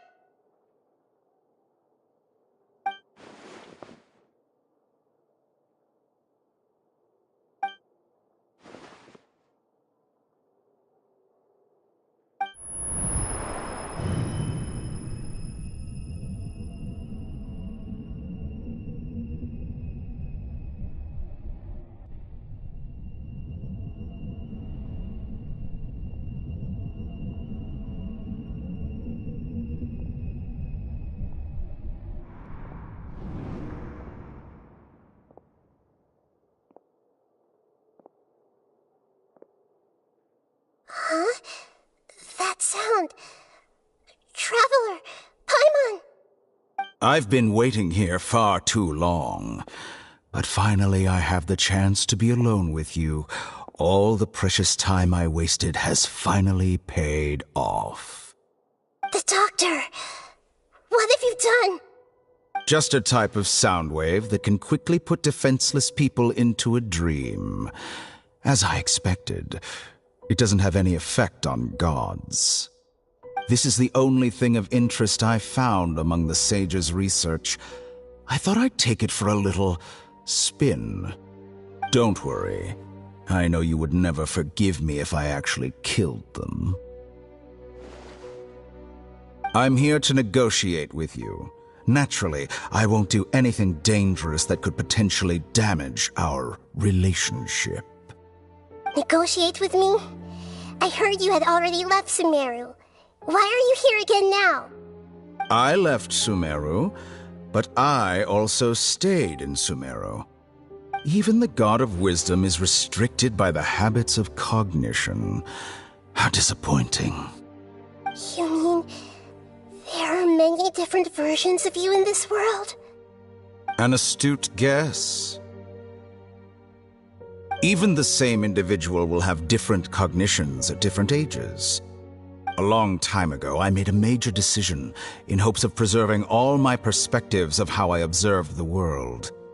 Observation is the first step of any experiment, But observing the current world doesn't satisfy me. It lacks an important dimension, that of time. So I saved segments of all my ages and made them into independent individuals. That's all there is to it. Indulge me. How does the God of Wisdom find my method of seeking knowledge? It's an insult to the very concept of life. Life inherently has many rules and restrictions, each with its own significance and reason to exist. They can't be broken on a whim. Good. Amazing, even. Indeed, it's difficult for humans to make peace with themselves, not to mention oneself from a different period. Since you're in the academia, why wait until now to show up? You could very well have stopped us and helped that fake god. Simple. Let me ask you this. Would any staff member ever help the subject in the middle of an experiment? It was my experiment. So why should I interfere with the results? The academia saw the plan to create a god as their ultimate goal, yet you only saw it as an ordinary experiment. You really are crazy. If the experiment succeeded, you would have had a new god on your hands. How would you have faced your own god then? Would you still take the same stance? Would you still hold the same view of yourself? I'm first and foremost a scholar. These results should be left to the judgment of the hypothetical me confronted with that outcome. But you're right. And that's exactly why I'm disappointed with the conclusion of this experiment. As an individual, you don't have any sense of belonging. You seem to have even fewer convictions than a typical scholar. Oh no, I certainly have my own convictions. They just don't fit your standards, that's all. All right, that's enough conversation for today. The experiment is over, and it's time to tidy up the equipment and reclaim any useful materials. For example, the Gnosis. Lesser Lord Kusanali, you're an intelligent Archon. I'm sure you understand the disparity in our combat abilities at this time. Besides, you have no way to use that Electro-Gnosis in battle. Didn't you say you were here to negotiate with me? Somehow, it's starting to seem like you intend to take it by force now. I'm merely stating a fact. After all, I'm also a scholar. Naturally, I hope to show proper respect and dignity to the God of Wisdom. Your hypocrisy is built on absolute confidence. I understand your scheme, but... what if I were to destroy the Gnosis now and awaken the heavenly principles?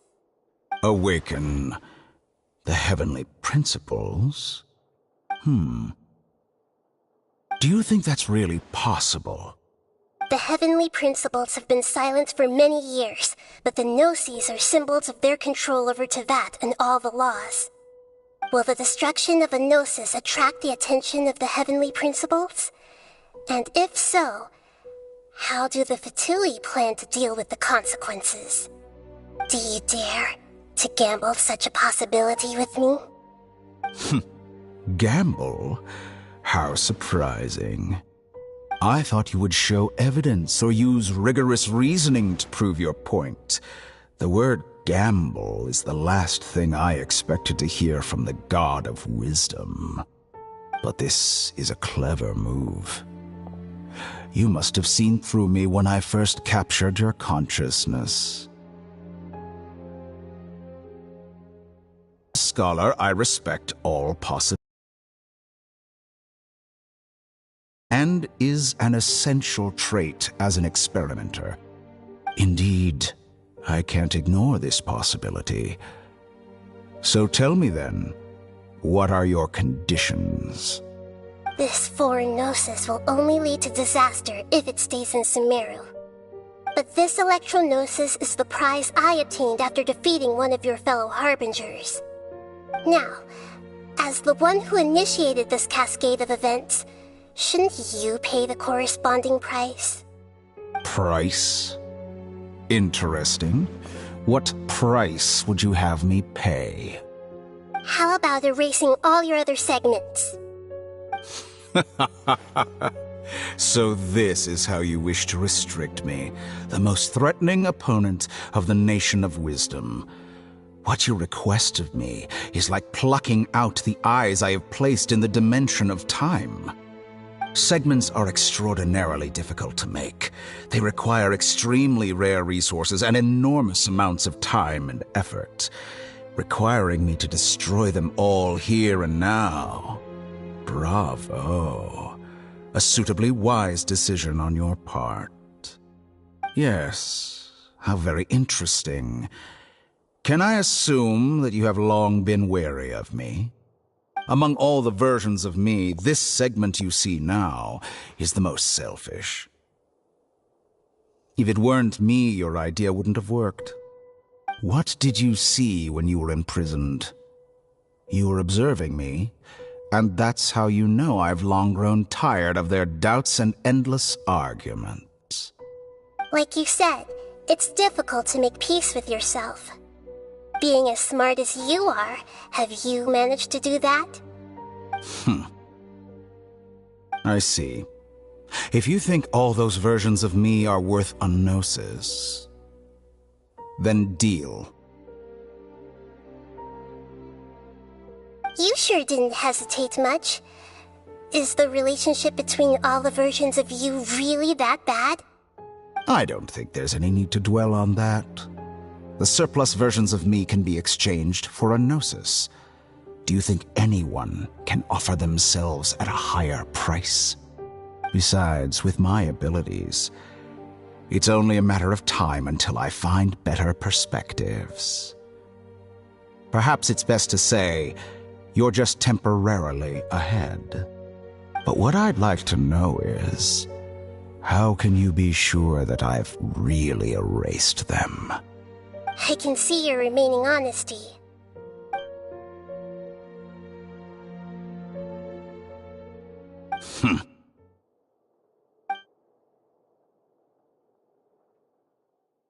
What a ridiculous decision! You can't be serious!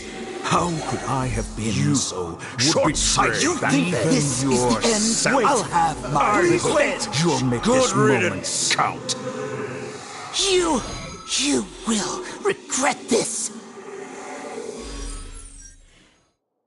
Well, have you confirmed that it's complete?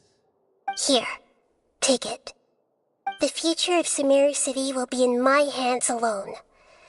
I will shut down the Akasha and let curiosity and the thirst for knowledge drive the realm of academics once again. There won't be any further gaps for you to exploit. It truly pains me that my academic achievements have never been appreciated in my homeland. Of course, I have no interest in being rejected by this city for a third time. Another chess piece. And where is your dendronosis? Don't be greedy, Harbinger of Snezhnaya. No, this is a different transaction. If you intend to turn off the Akasha anyway, then there's no further use for the Gnosis of Sumeru, is there? Besides, isn't it the Archon's duty to deliver what's desired of the Seeker? Oh, judging from your expression, you don't seem to find the idea very agreeable. Then let's think of it this way. Since you're the god of wisdom, how about I exchange some knowledge with you? People exchanging knowledge with the God of Wisdom is the stuff of legends. Yet here you wish to exchange knowledge for the God of Wisdom's property. Arrogant as that is, it has piqued my interest. Let me ask you, have you in all your mighty knowledge ever heard the rumor that the skies of Tevat are fake? Huh? That's the secret hidden by Irminsul concerning the truth of this world.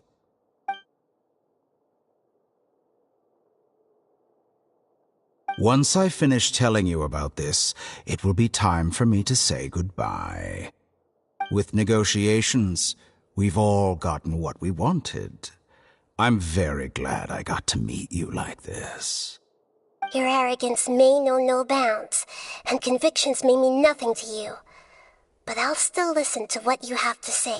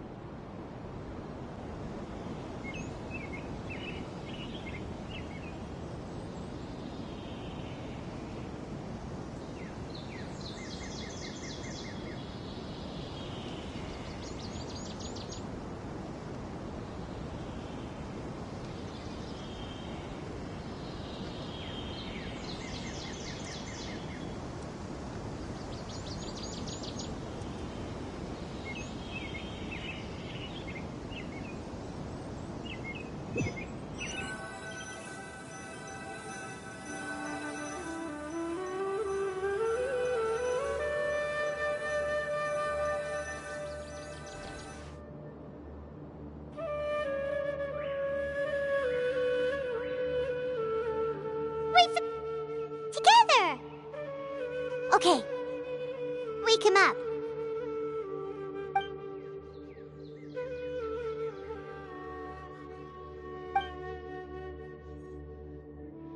Are you awake? Kali says it's time for breakfast. Come on, get up! Good morning! How are you feeling today? Good to hear. It looks like we've recovered pretty well. Not even Tainari could stop us from going out now, right?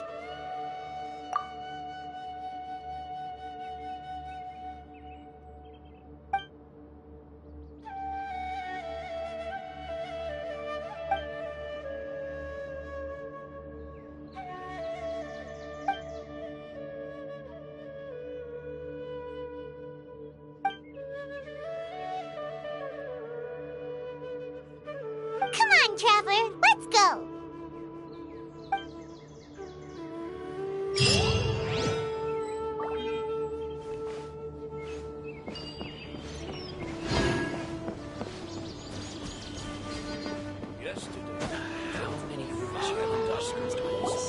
Good morning. Looks like you're awake. Yep. I prepared some breakfast today. Please have a taste. I hope you'll like it. It's nice to have you here so we can eat something yummy. Well, now that I've recovered from Alizar, I'm feeling better than ever. I can even prepare 4 or 5 meals a day now. And Paimon bets they're all delicious.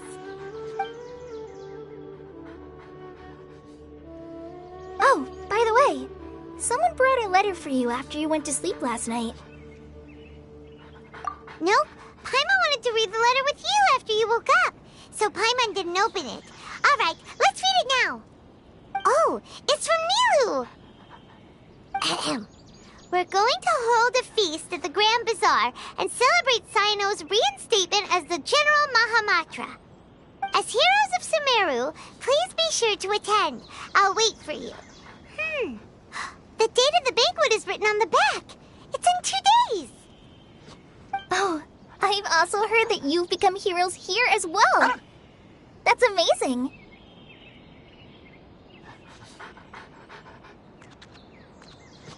Sometimes I'm really envious of strong and confident people like you. Oh, you're embarrassing me. Anyway, let's go to the Grand Bazaar to have a look. Oh, before you leave, be sure to inform Master Tainari.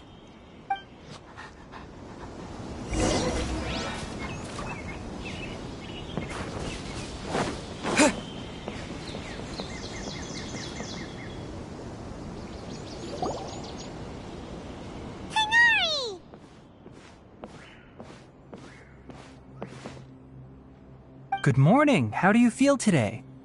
We feel much better. How about you?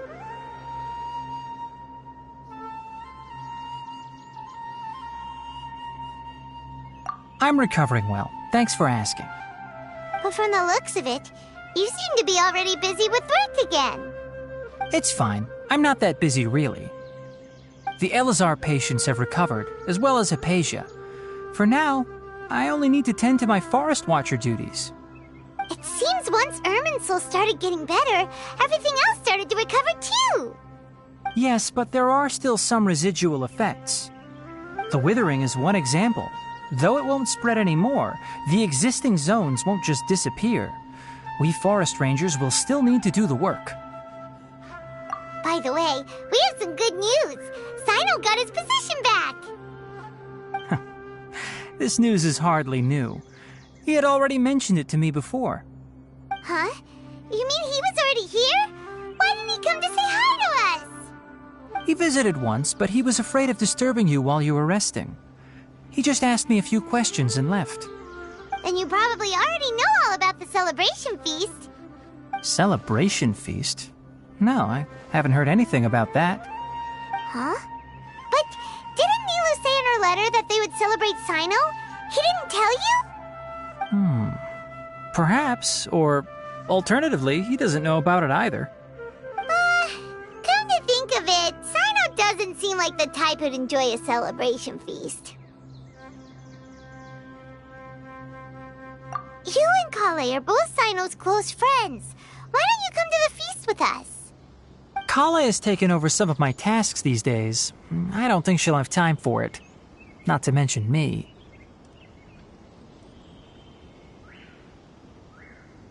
You see, some VIPs have come to the forest recently. Huh? VIPs? Very important Paimons? Well, technically speaking, they are former VIPs. The sages involved in recent incidents have begun their training in the Avidya forest, and the people they had previously imprisoned have all been released. Huh?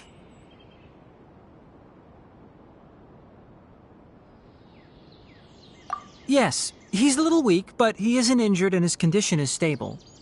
Lesser Lord Kusanali, in her boundless mercy, has decided to spare Azar and the other wrongdoers. Supposedly, they were ashamed of their shallow ideologies and have decided to dedicate the rest of their lives to cultivating wisdom in the Avidya forest. When they learned that Lesser Lord Kusanali had defeated the Balladeer and saved Irminsul, they were shocked at first, but also became happy, feeling that the sacred light guiding them on the path of discovering wisdom had begun to shine once again. As a result, work has increased for the forest rangers. That sounds really exhausting. There's nothing we can do, really. But that's another topic. Back to the matter at hand. Are you two planning to head out? Ah, right! We're here to request permission to head out. Would that be okay? You've recovered well. You may go, but be careful. Yay! Will do!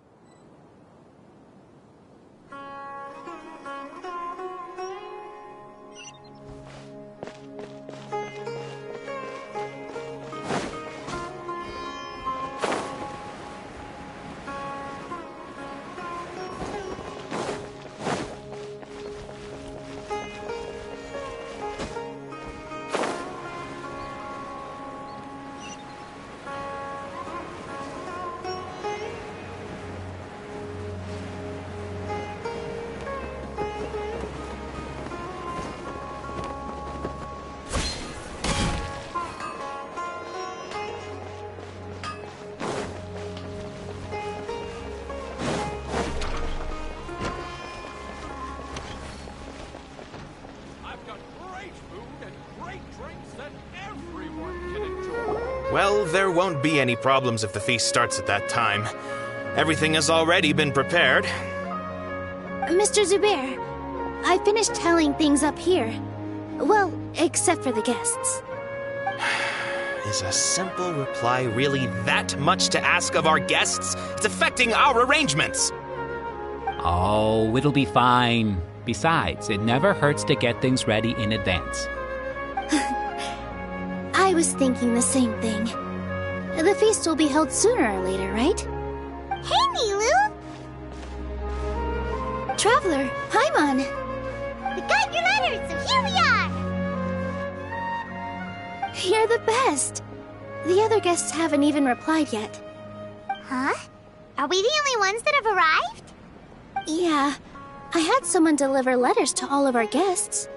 But maybe everyone is still busy with other things. Look, I get it. Sumeru is in an extremely important period of transition right now, but even if your friends are important figures, they shouldn't just ignore your request like this. Nilu is Sumeru's #1 celebrity, after all. You have no idea how happy I am to talk to people with good taste. If you consider enjoying Nilu's dances having good taste, then almost everybody has good taste. Because Paimon thinks everybody will love her performance. That's right. We all think she's amazing too. Nilu is an absolute favorite among those of us who frequent the Grand Bazaar. For Outlanders, you have a great eye. Master Zubair, let's have a vote for the most outstanding audience members next time. I think these two may win. Nonsense! It is not for us to determine the value of an audience. But indeed, we could try giving gifts to people with particularly good taste. I heard there's a device in Fontaine called a camera that can record people's appearances as pictures. Such pictures would make superb gifts. Ooh, good idea. I wonder where we can find one. I don't want you giving pictures of me to everyone. I'm satisfied just being able to perform here. There's always a lot going on at the Grand Bazaar. Yeah, and that's why I love it here. Traveler and Paimon, could you help confirm if the letters were actually delivered?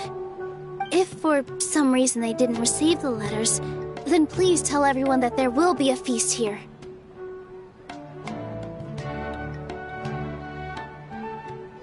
Yeah, we can also check out how everything in Sumeru is going now.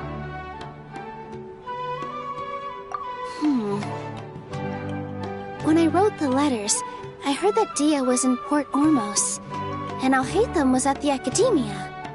As for Sino, we've only heard that he appears at the Academia from time to time. I'm not too sure about Ramon's whereabouts. My guess is that he's with Dia. As for Dunyarzad, I just hope she's feeling better. I sent her a letter, but I was afraid of disturbing her. If you have time, please ask about her for me. Okay, got it. Let's go, Traveler.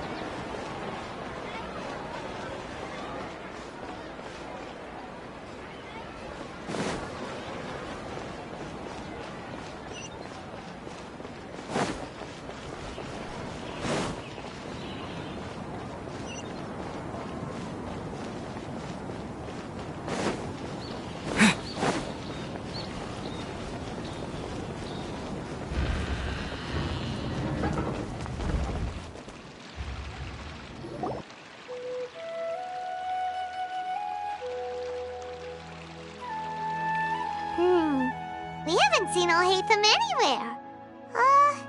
Let's ask that person over there.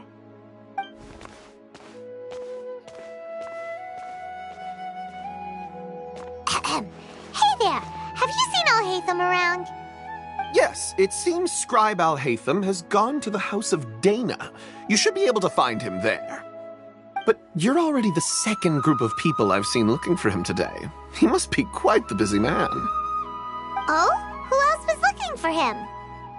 Mr. Cavey was just here asking about him. You wouldn't believe how terrible their relationship is. And now you two are here. Don't tell me everyone's here looking for gossip about the sages. No way! We're strictly here on business. Ah, I see. Sorry, I thought maybe everyone's as interested in rumors about the sages as I am.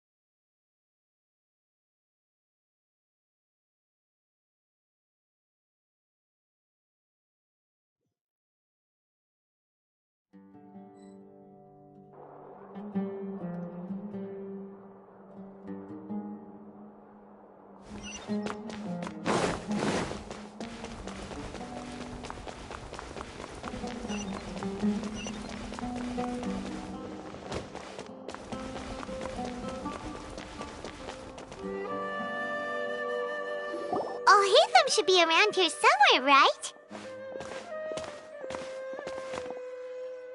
Oh, he's over there! But it looks like he might not have time for us. Just put down that worthless book and tell me what happened in the academia. This is not just some worthless book. Do you have any idea how difficult it is to find a physical book like this in Sumeru? It doesn't matter. It's probably just another thing that you used your authority to get your hands on anyway. Just put it aside. Listen, I came back today only to hear that the sages have disappeared. Oh? You sound surprised. I thought you would already know the inside story. Would I be here asking you if I knew? You're the scribe, not me. So just tell me what you know already. Well, I almost became a sage. Huh? Oh, don't sound too surprised now. You're the renowned Kaveh, light of the Ksharawar. Besides, as a master builder and craftsman, chances are you'll be appointed as a sage too. Why do I feel like you don't really mean it? Huh. What makes you say that? Why would you question my heartfelt sincerity? Maybe it's because you've never said anything good about me before. Yeah, well, I share a similar sentiment, and anyone who knows you as well as I do would surely do the same. Ugh, you... See? This is why I hate discussing anything with you. Your ridiculous and arrogant attitude always gets in the way. It seems that you really can't stand my personality. Ha! What was your first clue? Well, then you might as well move out of my house. Are you threatening me? Stooping to a new low, I see. Ugh, and don't change the subject. You, a sage? What a joke. The academia might as well just close tomorrow. Are they having a fight? Forget what's going on with the academia. Haven't you been busy with your construction project? Tell me, when are you going to build yourself a mansion? Don't get me started. I get angry just thinking about it. So, what great building did our master architect work on this time? Like I need to tell you. Keep your nose out of my business. No. I think we deserve to know. Where were you when Sumeru needed you most? I was in the desert for a large project, but considering Haravatat's utter ignorance of architectural and aesthetic matters, you probably wouldn't understand. Which is truly unfortunate. I can only pity the man who doesn't understand the first thing about beauty and romance. Unlike a true... Hold on, wait a second. What do you mean by when Sumeru needed me most? Well, while you were out fiddling around in the desert, many people came together to save Sumeru from a crisis. Ha! And you think I'd believe that? Look, all you really need to know is that Azar and all his accomplices have all been overthrown. Huh? What nonsense are you talking about? It's no skin off my nose if you don't believe me. It's not like my Darshan was the one trying to apply for funding from the Grand Sage. Yours, though, on the other hand... You know what? I'll ask around. I'm sure someone knows what's going on here. You're dead if I find out you're lying to me.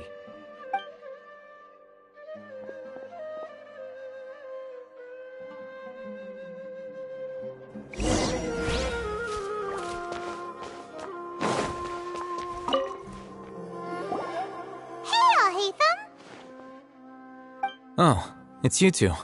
What's the matter? We're running some errands for Nilu. Have you received her letter? Letter? Nilu said she sent out a letter inviting everyone to a celebration feast in 2 days at the Grand Bazaar. We'll also be celebrating Zaino's reinstatement as General Mahamatra. If she addressed the letter to all Hatham of the Academia, then the letter should have gone to my office. I've been busy these days, so I haven't had time to check for any new mail at my office. I only now have some free time to attend to personal matters. Have you always been so busy with your work? Of course not. I'm only busy these days because several sages have been dismissed recently and the whole academia was practically turned upside down. Kainari told us they all went to train in the Avidia Forest. Apparently they will spend the rest of their lives there. That is already the best possible ending for the likes of them. 4 of the 6 great sages were possessed by their desire for power and attempted to create a new god. In order to pull it off, they even imprisoned the other 2 rational sages. To imagine such things could take place in the academia. I don't know where to begin. Yeah, you're right. Feels kind of strange to hear them called that after all this time. But then again, the 6 great schools sounded pretty impressive too. Yes, at least that's how they're supposed to sound. It's said that when the Academia was first founded, the Dendro Archon herself established the 6 great schools, each representing one of the 6 different types of wisdom. Numerous Darshans have sprung up and faded. Only the 6 Darshans attaching themselves to the 6 great schools have stood the test of time and obtained permanent seats in the Academia. Now, the 6 Darshans are nearly synonymous with the 6 great schools, and the leaders selected for the schools are the 6 great sages. Among the 6 great sages, there is one central leader, the Grand Sage. Unfortunately, only the sages from Vahumana and Amorta remain now. They were imprisoned for opposing Azar, and were only rescued after Azar's downfall. So who's managing things in the other 4 schools now? Do they need to find someone new? Yes. Normally, new sages are selected based on a strict set of criteria. Oh, didn't you just say something about becoming a sage? If they pick you, then we'd have a huge connection in Sumeru. Yes, about that. You didn't let me finish my sentence. The person in charge of personnel affairs nominated me to be the Grand Sage in place of Azar and help Lesser Lord Kusanali manage the Academia. But I refused. Huh? But why? Can't you be a little more ambitious? I'm not even interested in being one of the 6 great sages. Like I said before, I don't like being a leader. Oh, all right. So are you busy these days trying to find others to take the job? That's not my job either. I'm only responsible for handling important affairs within the academia before the new sages take office.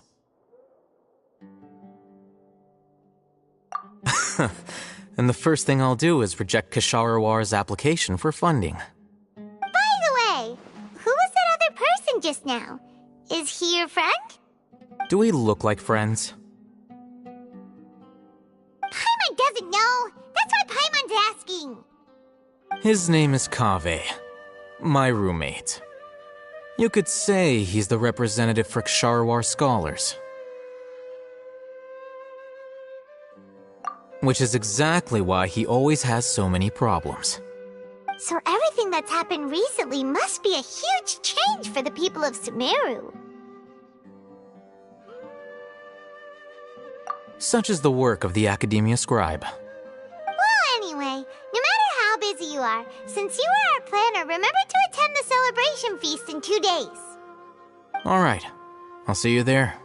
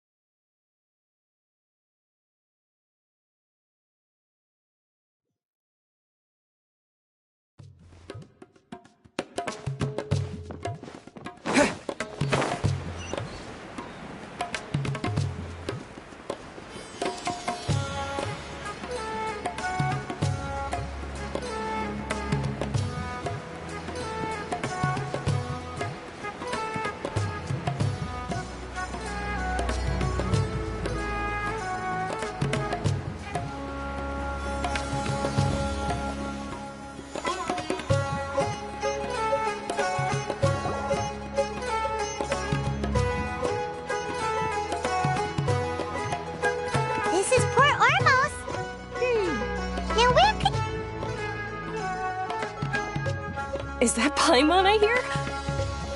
Huh? Oh, it's been a while. How are you doing? Dinnerzad! It's been so long since we've seen you! I'm doing well. I can go as far as saying I have never been happier in my entire life. I don't know if you've heard, but Alizar has completely disappeared, and all the patients have recovered. Are you kidding? Knowing them and the connections they've got, I'm sure they've heard about it. Yeah! That's right. My lady is feeling better now, so I'm accompanying her for a walk. Why do you still call me that, Dia? You've already informed my father of your resignation.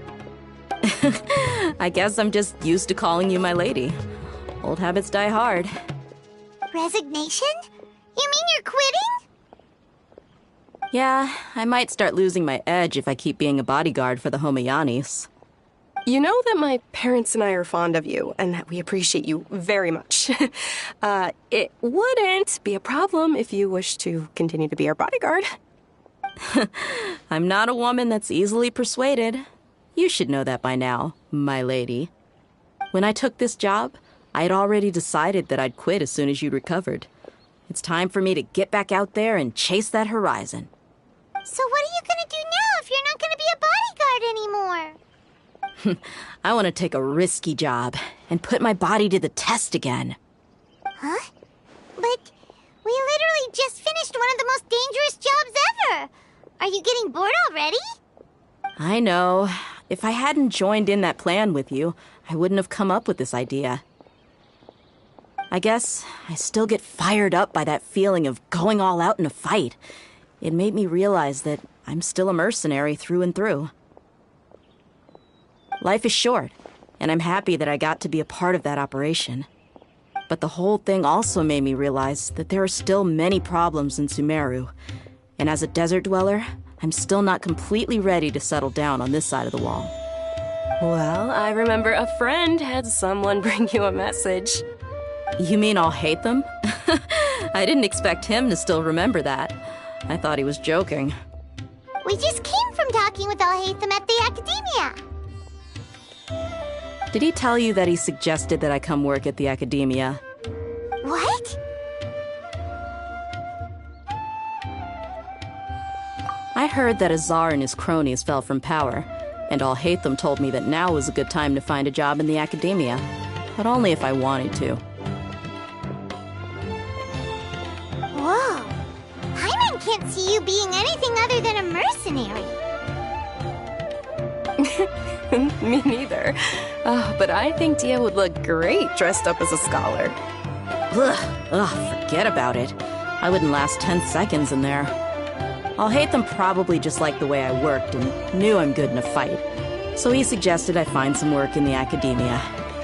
But you know, if you take him up on the offer, Sino might actually agree and let you become a Matra.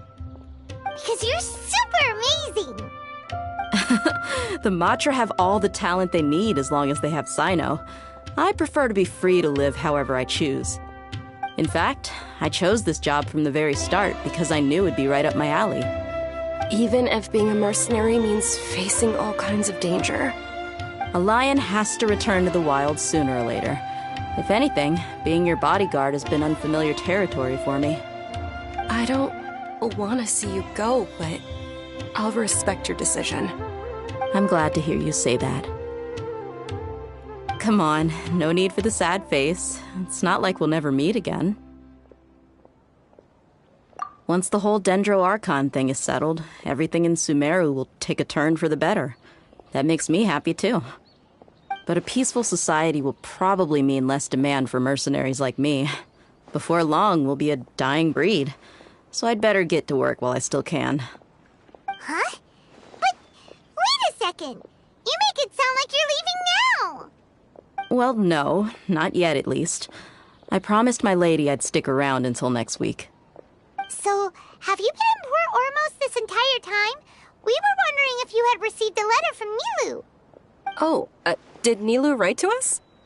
She heard that you were seen in Port Ormos, so she sent the letter here. Huh. It was probably sent to the inn that we're staying at. My lady has been very energetic lately and keeps taking me on hikes, staying out even into the night. By the time we get back, the receptionist is usually off napping on the job. Right, and we tend to leave quite early in the morning, so the old man on duty is also usually dozing off. So what it really sounds like is that the person on duty is always asleep. I bet the letter's at the reception desk. I'll go check later. No wonder there wasn't a reply. You never received the letter. Good thing Nilou asked us to come and check on that. Sorry to make you two come all the way out here. It must be something important for Nilou to specifically write to us like that. Yes! She said they were preparing a victory feast in the Grand Bazaar, and will also be celebrating Sino's reinstatement as General Mahamatra. She was hoping you could come. Great! I'll be sure to attend. Count me in too. But is there some sort of dress code or anything for the feast? Can I just show up looking like this? Since it's being organized by Nilou, I don't think she'll be too picky about that. If anything, I think she wants to see us as our most natural selves. All right, then this is how I'll show up. The feast will be held in 2 days, so don't forget. Sure. Thank you so much for letting us know. We'll see you there. Oh, by the way, do you happen to know where Sino and Raman are? The General Mahamatra always comes and goes without a trace. Normally no one knows his whereabouts. Oh. But last time we met, he mentioned that he had something to do in Ari Village. You can try your luck there. As for Raman, your guess is as good as mine. I only remember he said that he had something to discuss with Sino. You can ask Sino when you meet him. Don't mention it. You better get going. All right, on to our next stop.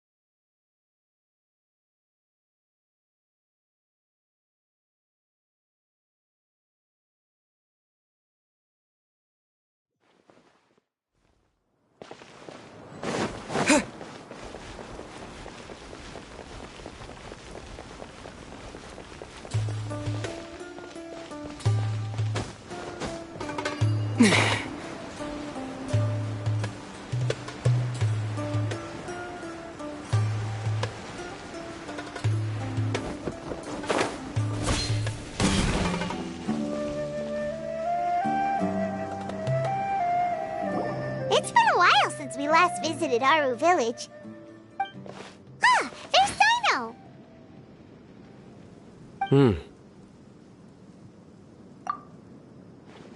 What brings you here? We recovered well, and Tanari agreed to let us leave, so now we're out and about again. It seems Gandharvaville's medical treatment is still as good as ever. And Tanari is recovering well, too. That's good to hear.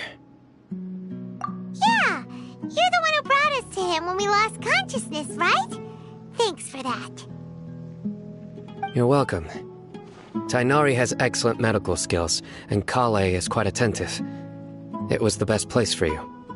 But why are you just standing here like a dead tree?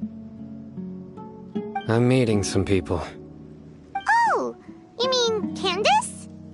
I've already talked with Candace and the village chief. They're still at the usual place. You can go there if you'd like to see them. But you know one of the people I'm meeting as well. Oh, by King Deshret's blessing, my friend suddenly appears in the desert. Don't tell me you've run into trouble and need us to help now. Roman! And... huh? Sataria? Oh, you know me? Oh, well, you're pretty famous in the academia. Don't worry, these are our friends. No need to be so guarded. I see. I'm doing well. Many good things have happened recently. Same here. Really, I feel that my whole life has started to shine after suddenly finding a new direction. Oh, tell us everything. Yeah, you go ahead. Alright, well, I suppose I should start by saying I've decided to leave the academia. What? It's not that I've given up on being a scholar. Instead, you could say I've found a new identity. I will no longer pursue research like a typical scholar, but I have not completely given up on my relationship to knowledge either.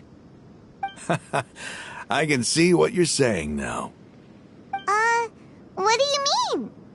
I plan to leave the academia and return to teach here in the desert. Wow, so you want to become a teacher? Sataria will return to support education here and teach people from the desert. She can't teach everyone on her own, but there are many of us Eremites all over Sumeru. She came to discuss a collaboration with me and hoped that I could bring her ideas to the Eremites. Yes, it's my hope that the Eremites can help me select a group of smart people with the best aptitude for teaching. I'll teach them, and after they've finished learning from me, they can go educate more people. That is the true meaning of education and the spreading of knowledge. The people of King Deshret suffer from sandstorms, exile, and ignorance. Miss Ataria is more than welcome to come teach here. Her arrival is like a star shining in the desert night. The stars have always guided caravans, thieves, soldiers, and travelers who get lost in the night. They lead those in the dark out of trouble and back to safety. Oh, please. Where's all of this coming from? I'm starting to feel a little embarrassed. You deserve these compliments. Mercenaries are accustomed to danger and don't fear death, which is why we recognize extraordinary actions that common people would easily overlook. Sataria's idea will bring much good to many people. At first, I feared it was destined to fail. Everyone knows that the Academia doesn't allow scholars to teach in the desert without permission. As you know, all knowledge is under their surveillance and control, and very few desert dwellers are as lucky as me. But what I heard at that time has been haunting my heart, as if there were lightning bolts constantly bombarding my soul. Sataria, you tread a treacherous path, and the longer you ignore it, the tighter the Academia's grasp on you will become. Sataria, why haven't you gone home? Never forget that the desert that belongs to you lies elsewhere. Miss. These words sparked something in me, and I knew that I had to bring something back to my people after going home. I gathered up the courage to approach the Grand Sage, only to find that he was no longer at the Academia. Lord Sino told me that Azar didn't belong there anymore. Azar has received much-needed punishment. Though, if you ask me, it may have been too light. You probably have already heard. Lord Sino helped me obtain permission to leave the Academia for the desert, and accompanied me here to discuss collaboration with members of the Eremites. My plan was able to go smoothly thanks to him and Rahman. You're all doing so much for the desert. Aside from that, I also have some other business to discuss with Sino. Lesser Lord Kusanali has allocated many resources to support and develop the desert. I've done some business for her, and part of it required the assistance of the Eremites. I applied for a few batches of educational materials from the Academia, and sent them to several groups in the desert, as instructed by Lesser Lord Kusanali. I believe the people will make good use of them. That's exactly what the people here need. Physical books and other related items. If it weren't for Sino and Lesser Lord Kusanali, I'm afraid we'd never be able to get our hands on them. Apart from this, the Academia is also recruiting scholars that are willing to teach in the desert. Have any more news. We must be persistent about this, and maintain these resources to ensure long-term effectiveness. This is the first time in hundreds of years we've had a glimmer of hope. I think this may be the turning point for the desert. Remember these words. Here lies our faithful priest, Kasala. His wisdom is a miracle among the people, deserving of high praise and admiration. I hope people with wisdom like that priest will rise again among the desert dwellers. Then we'll once again see the wisdom and glory that once shook the world. Enough about us. Are you here to discuss some business too? No, not at all. We're actually here on behalf of Nilu. Nilu wanted to ask us to come find everyone personally. A celebration feast will be held in 2 days at the Grand Bazaar.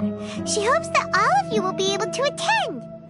At the feast, we'll also be celebrating Sino's reinstatement as General Mahamatra. Although, judging from your appearance, it seems you've already been reinstated. Paimon thought you would only start working for the Academia after the feast. Celebration?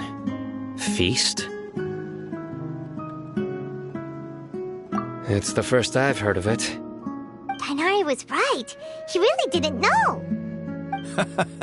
This feast is for you, Sino. Sounds to me like you'll have to be there. It's rare to see that kind of expression from Lord Sino. You must not like feasts very much. No, not really. But I'll go. Well, I still have a lot to handle here. Besides, I need to look after Miss Sataria in the desert, so I'll have to pass. I'm afraid I won't be able to join you. Although, if you'd be so kind, please give a message to Miss Nilu for me. The message is, I'm sorry for how I treated you before. But now I understand the beauty of your dance. It's like a light shining in the sky. You and the art you symbolize are not only beautiful, but also lively and powerful, so much so that it was prohibited. Please keep dancing, and someday I'll be able to appreciate your art in person. Okay, we've got all that down. Our job here is complete as well. Oh, Sino, remember, party's in 2 days. Make sure you're there. Got it.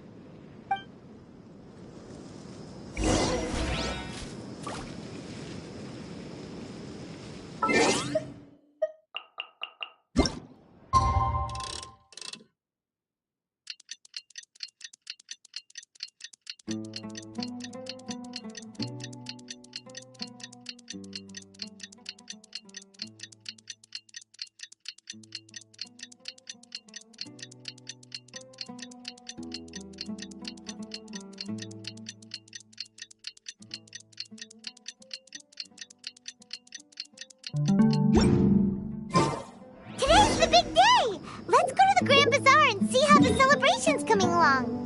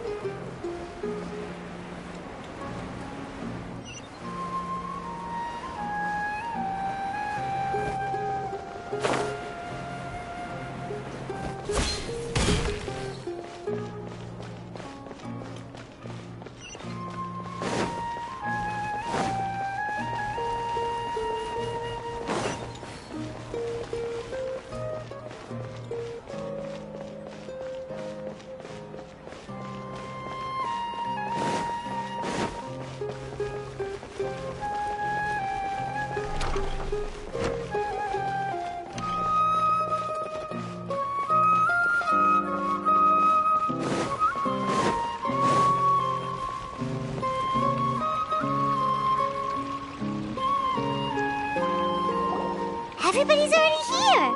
Looks like we're the last ones to arrive. I'm here. Ah, there you are. Well, look who finally decided to show up. You look like you came here immediately after finishing up some work. I'm very happy to see you here. But we're not late, are we? It's just that everyone else arrived ahead of time. I propose that the last one who arrived be put in charge of today's speeches. Nah, there won't be any speeches today. Oh, really? Well, even better. Come join us over here. Let's share some great food and drinks, and chat about all sorts of fun things. Everything looks quite good. Wow! Paimon can't wait! Traveler, just look at all the delicious food here!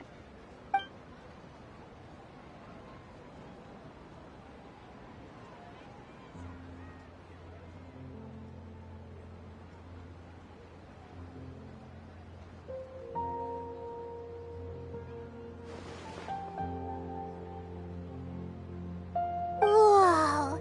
It's so delicious! Oh, this grilled meat tastes amazing! The food was specially prepared for you by everyone in the Grand Bazaar. And we have gifts that were sent by the residents of Sumeru City when they heard we were holding a feast. Everyone that came said that you saved Sumeru and wanted me to thank you all on their behalf. Ah, feels kinda nice to be seen as a hero. I could get used to this. Being a bodyguard is also a hero's job. You've always been amazing, Dia. My lady sure has a way with words. Thanks. I'm glad to hear it. And I'm happy to meet everyone that participated in the great plan. Don't mention it. Come to think of it, we've really done something impressive together. It's unbelievable. We owe it to our abilities. And luck. Really? Why do I remember everybody thinking that luck was against us and feeling like we hardly had a chance of succeeding? That's how I remember it too. It's luck that brought us together, and it was luck that let us form a team. Then, it took even more luck for us to formulate a plan and implement it successfully. Moreover, judging from the results, everything worked out well. Yeah, everyone gave it their all when it mattered most. It was almost like a performance. We took the stage and put on our best show. Everyone played their part, and thanks to everyone's efforts, the performance was a great success. So, would you say we're good actors too?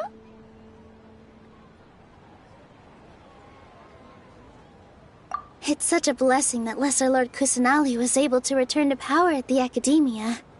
Yes, even after being abandoned and neglected so many times, she's finally returned. Uh-huh. Lesser Lord Kusanali once used all her power in a great disaster, which resulted in her losing all her wisdom and memories of the past. The Academia basically abandoned her because of it. This should be something everybody should remember. Huh? You look surprised. I didn't say anything wrong, did I? No, everything you said is correct. That's good. Something wrong? Yeah, what's with that face? You knew all of this already. Even if those two giants of the Academia are here, I still have to say it. Those sages really have some nerve. 500 years ago, Lesser Lord Kusanali used all her power for the people of Sumeru. And what did they do in return?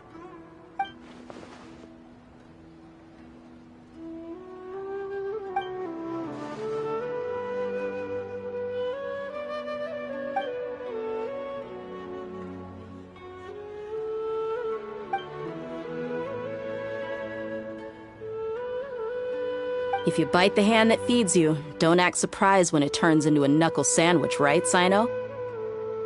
Perhaps I shouldn't say this, but their treatment of Lesser Lord Kusanali calls for a more severe punishment. You could simply tell Lesser Lord Kusanali that you wish to have Azar and his accomplices severely punished. I respect our deity's decision, and won't interfere in any way. While we're on this topic, why didn't you accept the Academia's invitation to become the Grand Sage? Are you trying to say that I'm fit to be a sage? Not at all. But every person handling the selection process has said that you are the most suitable candidate to lead the Academia right now. Why? Because he dethroned Azar from power? Could you try to put it another way? This is a good thing, yet you're making it sound like I overthrew Azar for my own personal gain. But seriously, though, I always wondered if you had some personal motives behind it. I did have my own motive, but it had nothing to do with being a sage. If the rules of our nation were suddenly cast by the wayside, then it wouldn't be long until chaos ensued. I had no intention of letting their dreams disrupt my life. By that, you mean your life working as the Academia's scribe? Precisely. Wait, is that all? So, that's the only reason why you joined us and came up with all those plans? It's reason enough. You've certainly got quite the personality. You flatter me. All right then. How about you? You've already resumed work as the General Mahamatra, right? That's right. Will you be happy with that life? It's not about being happy. There are merely a lot of things that I must do. Even so, keep your spirits up and try to be happy, okay? And try to smile more every day, just like I'm doing now. Thank you. I'll keep that in mind.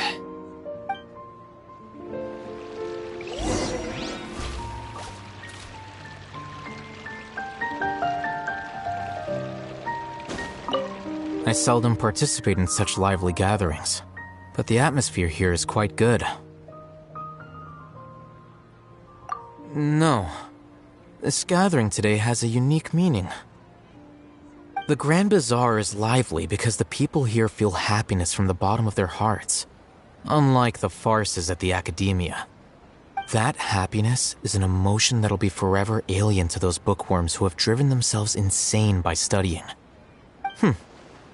I seem to have taken both keys when I left the house. Oh well.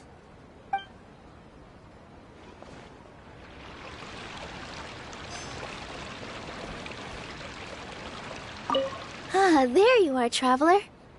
Well, how is it? Are you enjoying the feast today? If there's anything you're unhappy with, just let me know. I'll be sure to take note of it. That's good. It's the first time I've ever invited so many exceptional people to one place. I was a little nervous myself. You see, every guest here is quite extraordinary. It's unbelievable that we've got everyone together here. Almost like a fairy tale. Make sure you live it up tonight. I'll be happy as long as you're enjoying yourselves.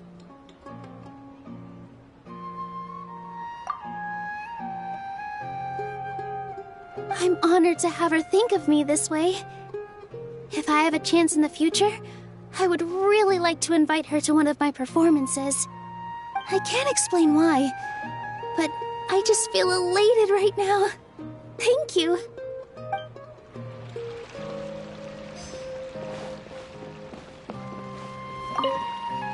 The atmosphere here is good, and everything is delicious. Yeah. I don't often come to such places, but it feels quite good. I have a lot to handle these days. Otherwise, I could show you around.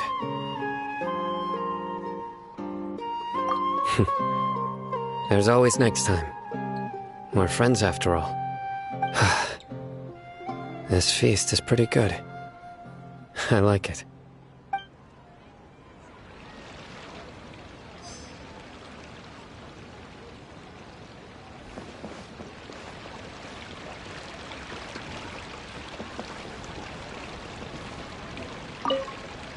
My lady, the grilled meat over there is delicious. Have you tried it? Yes, I also tried some fruit just now. Oh, they're very sweet. What an amazing place to relax. No wonder everybody likes to rest at the Grand Bazaar. You said it.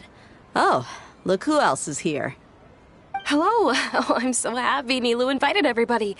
Oh, now I have the chance to meet all the heroes. Hey, less of that polite chit-chat and more eating and drinking. The feast is about having fun, not stuffy formalities.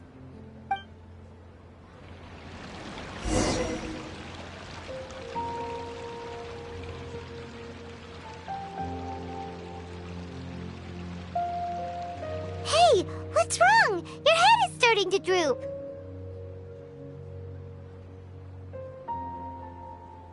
Hey, you can't just fall asleep here. Paimon will go find something delicious for you to eat.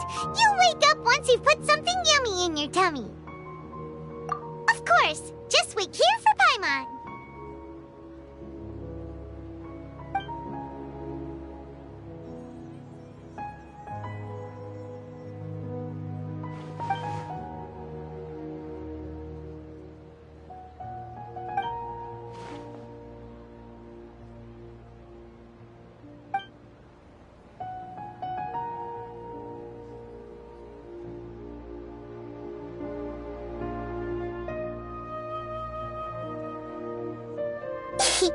It's me.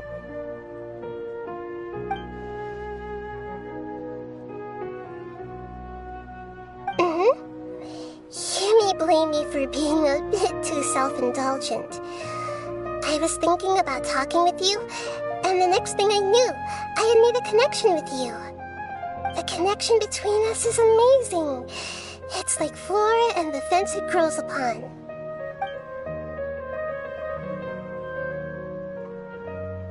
I heard there's an amazing celebration feast today at the Grand Bazaar.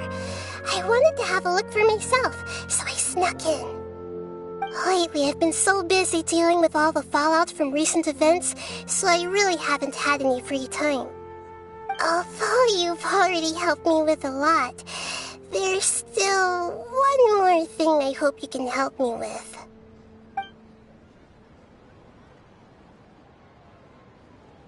Please say thank you to everyone for me.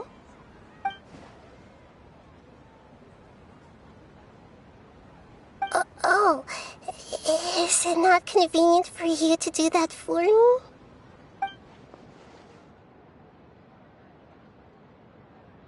But if I just show up all of a sudden, people will become all quiet and stiff, won't they?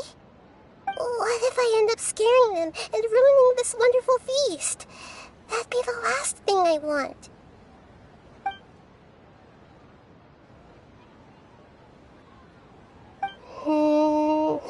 Let me think about it. Okay.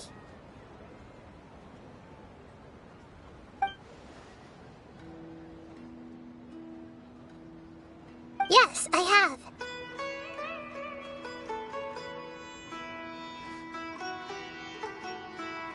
You said I should go thank everyone as myself, right?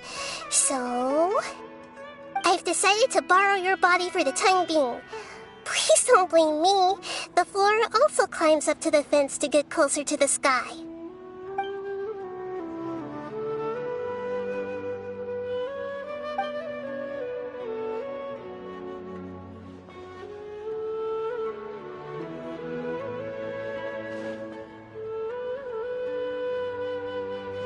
Everyone!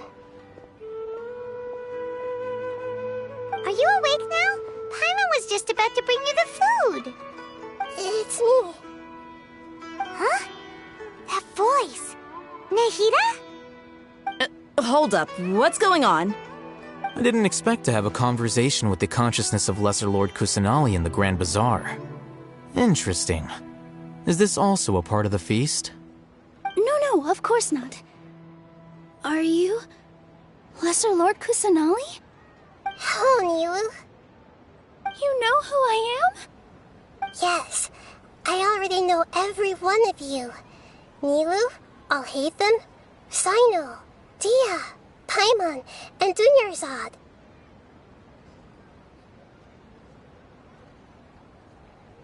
Lesser Lord Kusanali? I took the liberty of occupying the traveler's body so that I could thank all of you in person. Thank you so much for rescuing me, even if that meant placing your own safety in peril and taking the risk of becoming enemies with the academia, the sages, the doctor, the balladeer, and even the entirety of Sumeru. Without you, without any of you, I would have been in a much more difficult situation. Had you not helped me to resolve the crisis, not only I, but Sumeru and even the entirety of Tevat would have suffered great misfortune. People refer to you as the heroes who managed to rescue a god. I'm quite fond of this name. It not only explains your identities, but also bears witness to your relationship with me. Please, allow me to present to you my most sincere gratitude. Lesser Lord Kusanali, you have done so much for Sumeru, and I didn't even have a chance to do anything for you. You don't have to do this. Dunyarzad, the suffering you endured during your illness is also proof of you being with me and praying for me. Thank you. You don't need to be so ceremonious. It's always been my duty to protect you. This is how the relationship between the Academia and Dendro Archon should be. We just did what was necessary and set things back on the right path. You're an Archon, but you act so humble. You really don't need to be so polite with us. I'm honored to have been able to take part in this plan. I hoped you liked the dance I dedicated to you. Thank you, all of you. Thank you so much.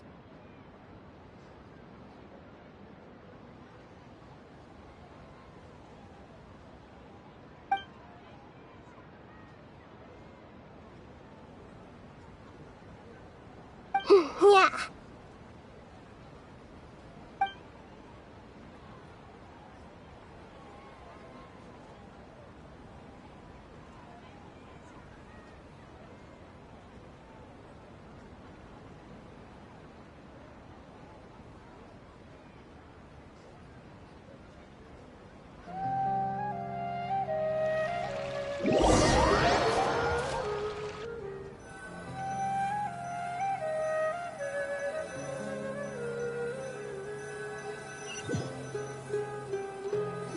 Are you awake? Did you rest well? After Nahida left, you ate a lot of food. You've become a glutton.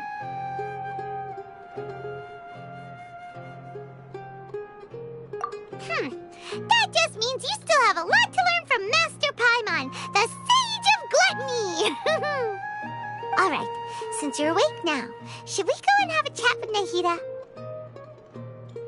She should be in the academia right about now. If you have any questions, now's your chance to ask.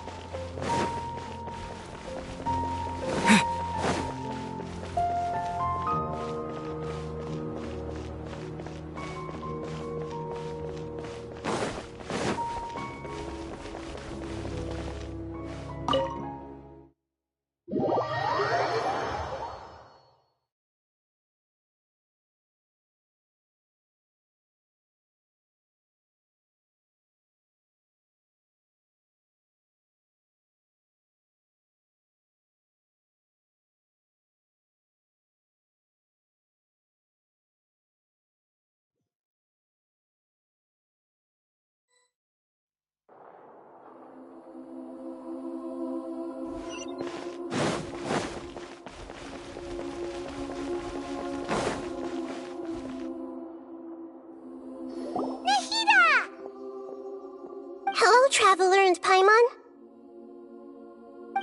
What a fantastic night. I'm still immersed in all the happiness and joy, like a candle floating on water. So are we, and that's why we're here to talk with you. Is there anything you want to know?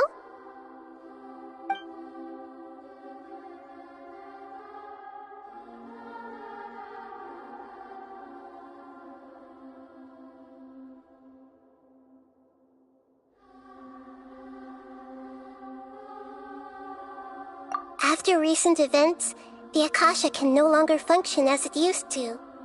I've given it some thought, and have decided to shut it down permanently. But this is definitely not a bad thing. Even from the beginning, I've been planning to shut it down. The Akasha's centralized administration of knowledge has always restrained people's curiosity and curtailed the number of paths available to them. I don't think this is good for Sumeru. Although people may initially feel a little uncomfortable with the loss of the Akasha, they will soon understand that this life is more suitable for them. And as for the future of Sumeru, I'm preparing to regain control of the academia. The former sages have received their punishment, but the new sages have yet to be selected. I will oversee the process personally. I hope that the new 6th grade sages will be more focused on academics. Sumeru needs such leaders more than ever. The other big issue is the people of King Deshret. All the residents of the desert, in fact. They have been mistreated for far too long. I've already taken some measures to address this. It will take some time to rebuild everything, but no matter if it's culture, friendship, or trust, we will rebuild it. You mean, what happened after the doctor put you to sleep? Not exactly. The top-ranked Fatui Harbingers, up to number 3, possess power comparable to that of gods. I was no match for him in that kind of situation. However, in spite of the bad situation, I still managed to make a fair deal with the doctor. I'm sure you remember the entity that changed your fate, the Heavenly Principles. In fact, the Heavenly Principles has been quiet since the Conria disaster 500 years ago. I used this point as leverage against the doctor. I told him that the Heavenly Principles may be awakened if I destroy the Gnosis. Although it's just a bluff, he still fell for it. I assumed that the Heavenly Principles wouldn't just stand by and let such extensive damage to its laws take place. And as for what I exchanged for the Gnosis, the exchange served as both punishment for the doctor as well as a boon of new knowledge that I couldn't refuse as the God of Wisdom.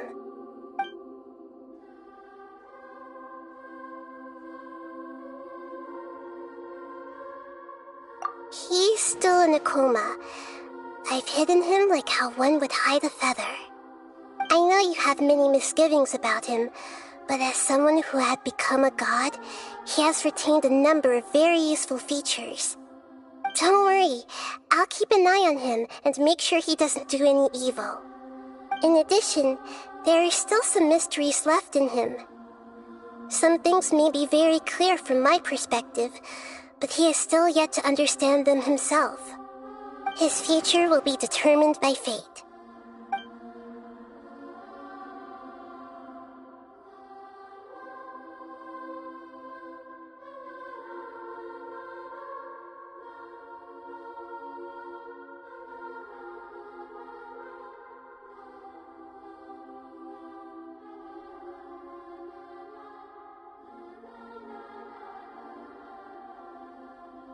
Is that where you're headed next? Fontaine, the Nation of Justice?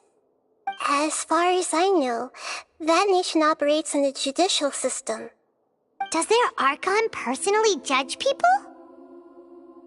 No, there's a Chief Justice in Fontaine. Generally speaking, the Hydra Archon, Focalor, won't preside over individual trials. However, even then, Focalor will still make herself present at just about every trial. It seems that she just likes to immerse herself in that sort of atmosphere. As Archon, she still reserves the right to influence the final verdict. Anyway, let's just say she's got, a very unique personality.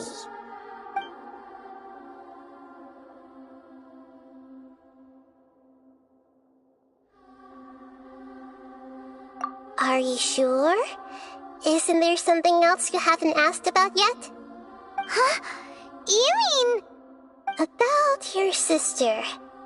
While you were resting at Gandharvaville, I took some time to perform an Irminsul search for information on your sister.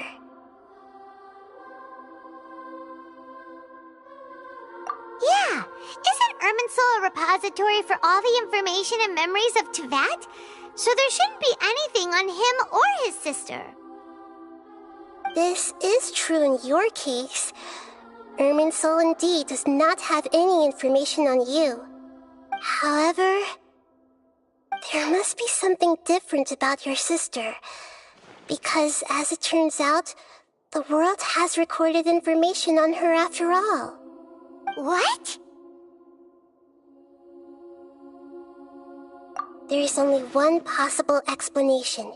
She belongs to this world.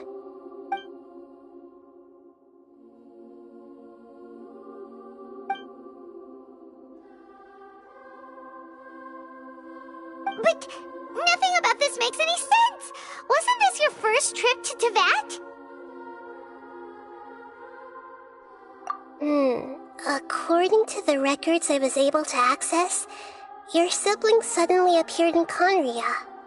After the Conria disaster, she began her journey through the 7 nations of Teyvat. But just as her journey was about to reach its conclusion, the Irminsul records on her suddenly become fuzzy. What do you mean, fuzzy? Did something happen to her? All I know for sure is that somebody, for reasons only they can know, is deliberately obfuscating her fate. And whoever it is, if they can do that, who knows what else they're capable of. But even that wouldn't explain how she somehow comes from this world. Something else I noticed was that according to these records, the Fatui have not classified your sibling as one of the Descenders. What's a Descender? Paimon's never heard of it. Look, I'm sure you must be curious about the information I received from the Fatui in return for my gnosis, right? A very important part of the intel was about this world's Descenders. External beings, ones that don't belong to this world. Traveler, you are Teyvat's 4th Descender.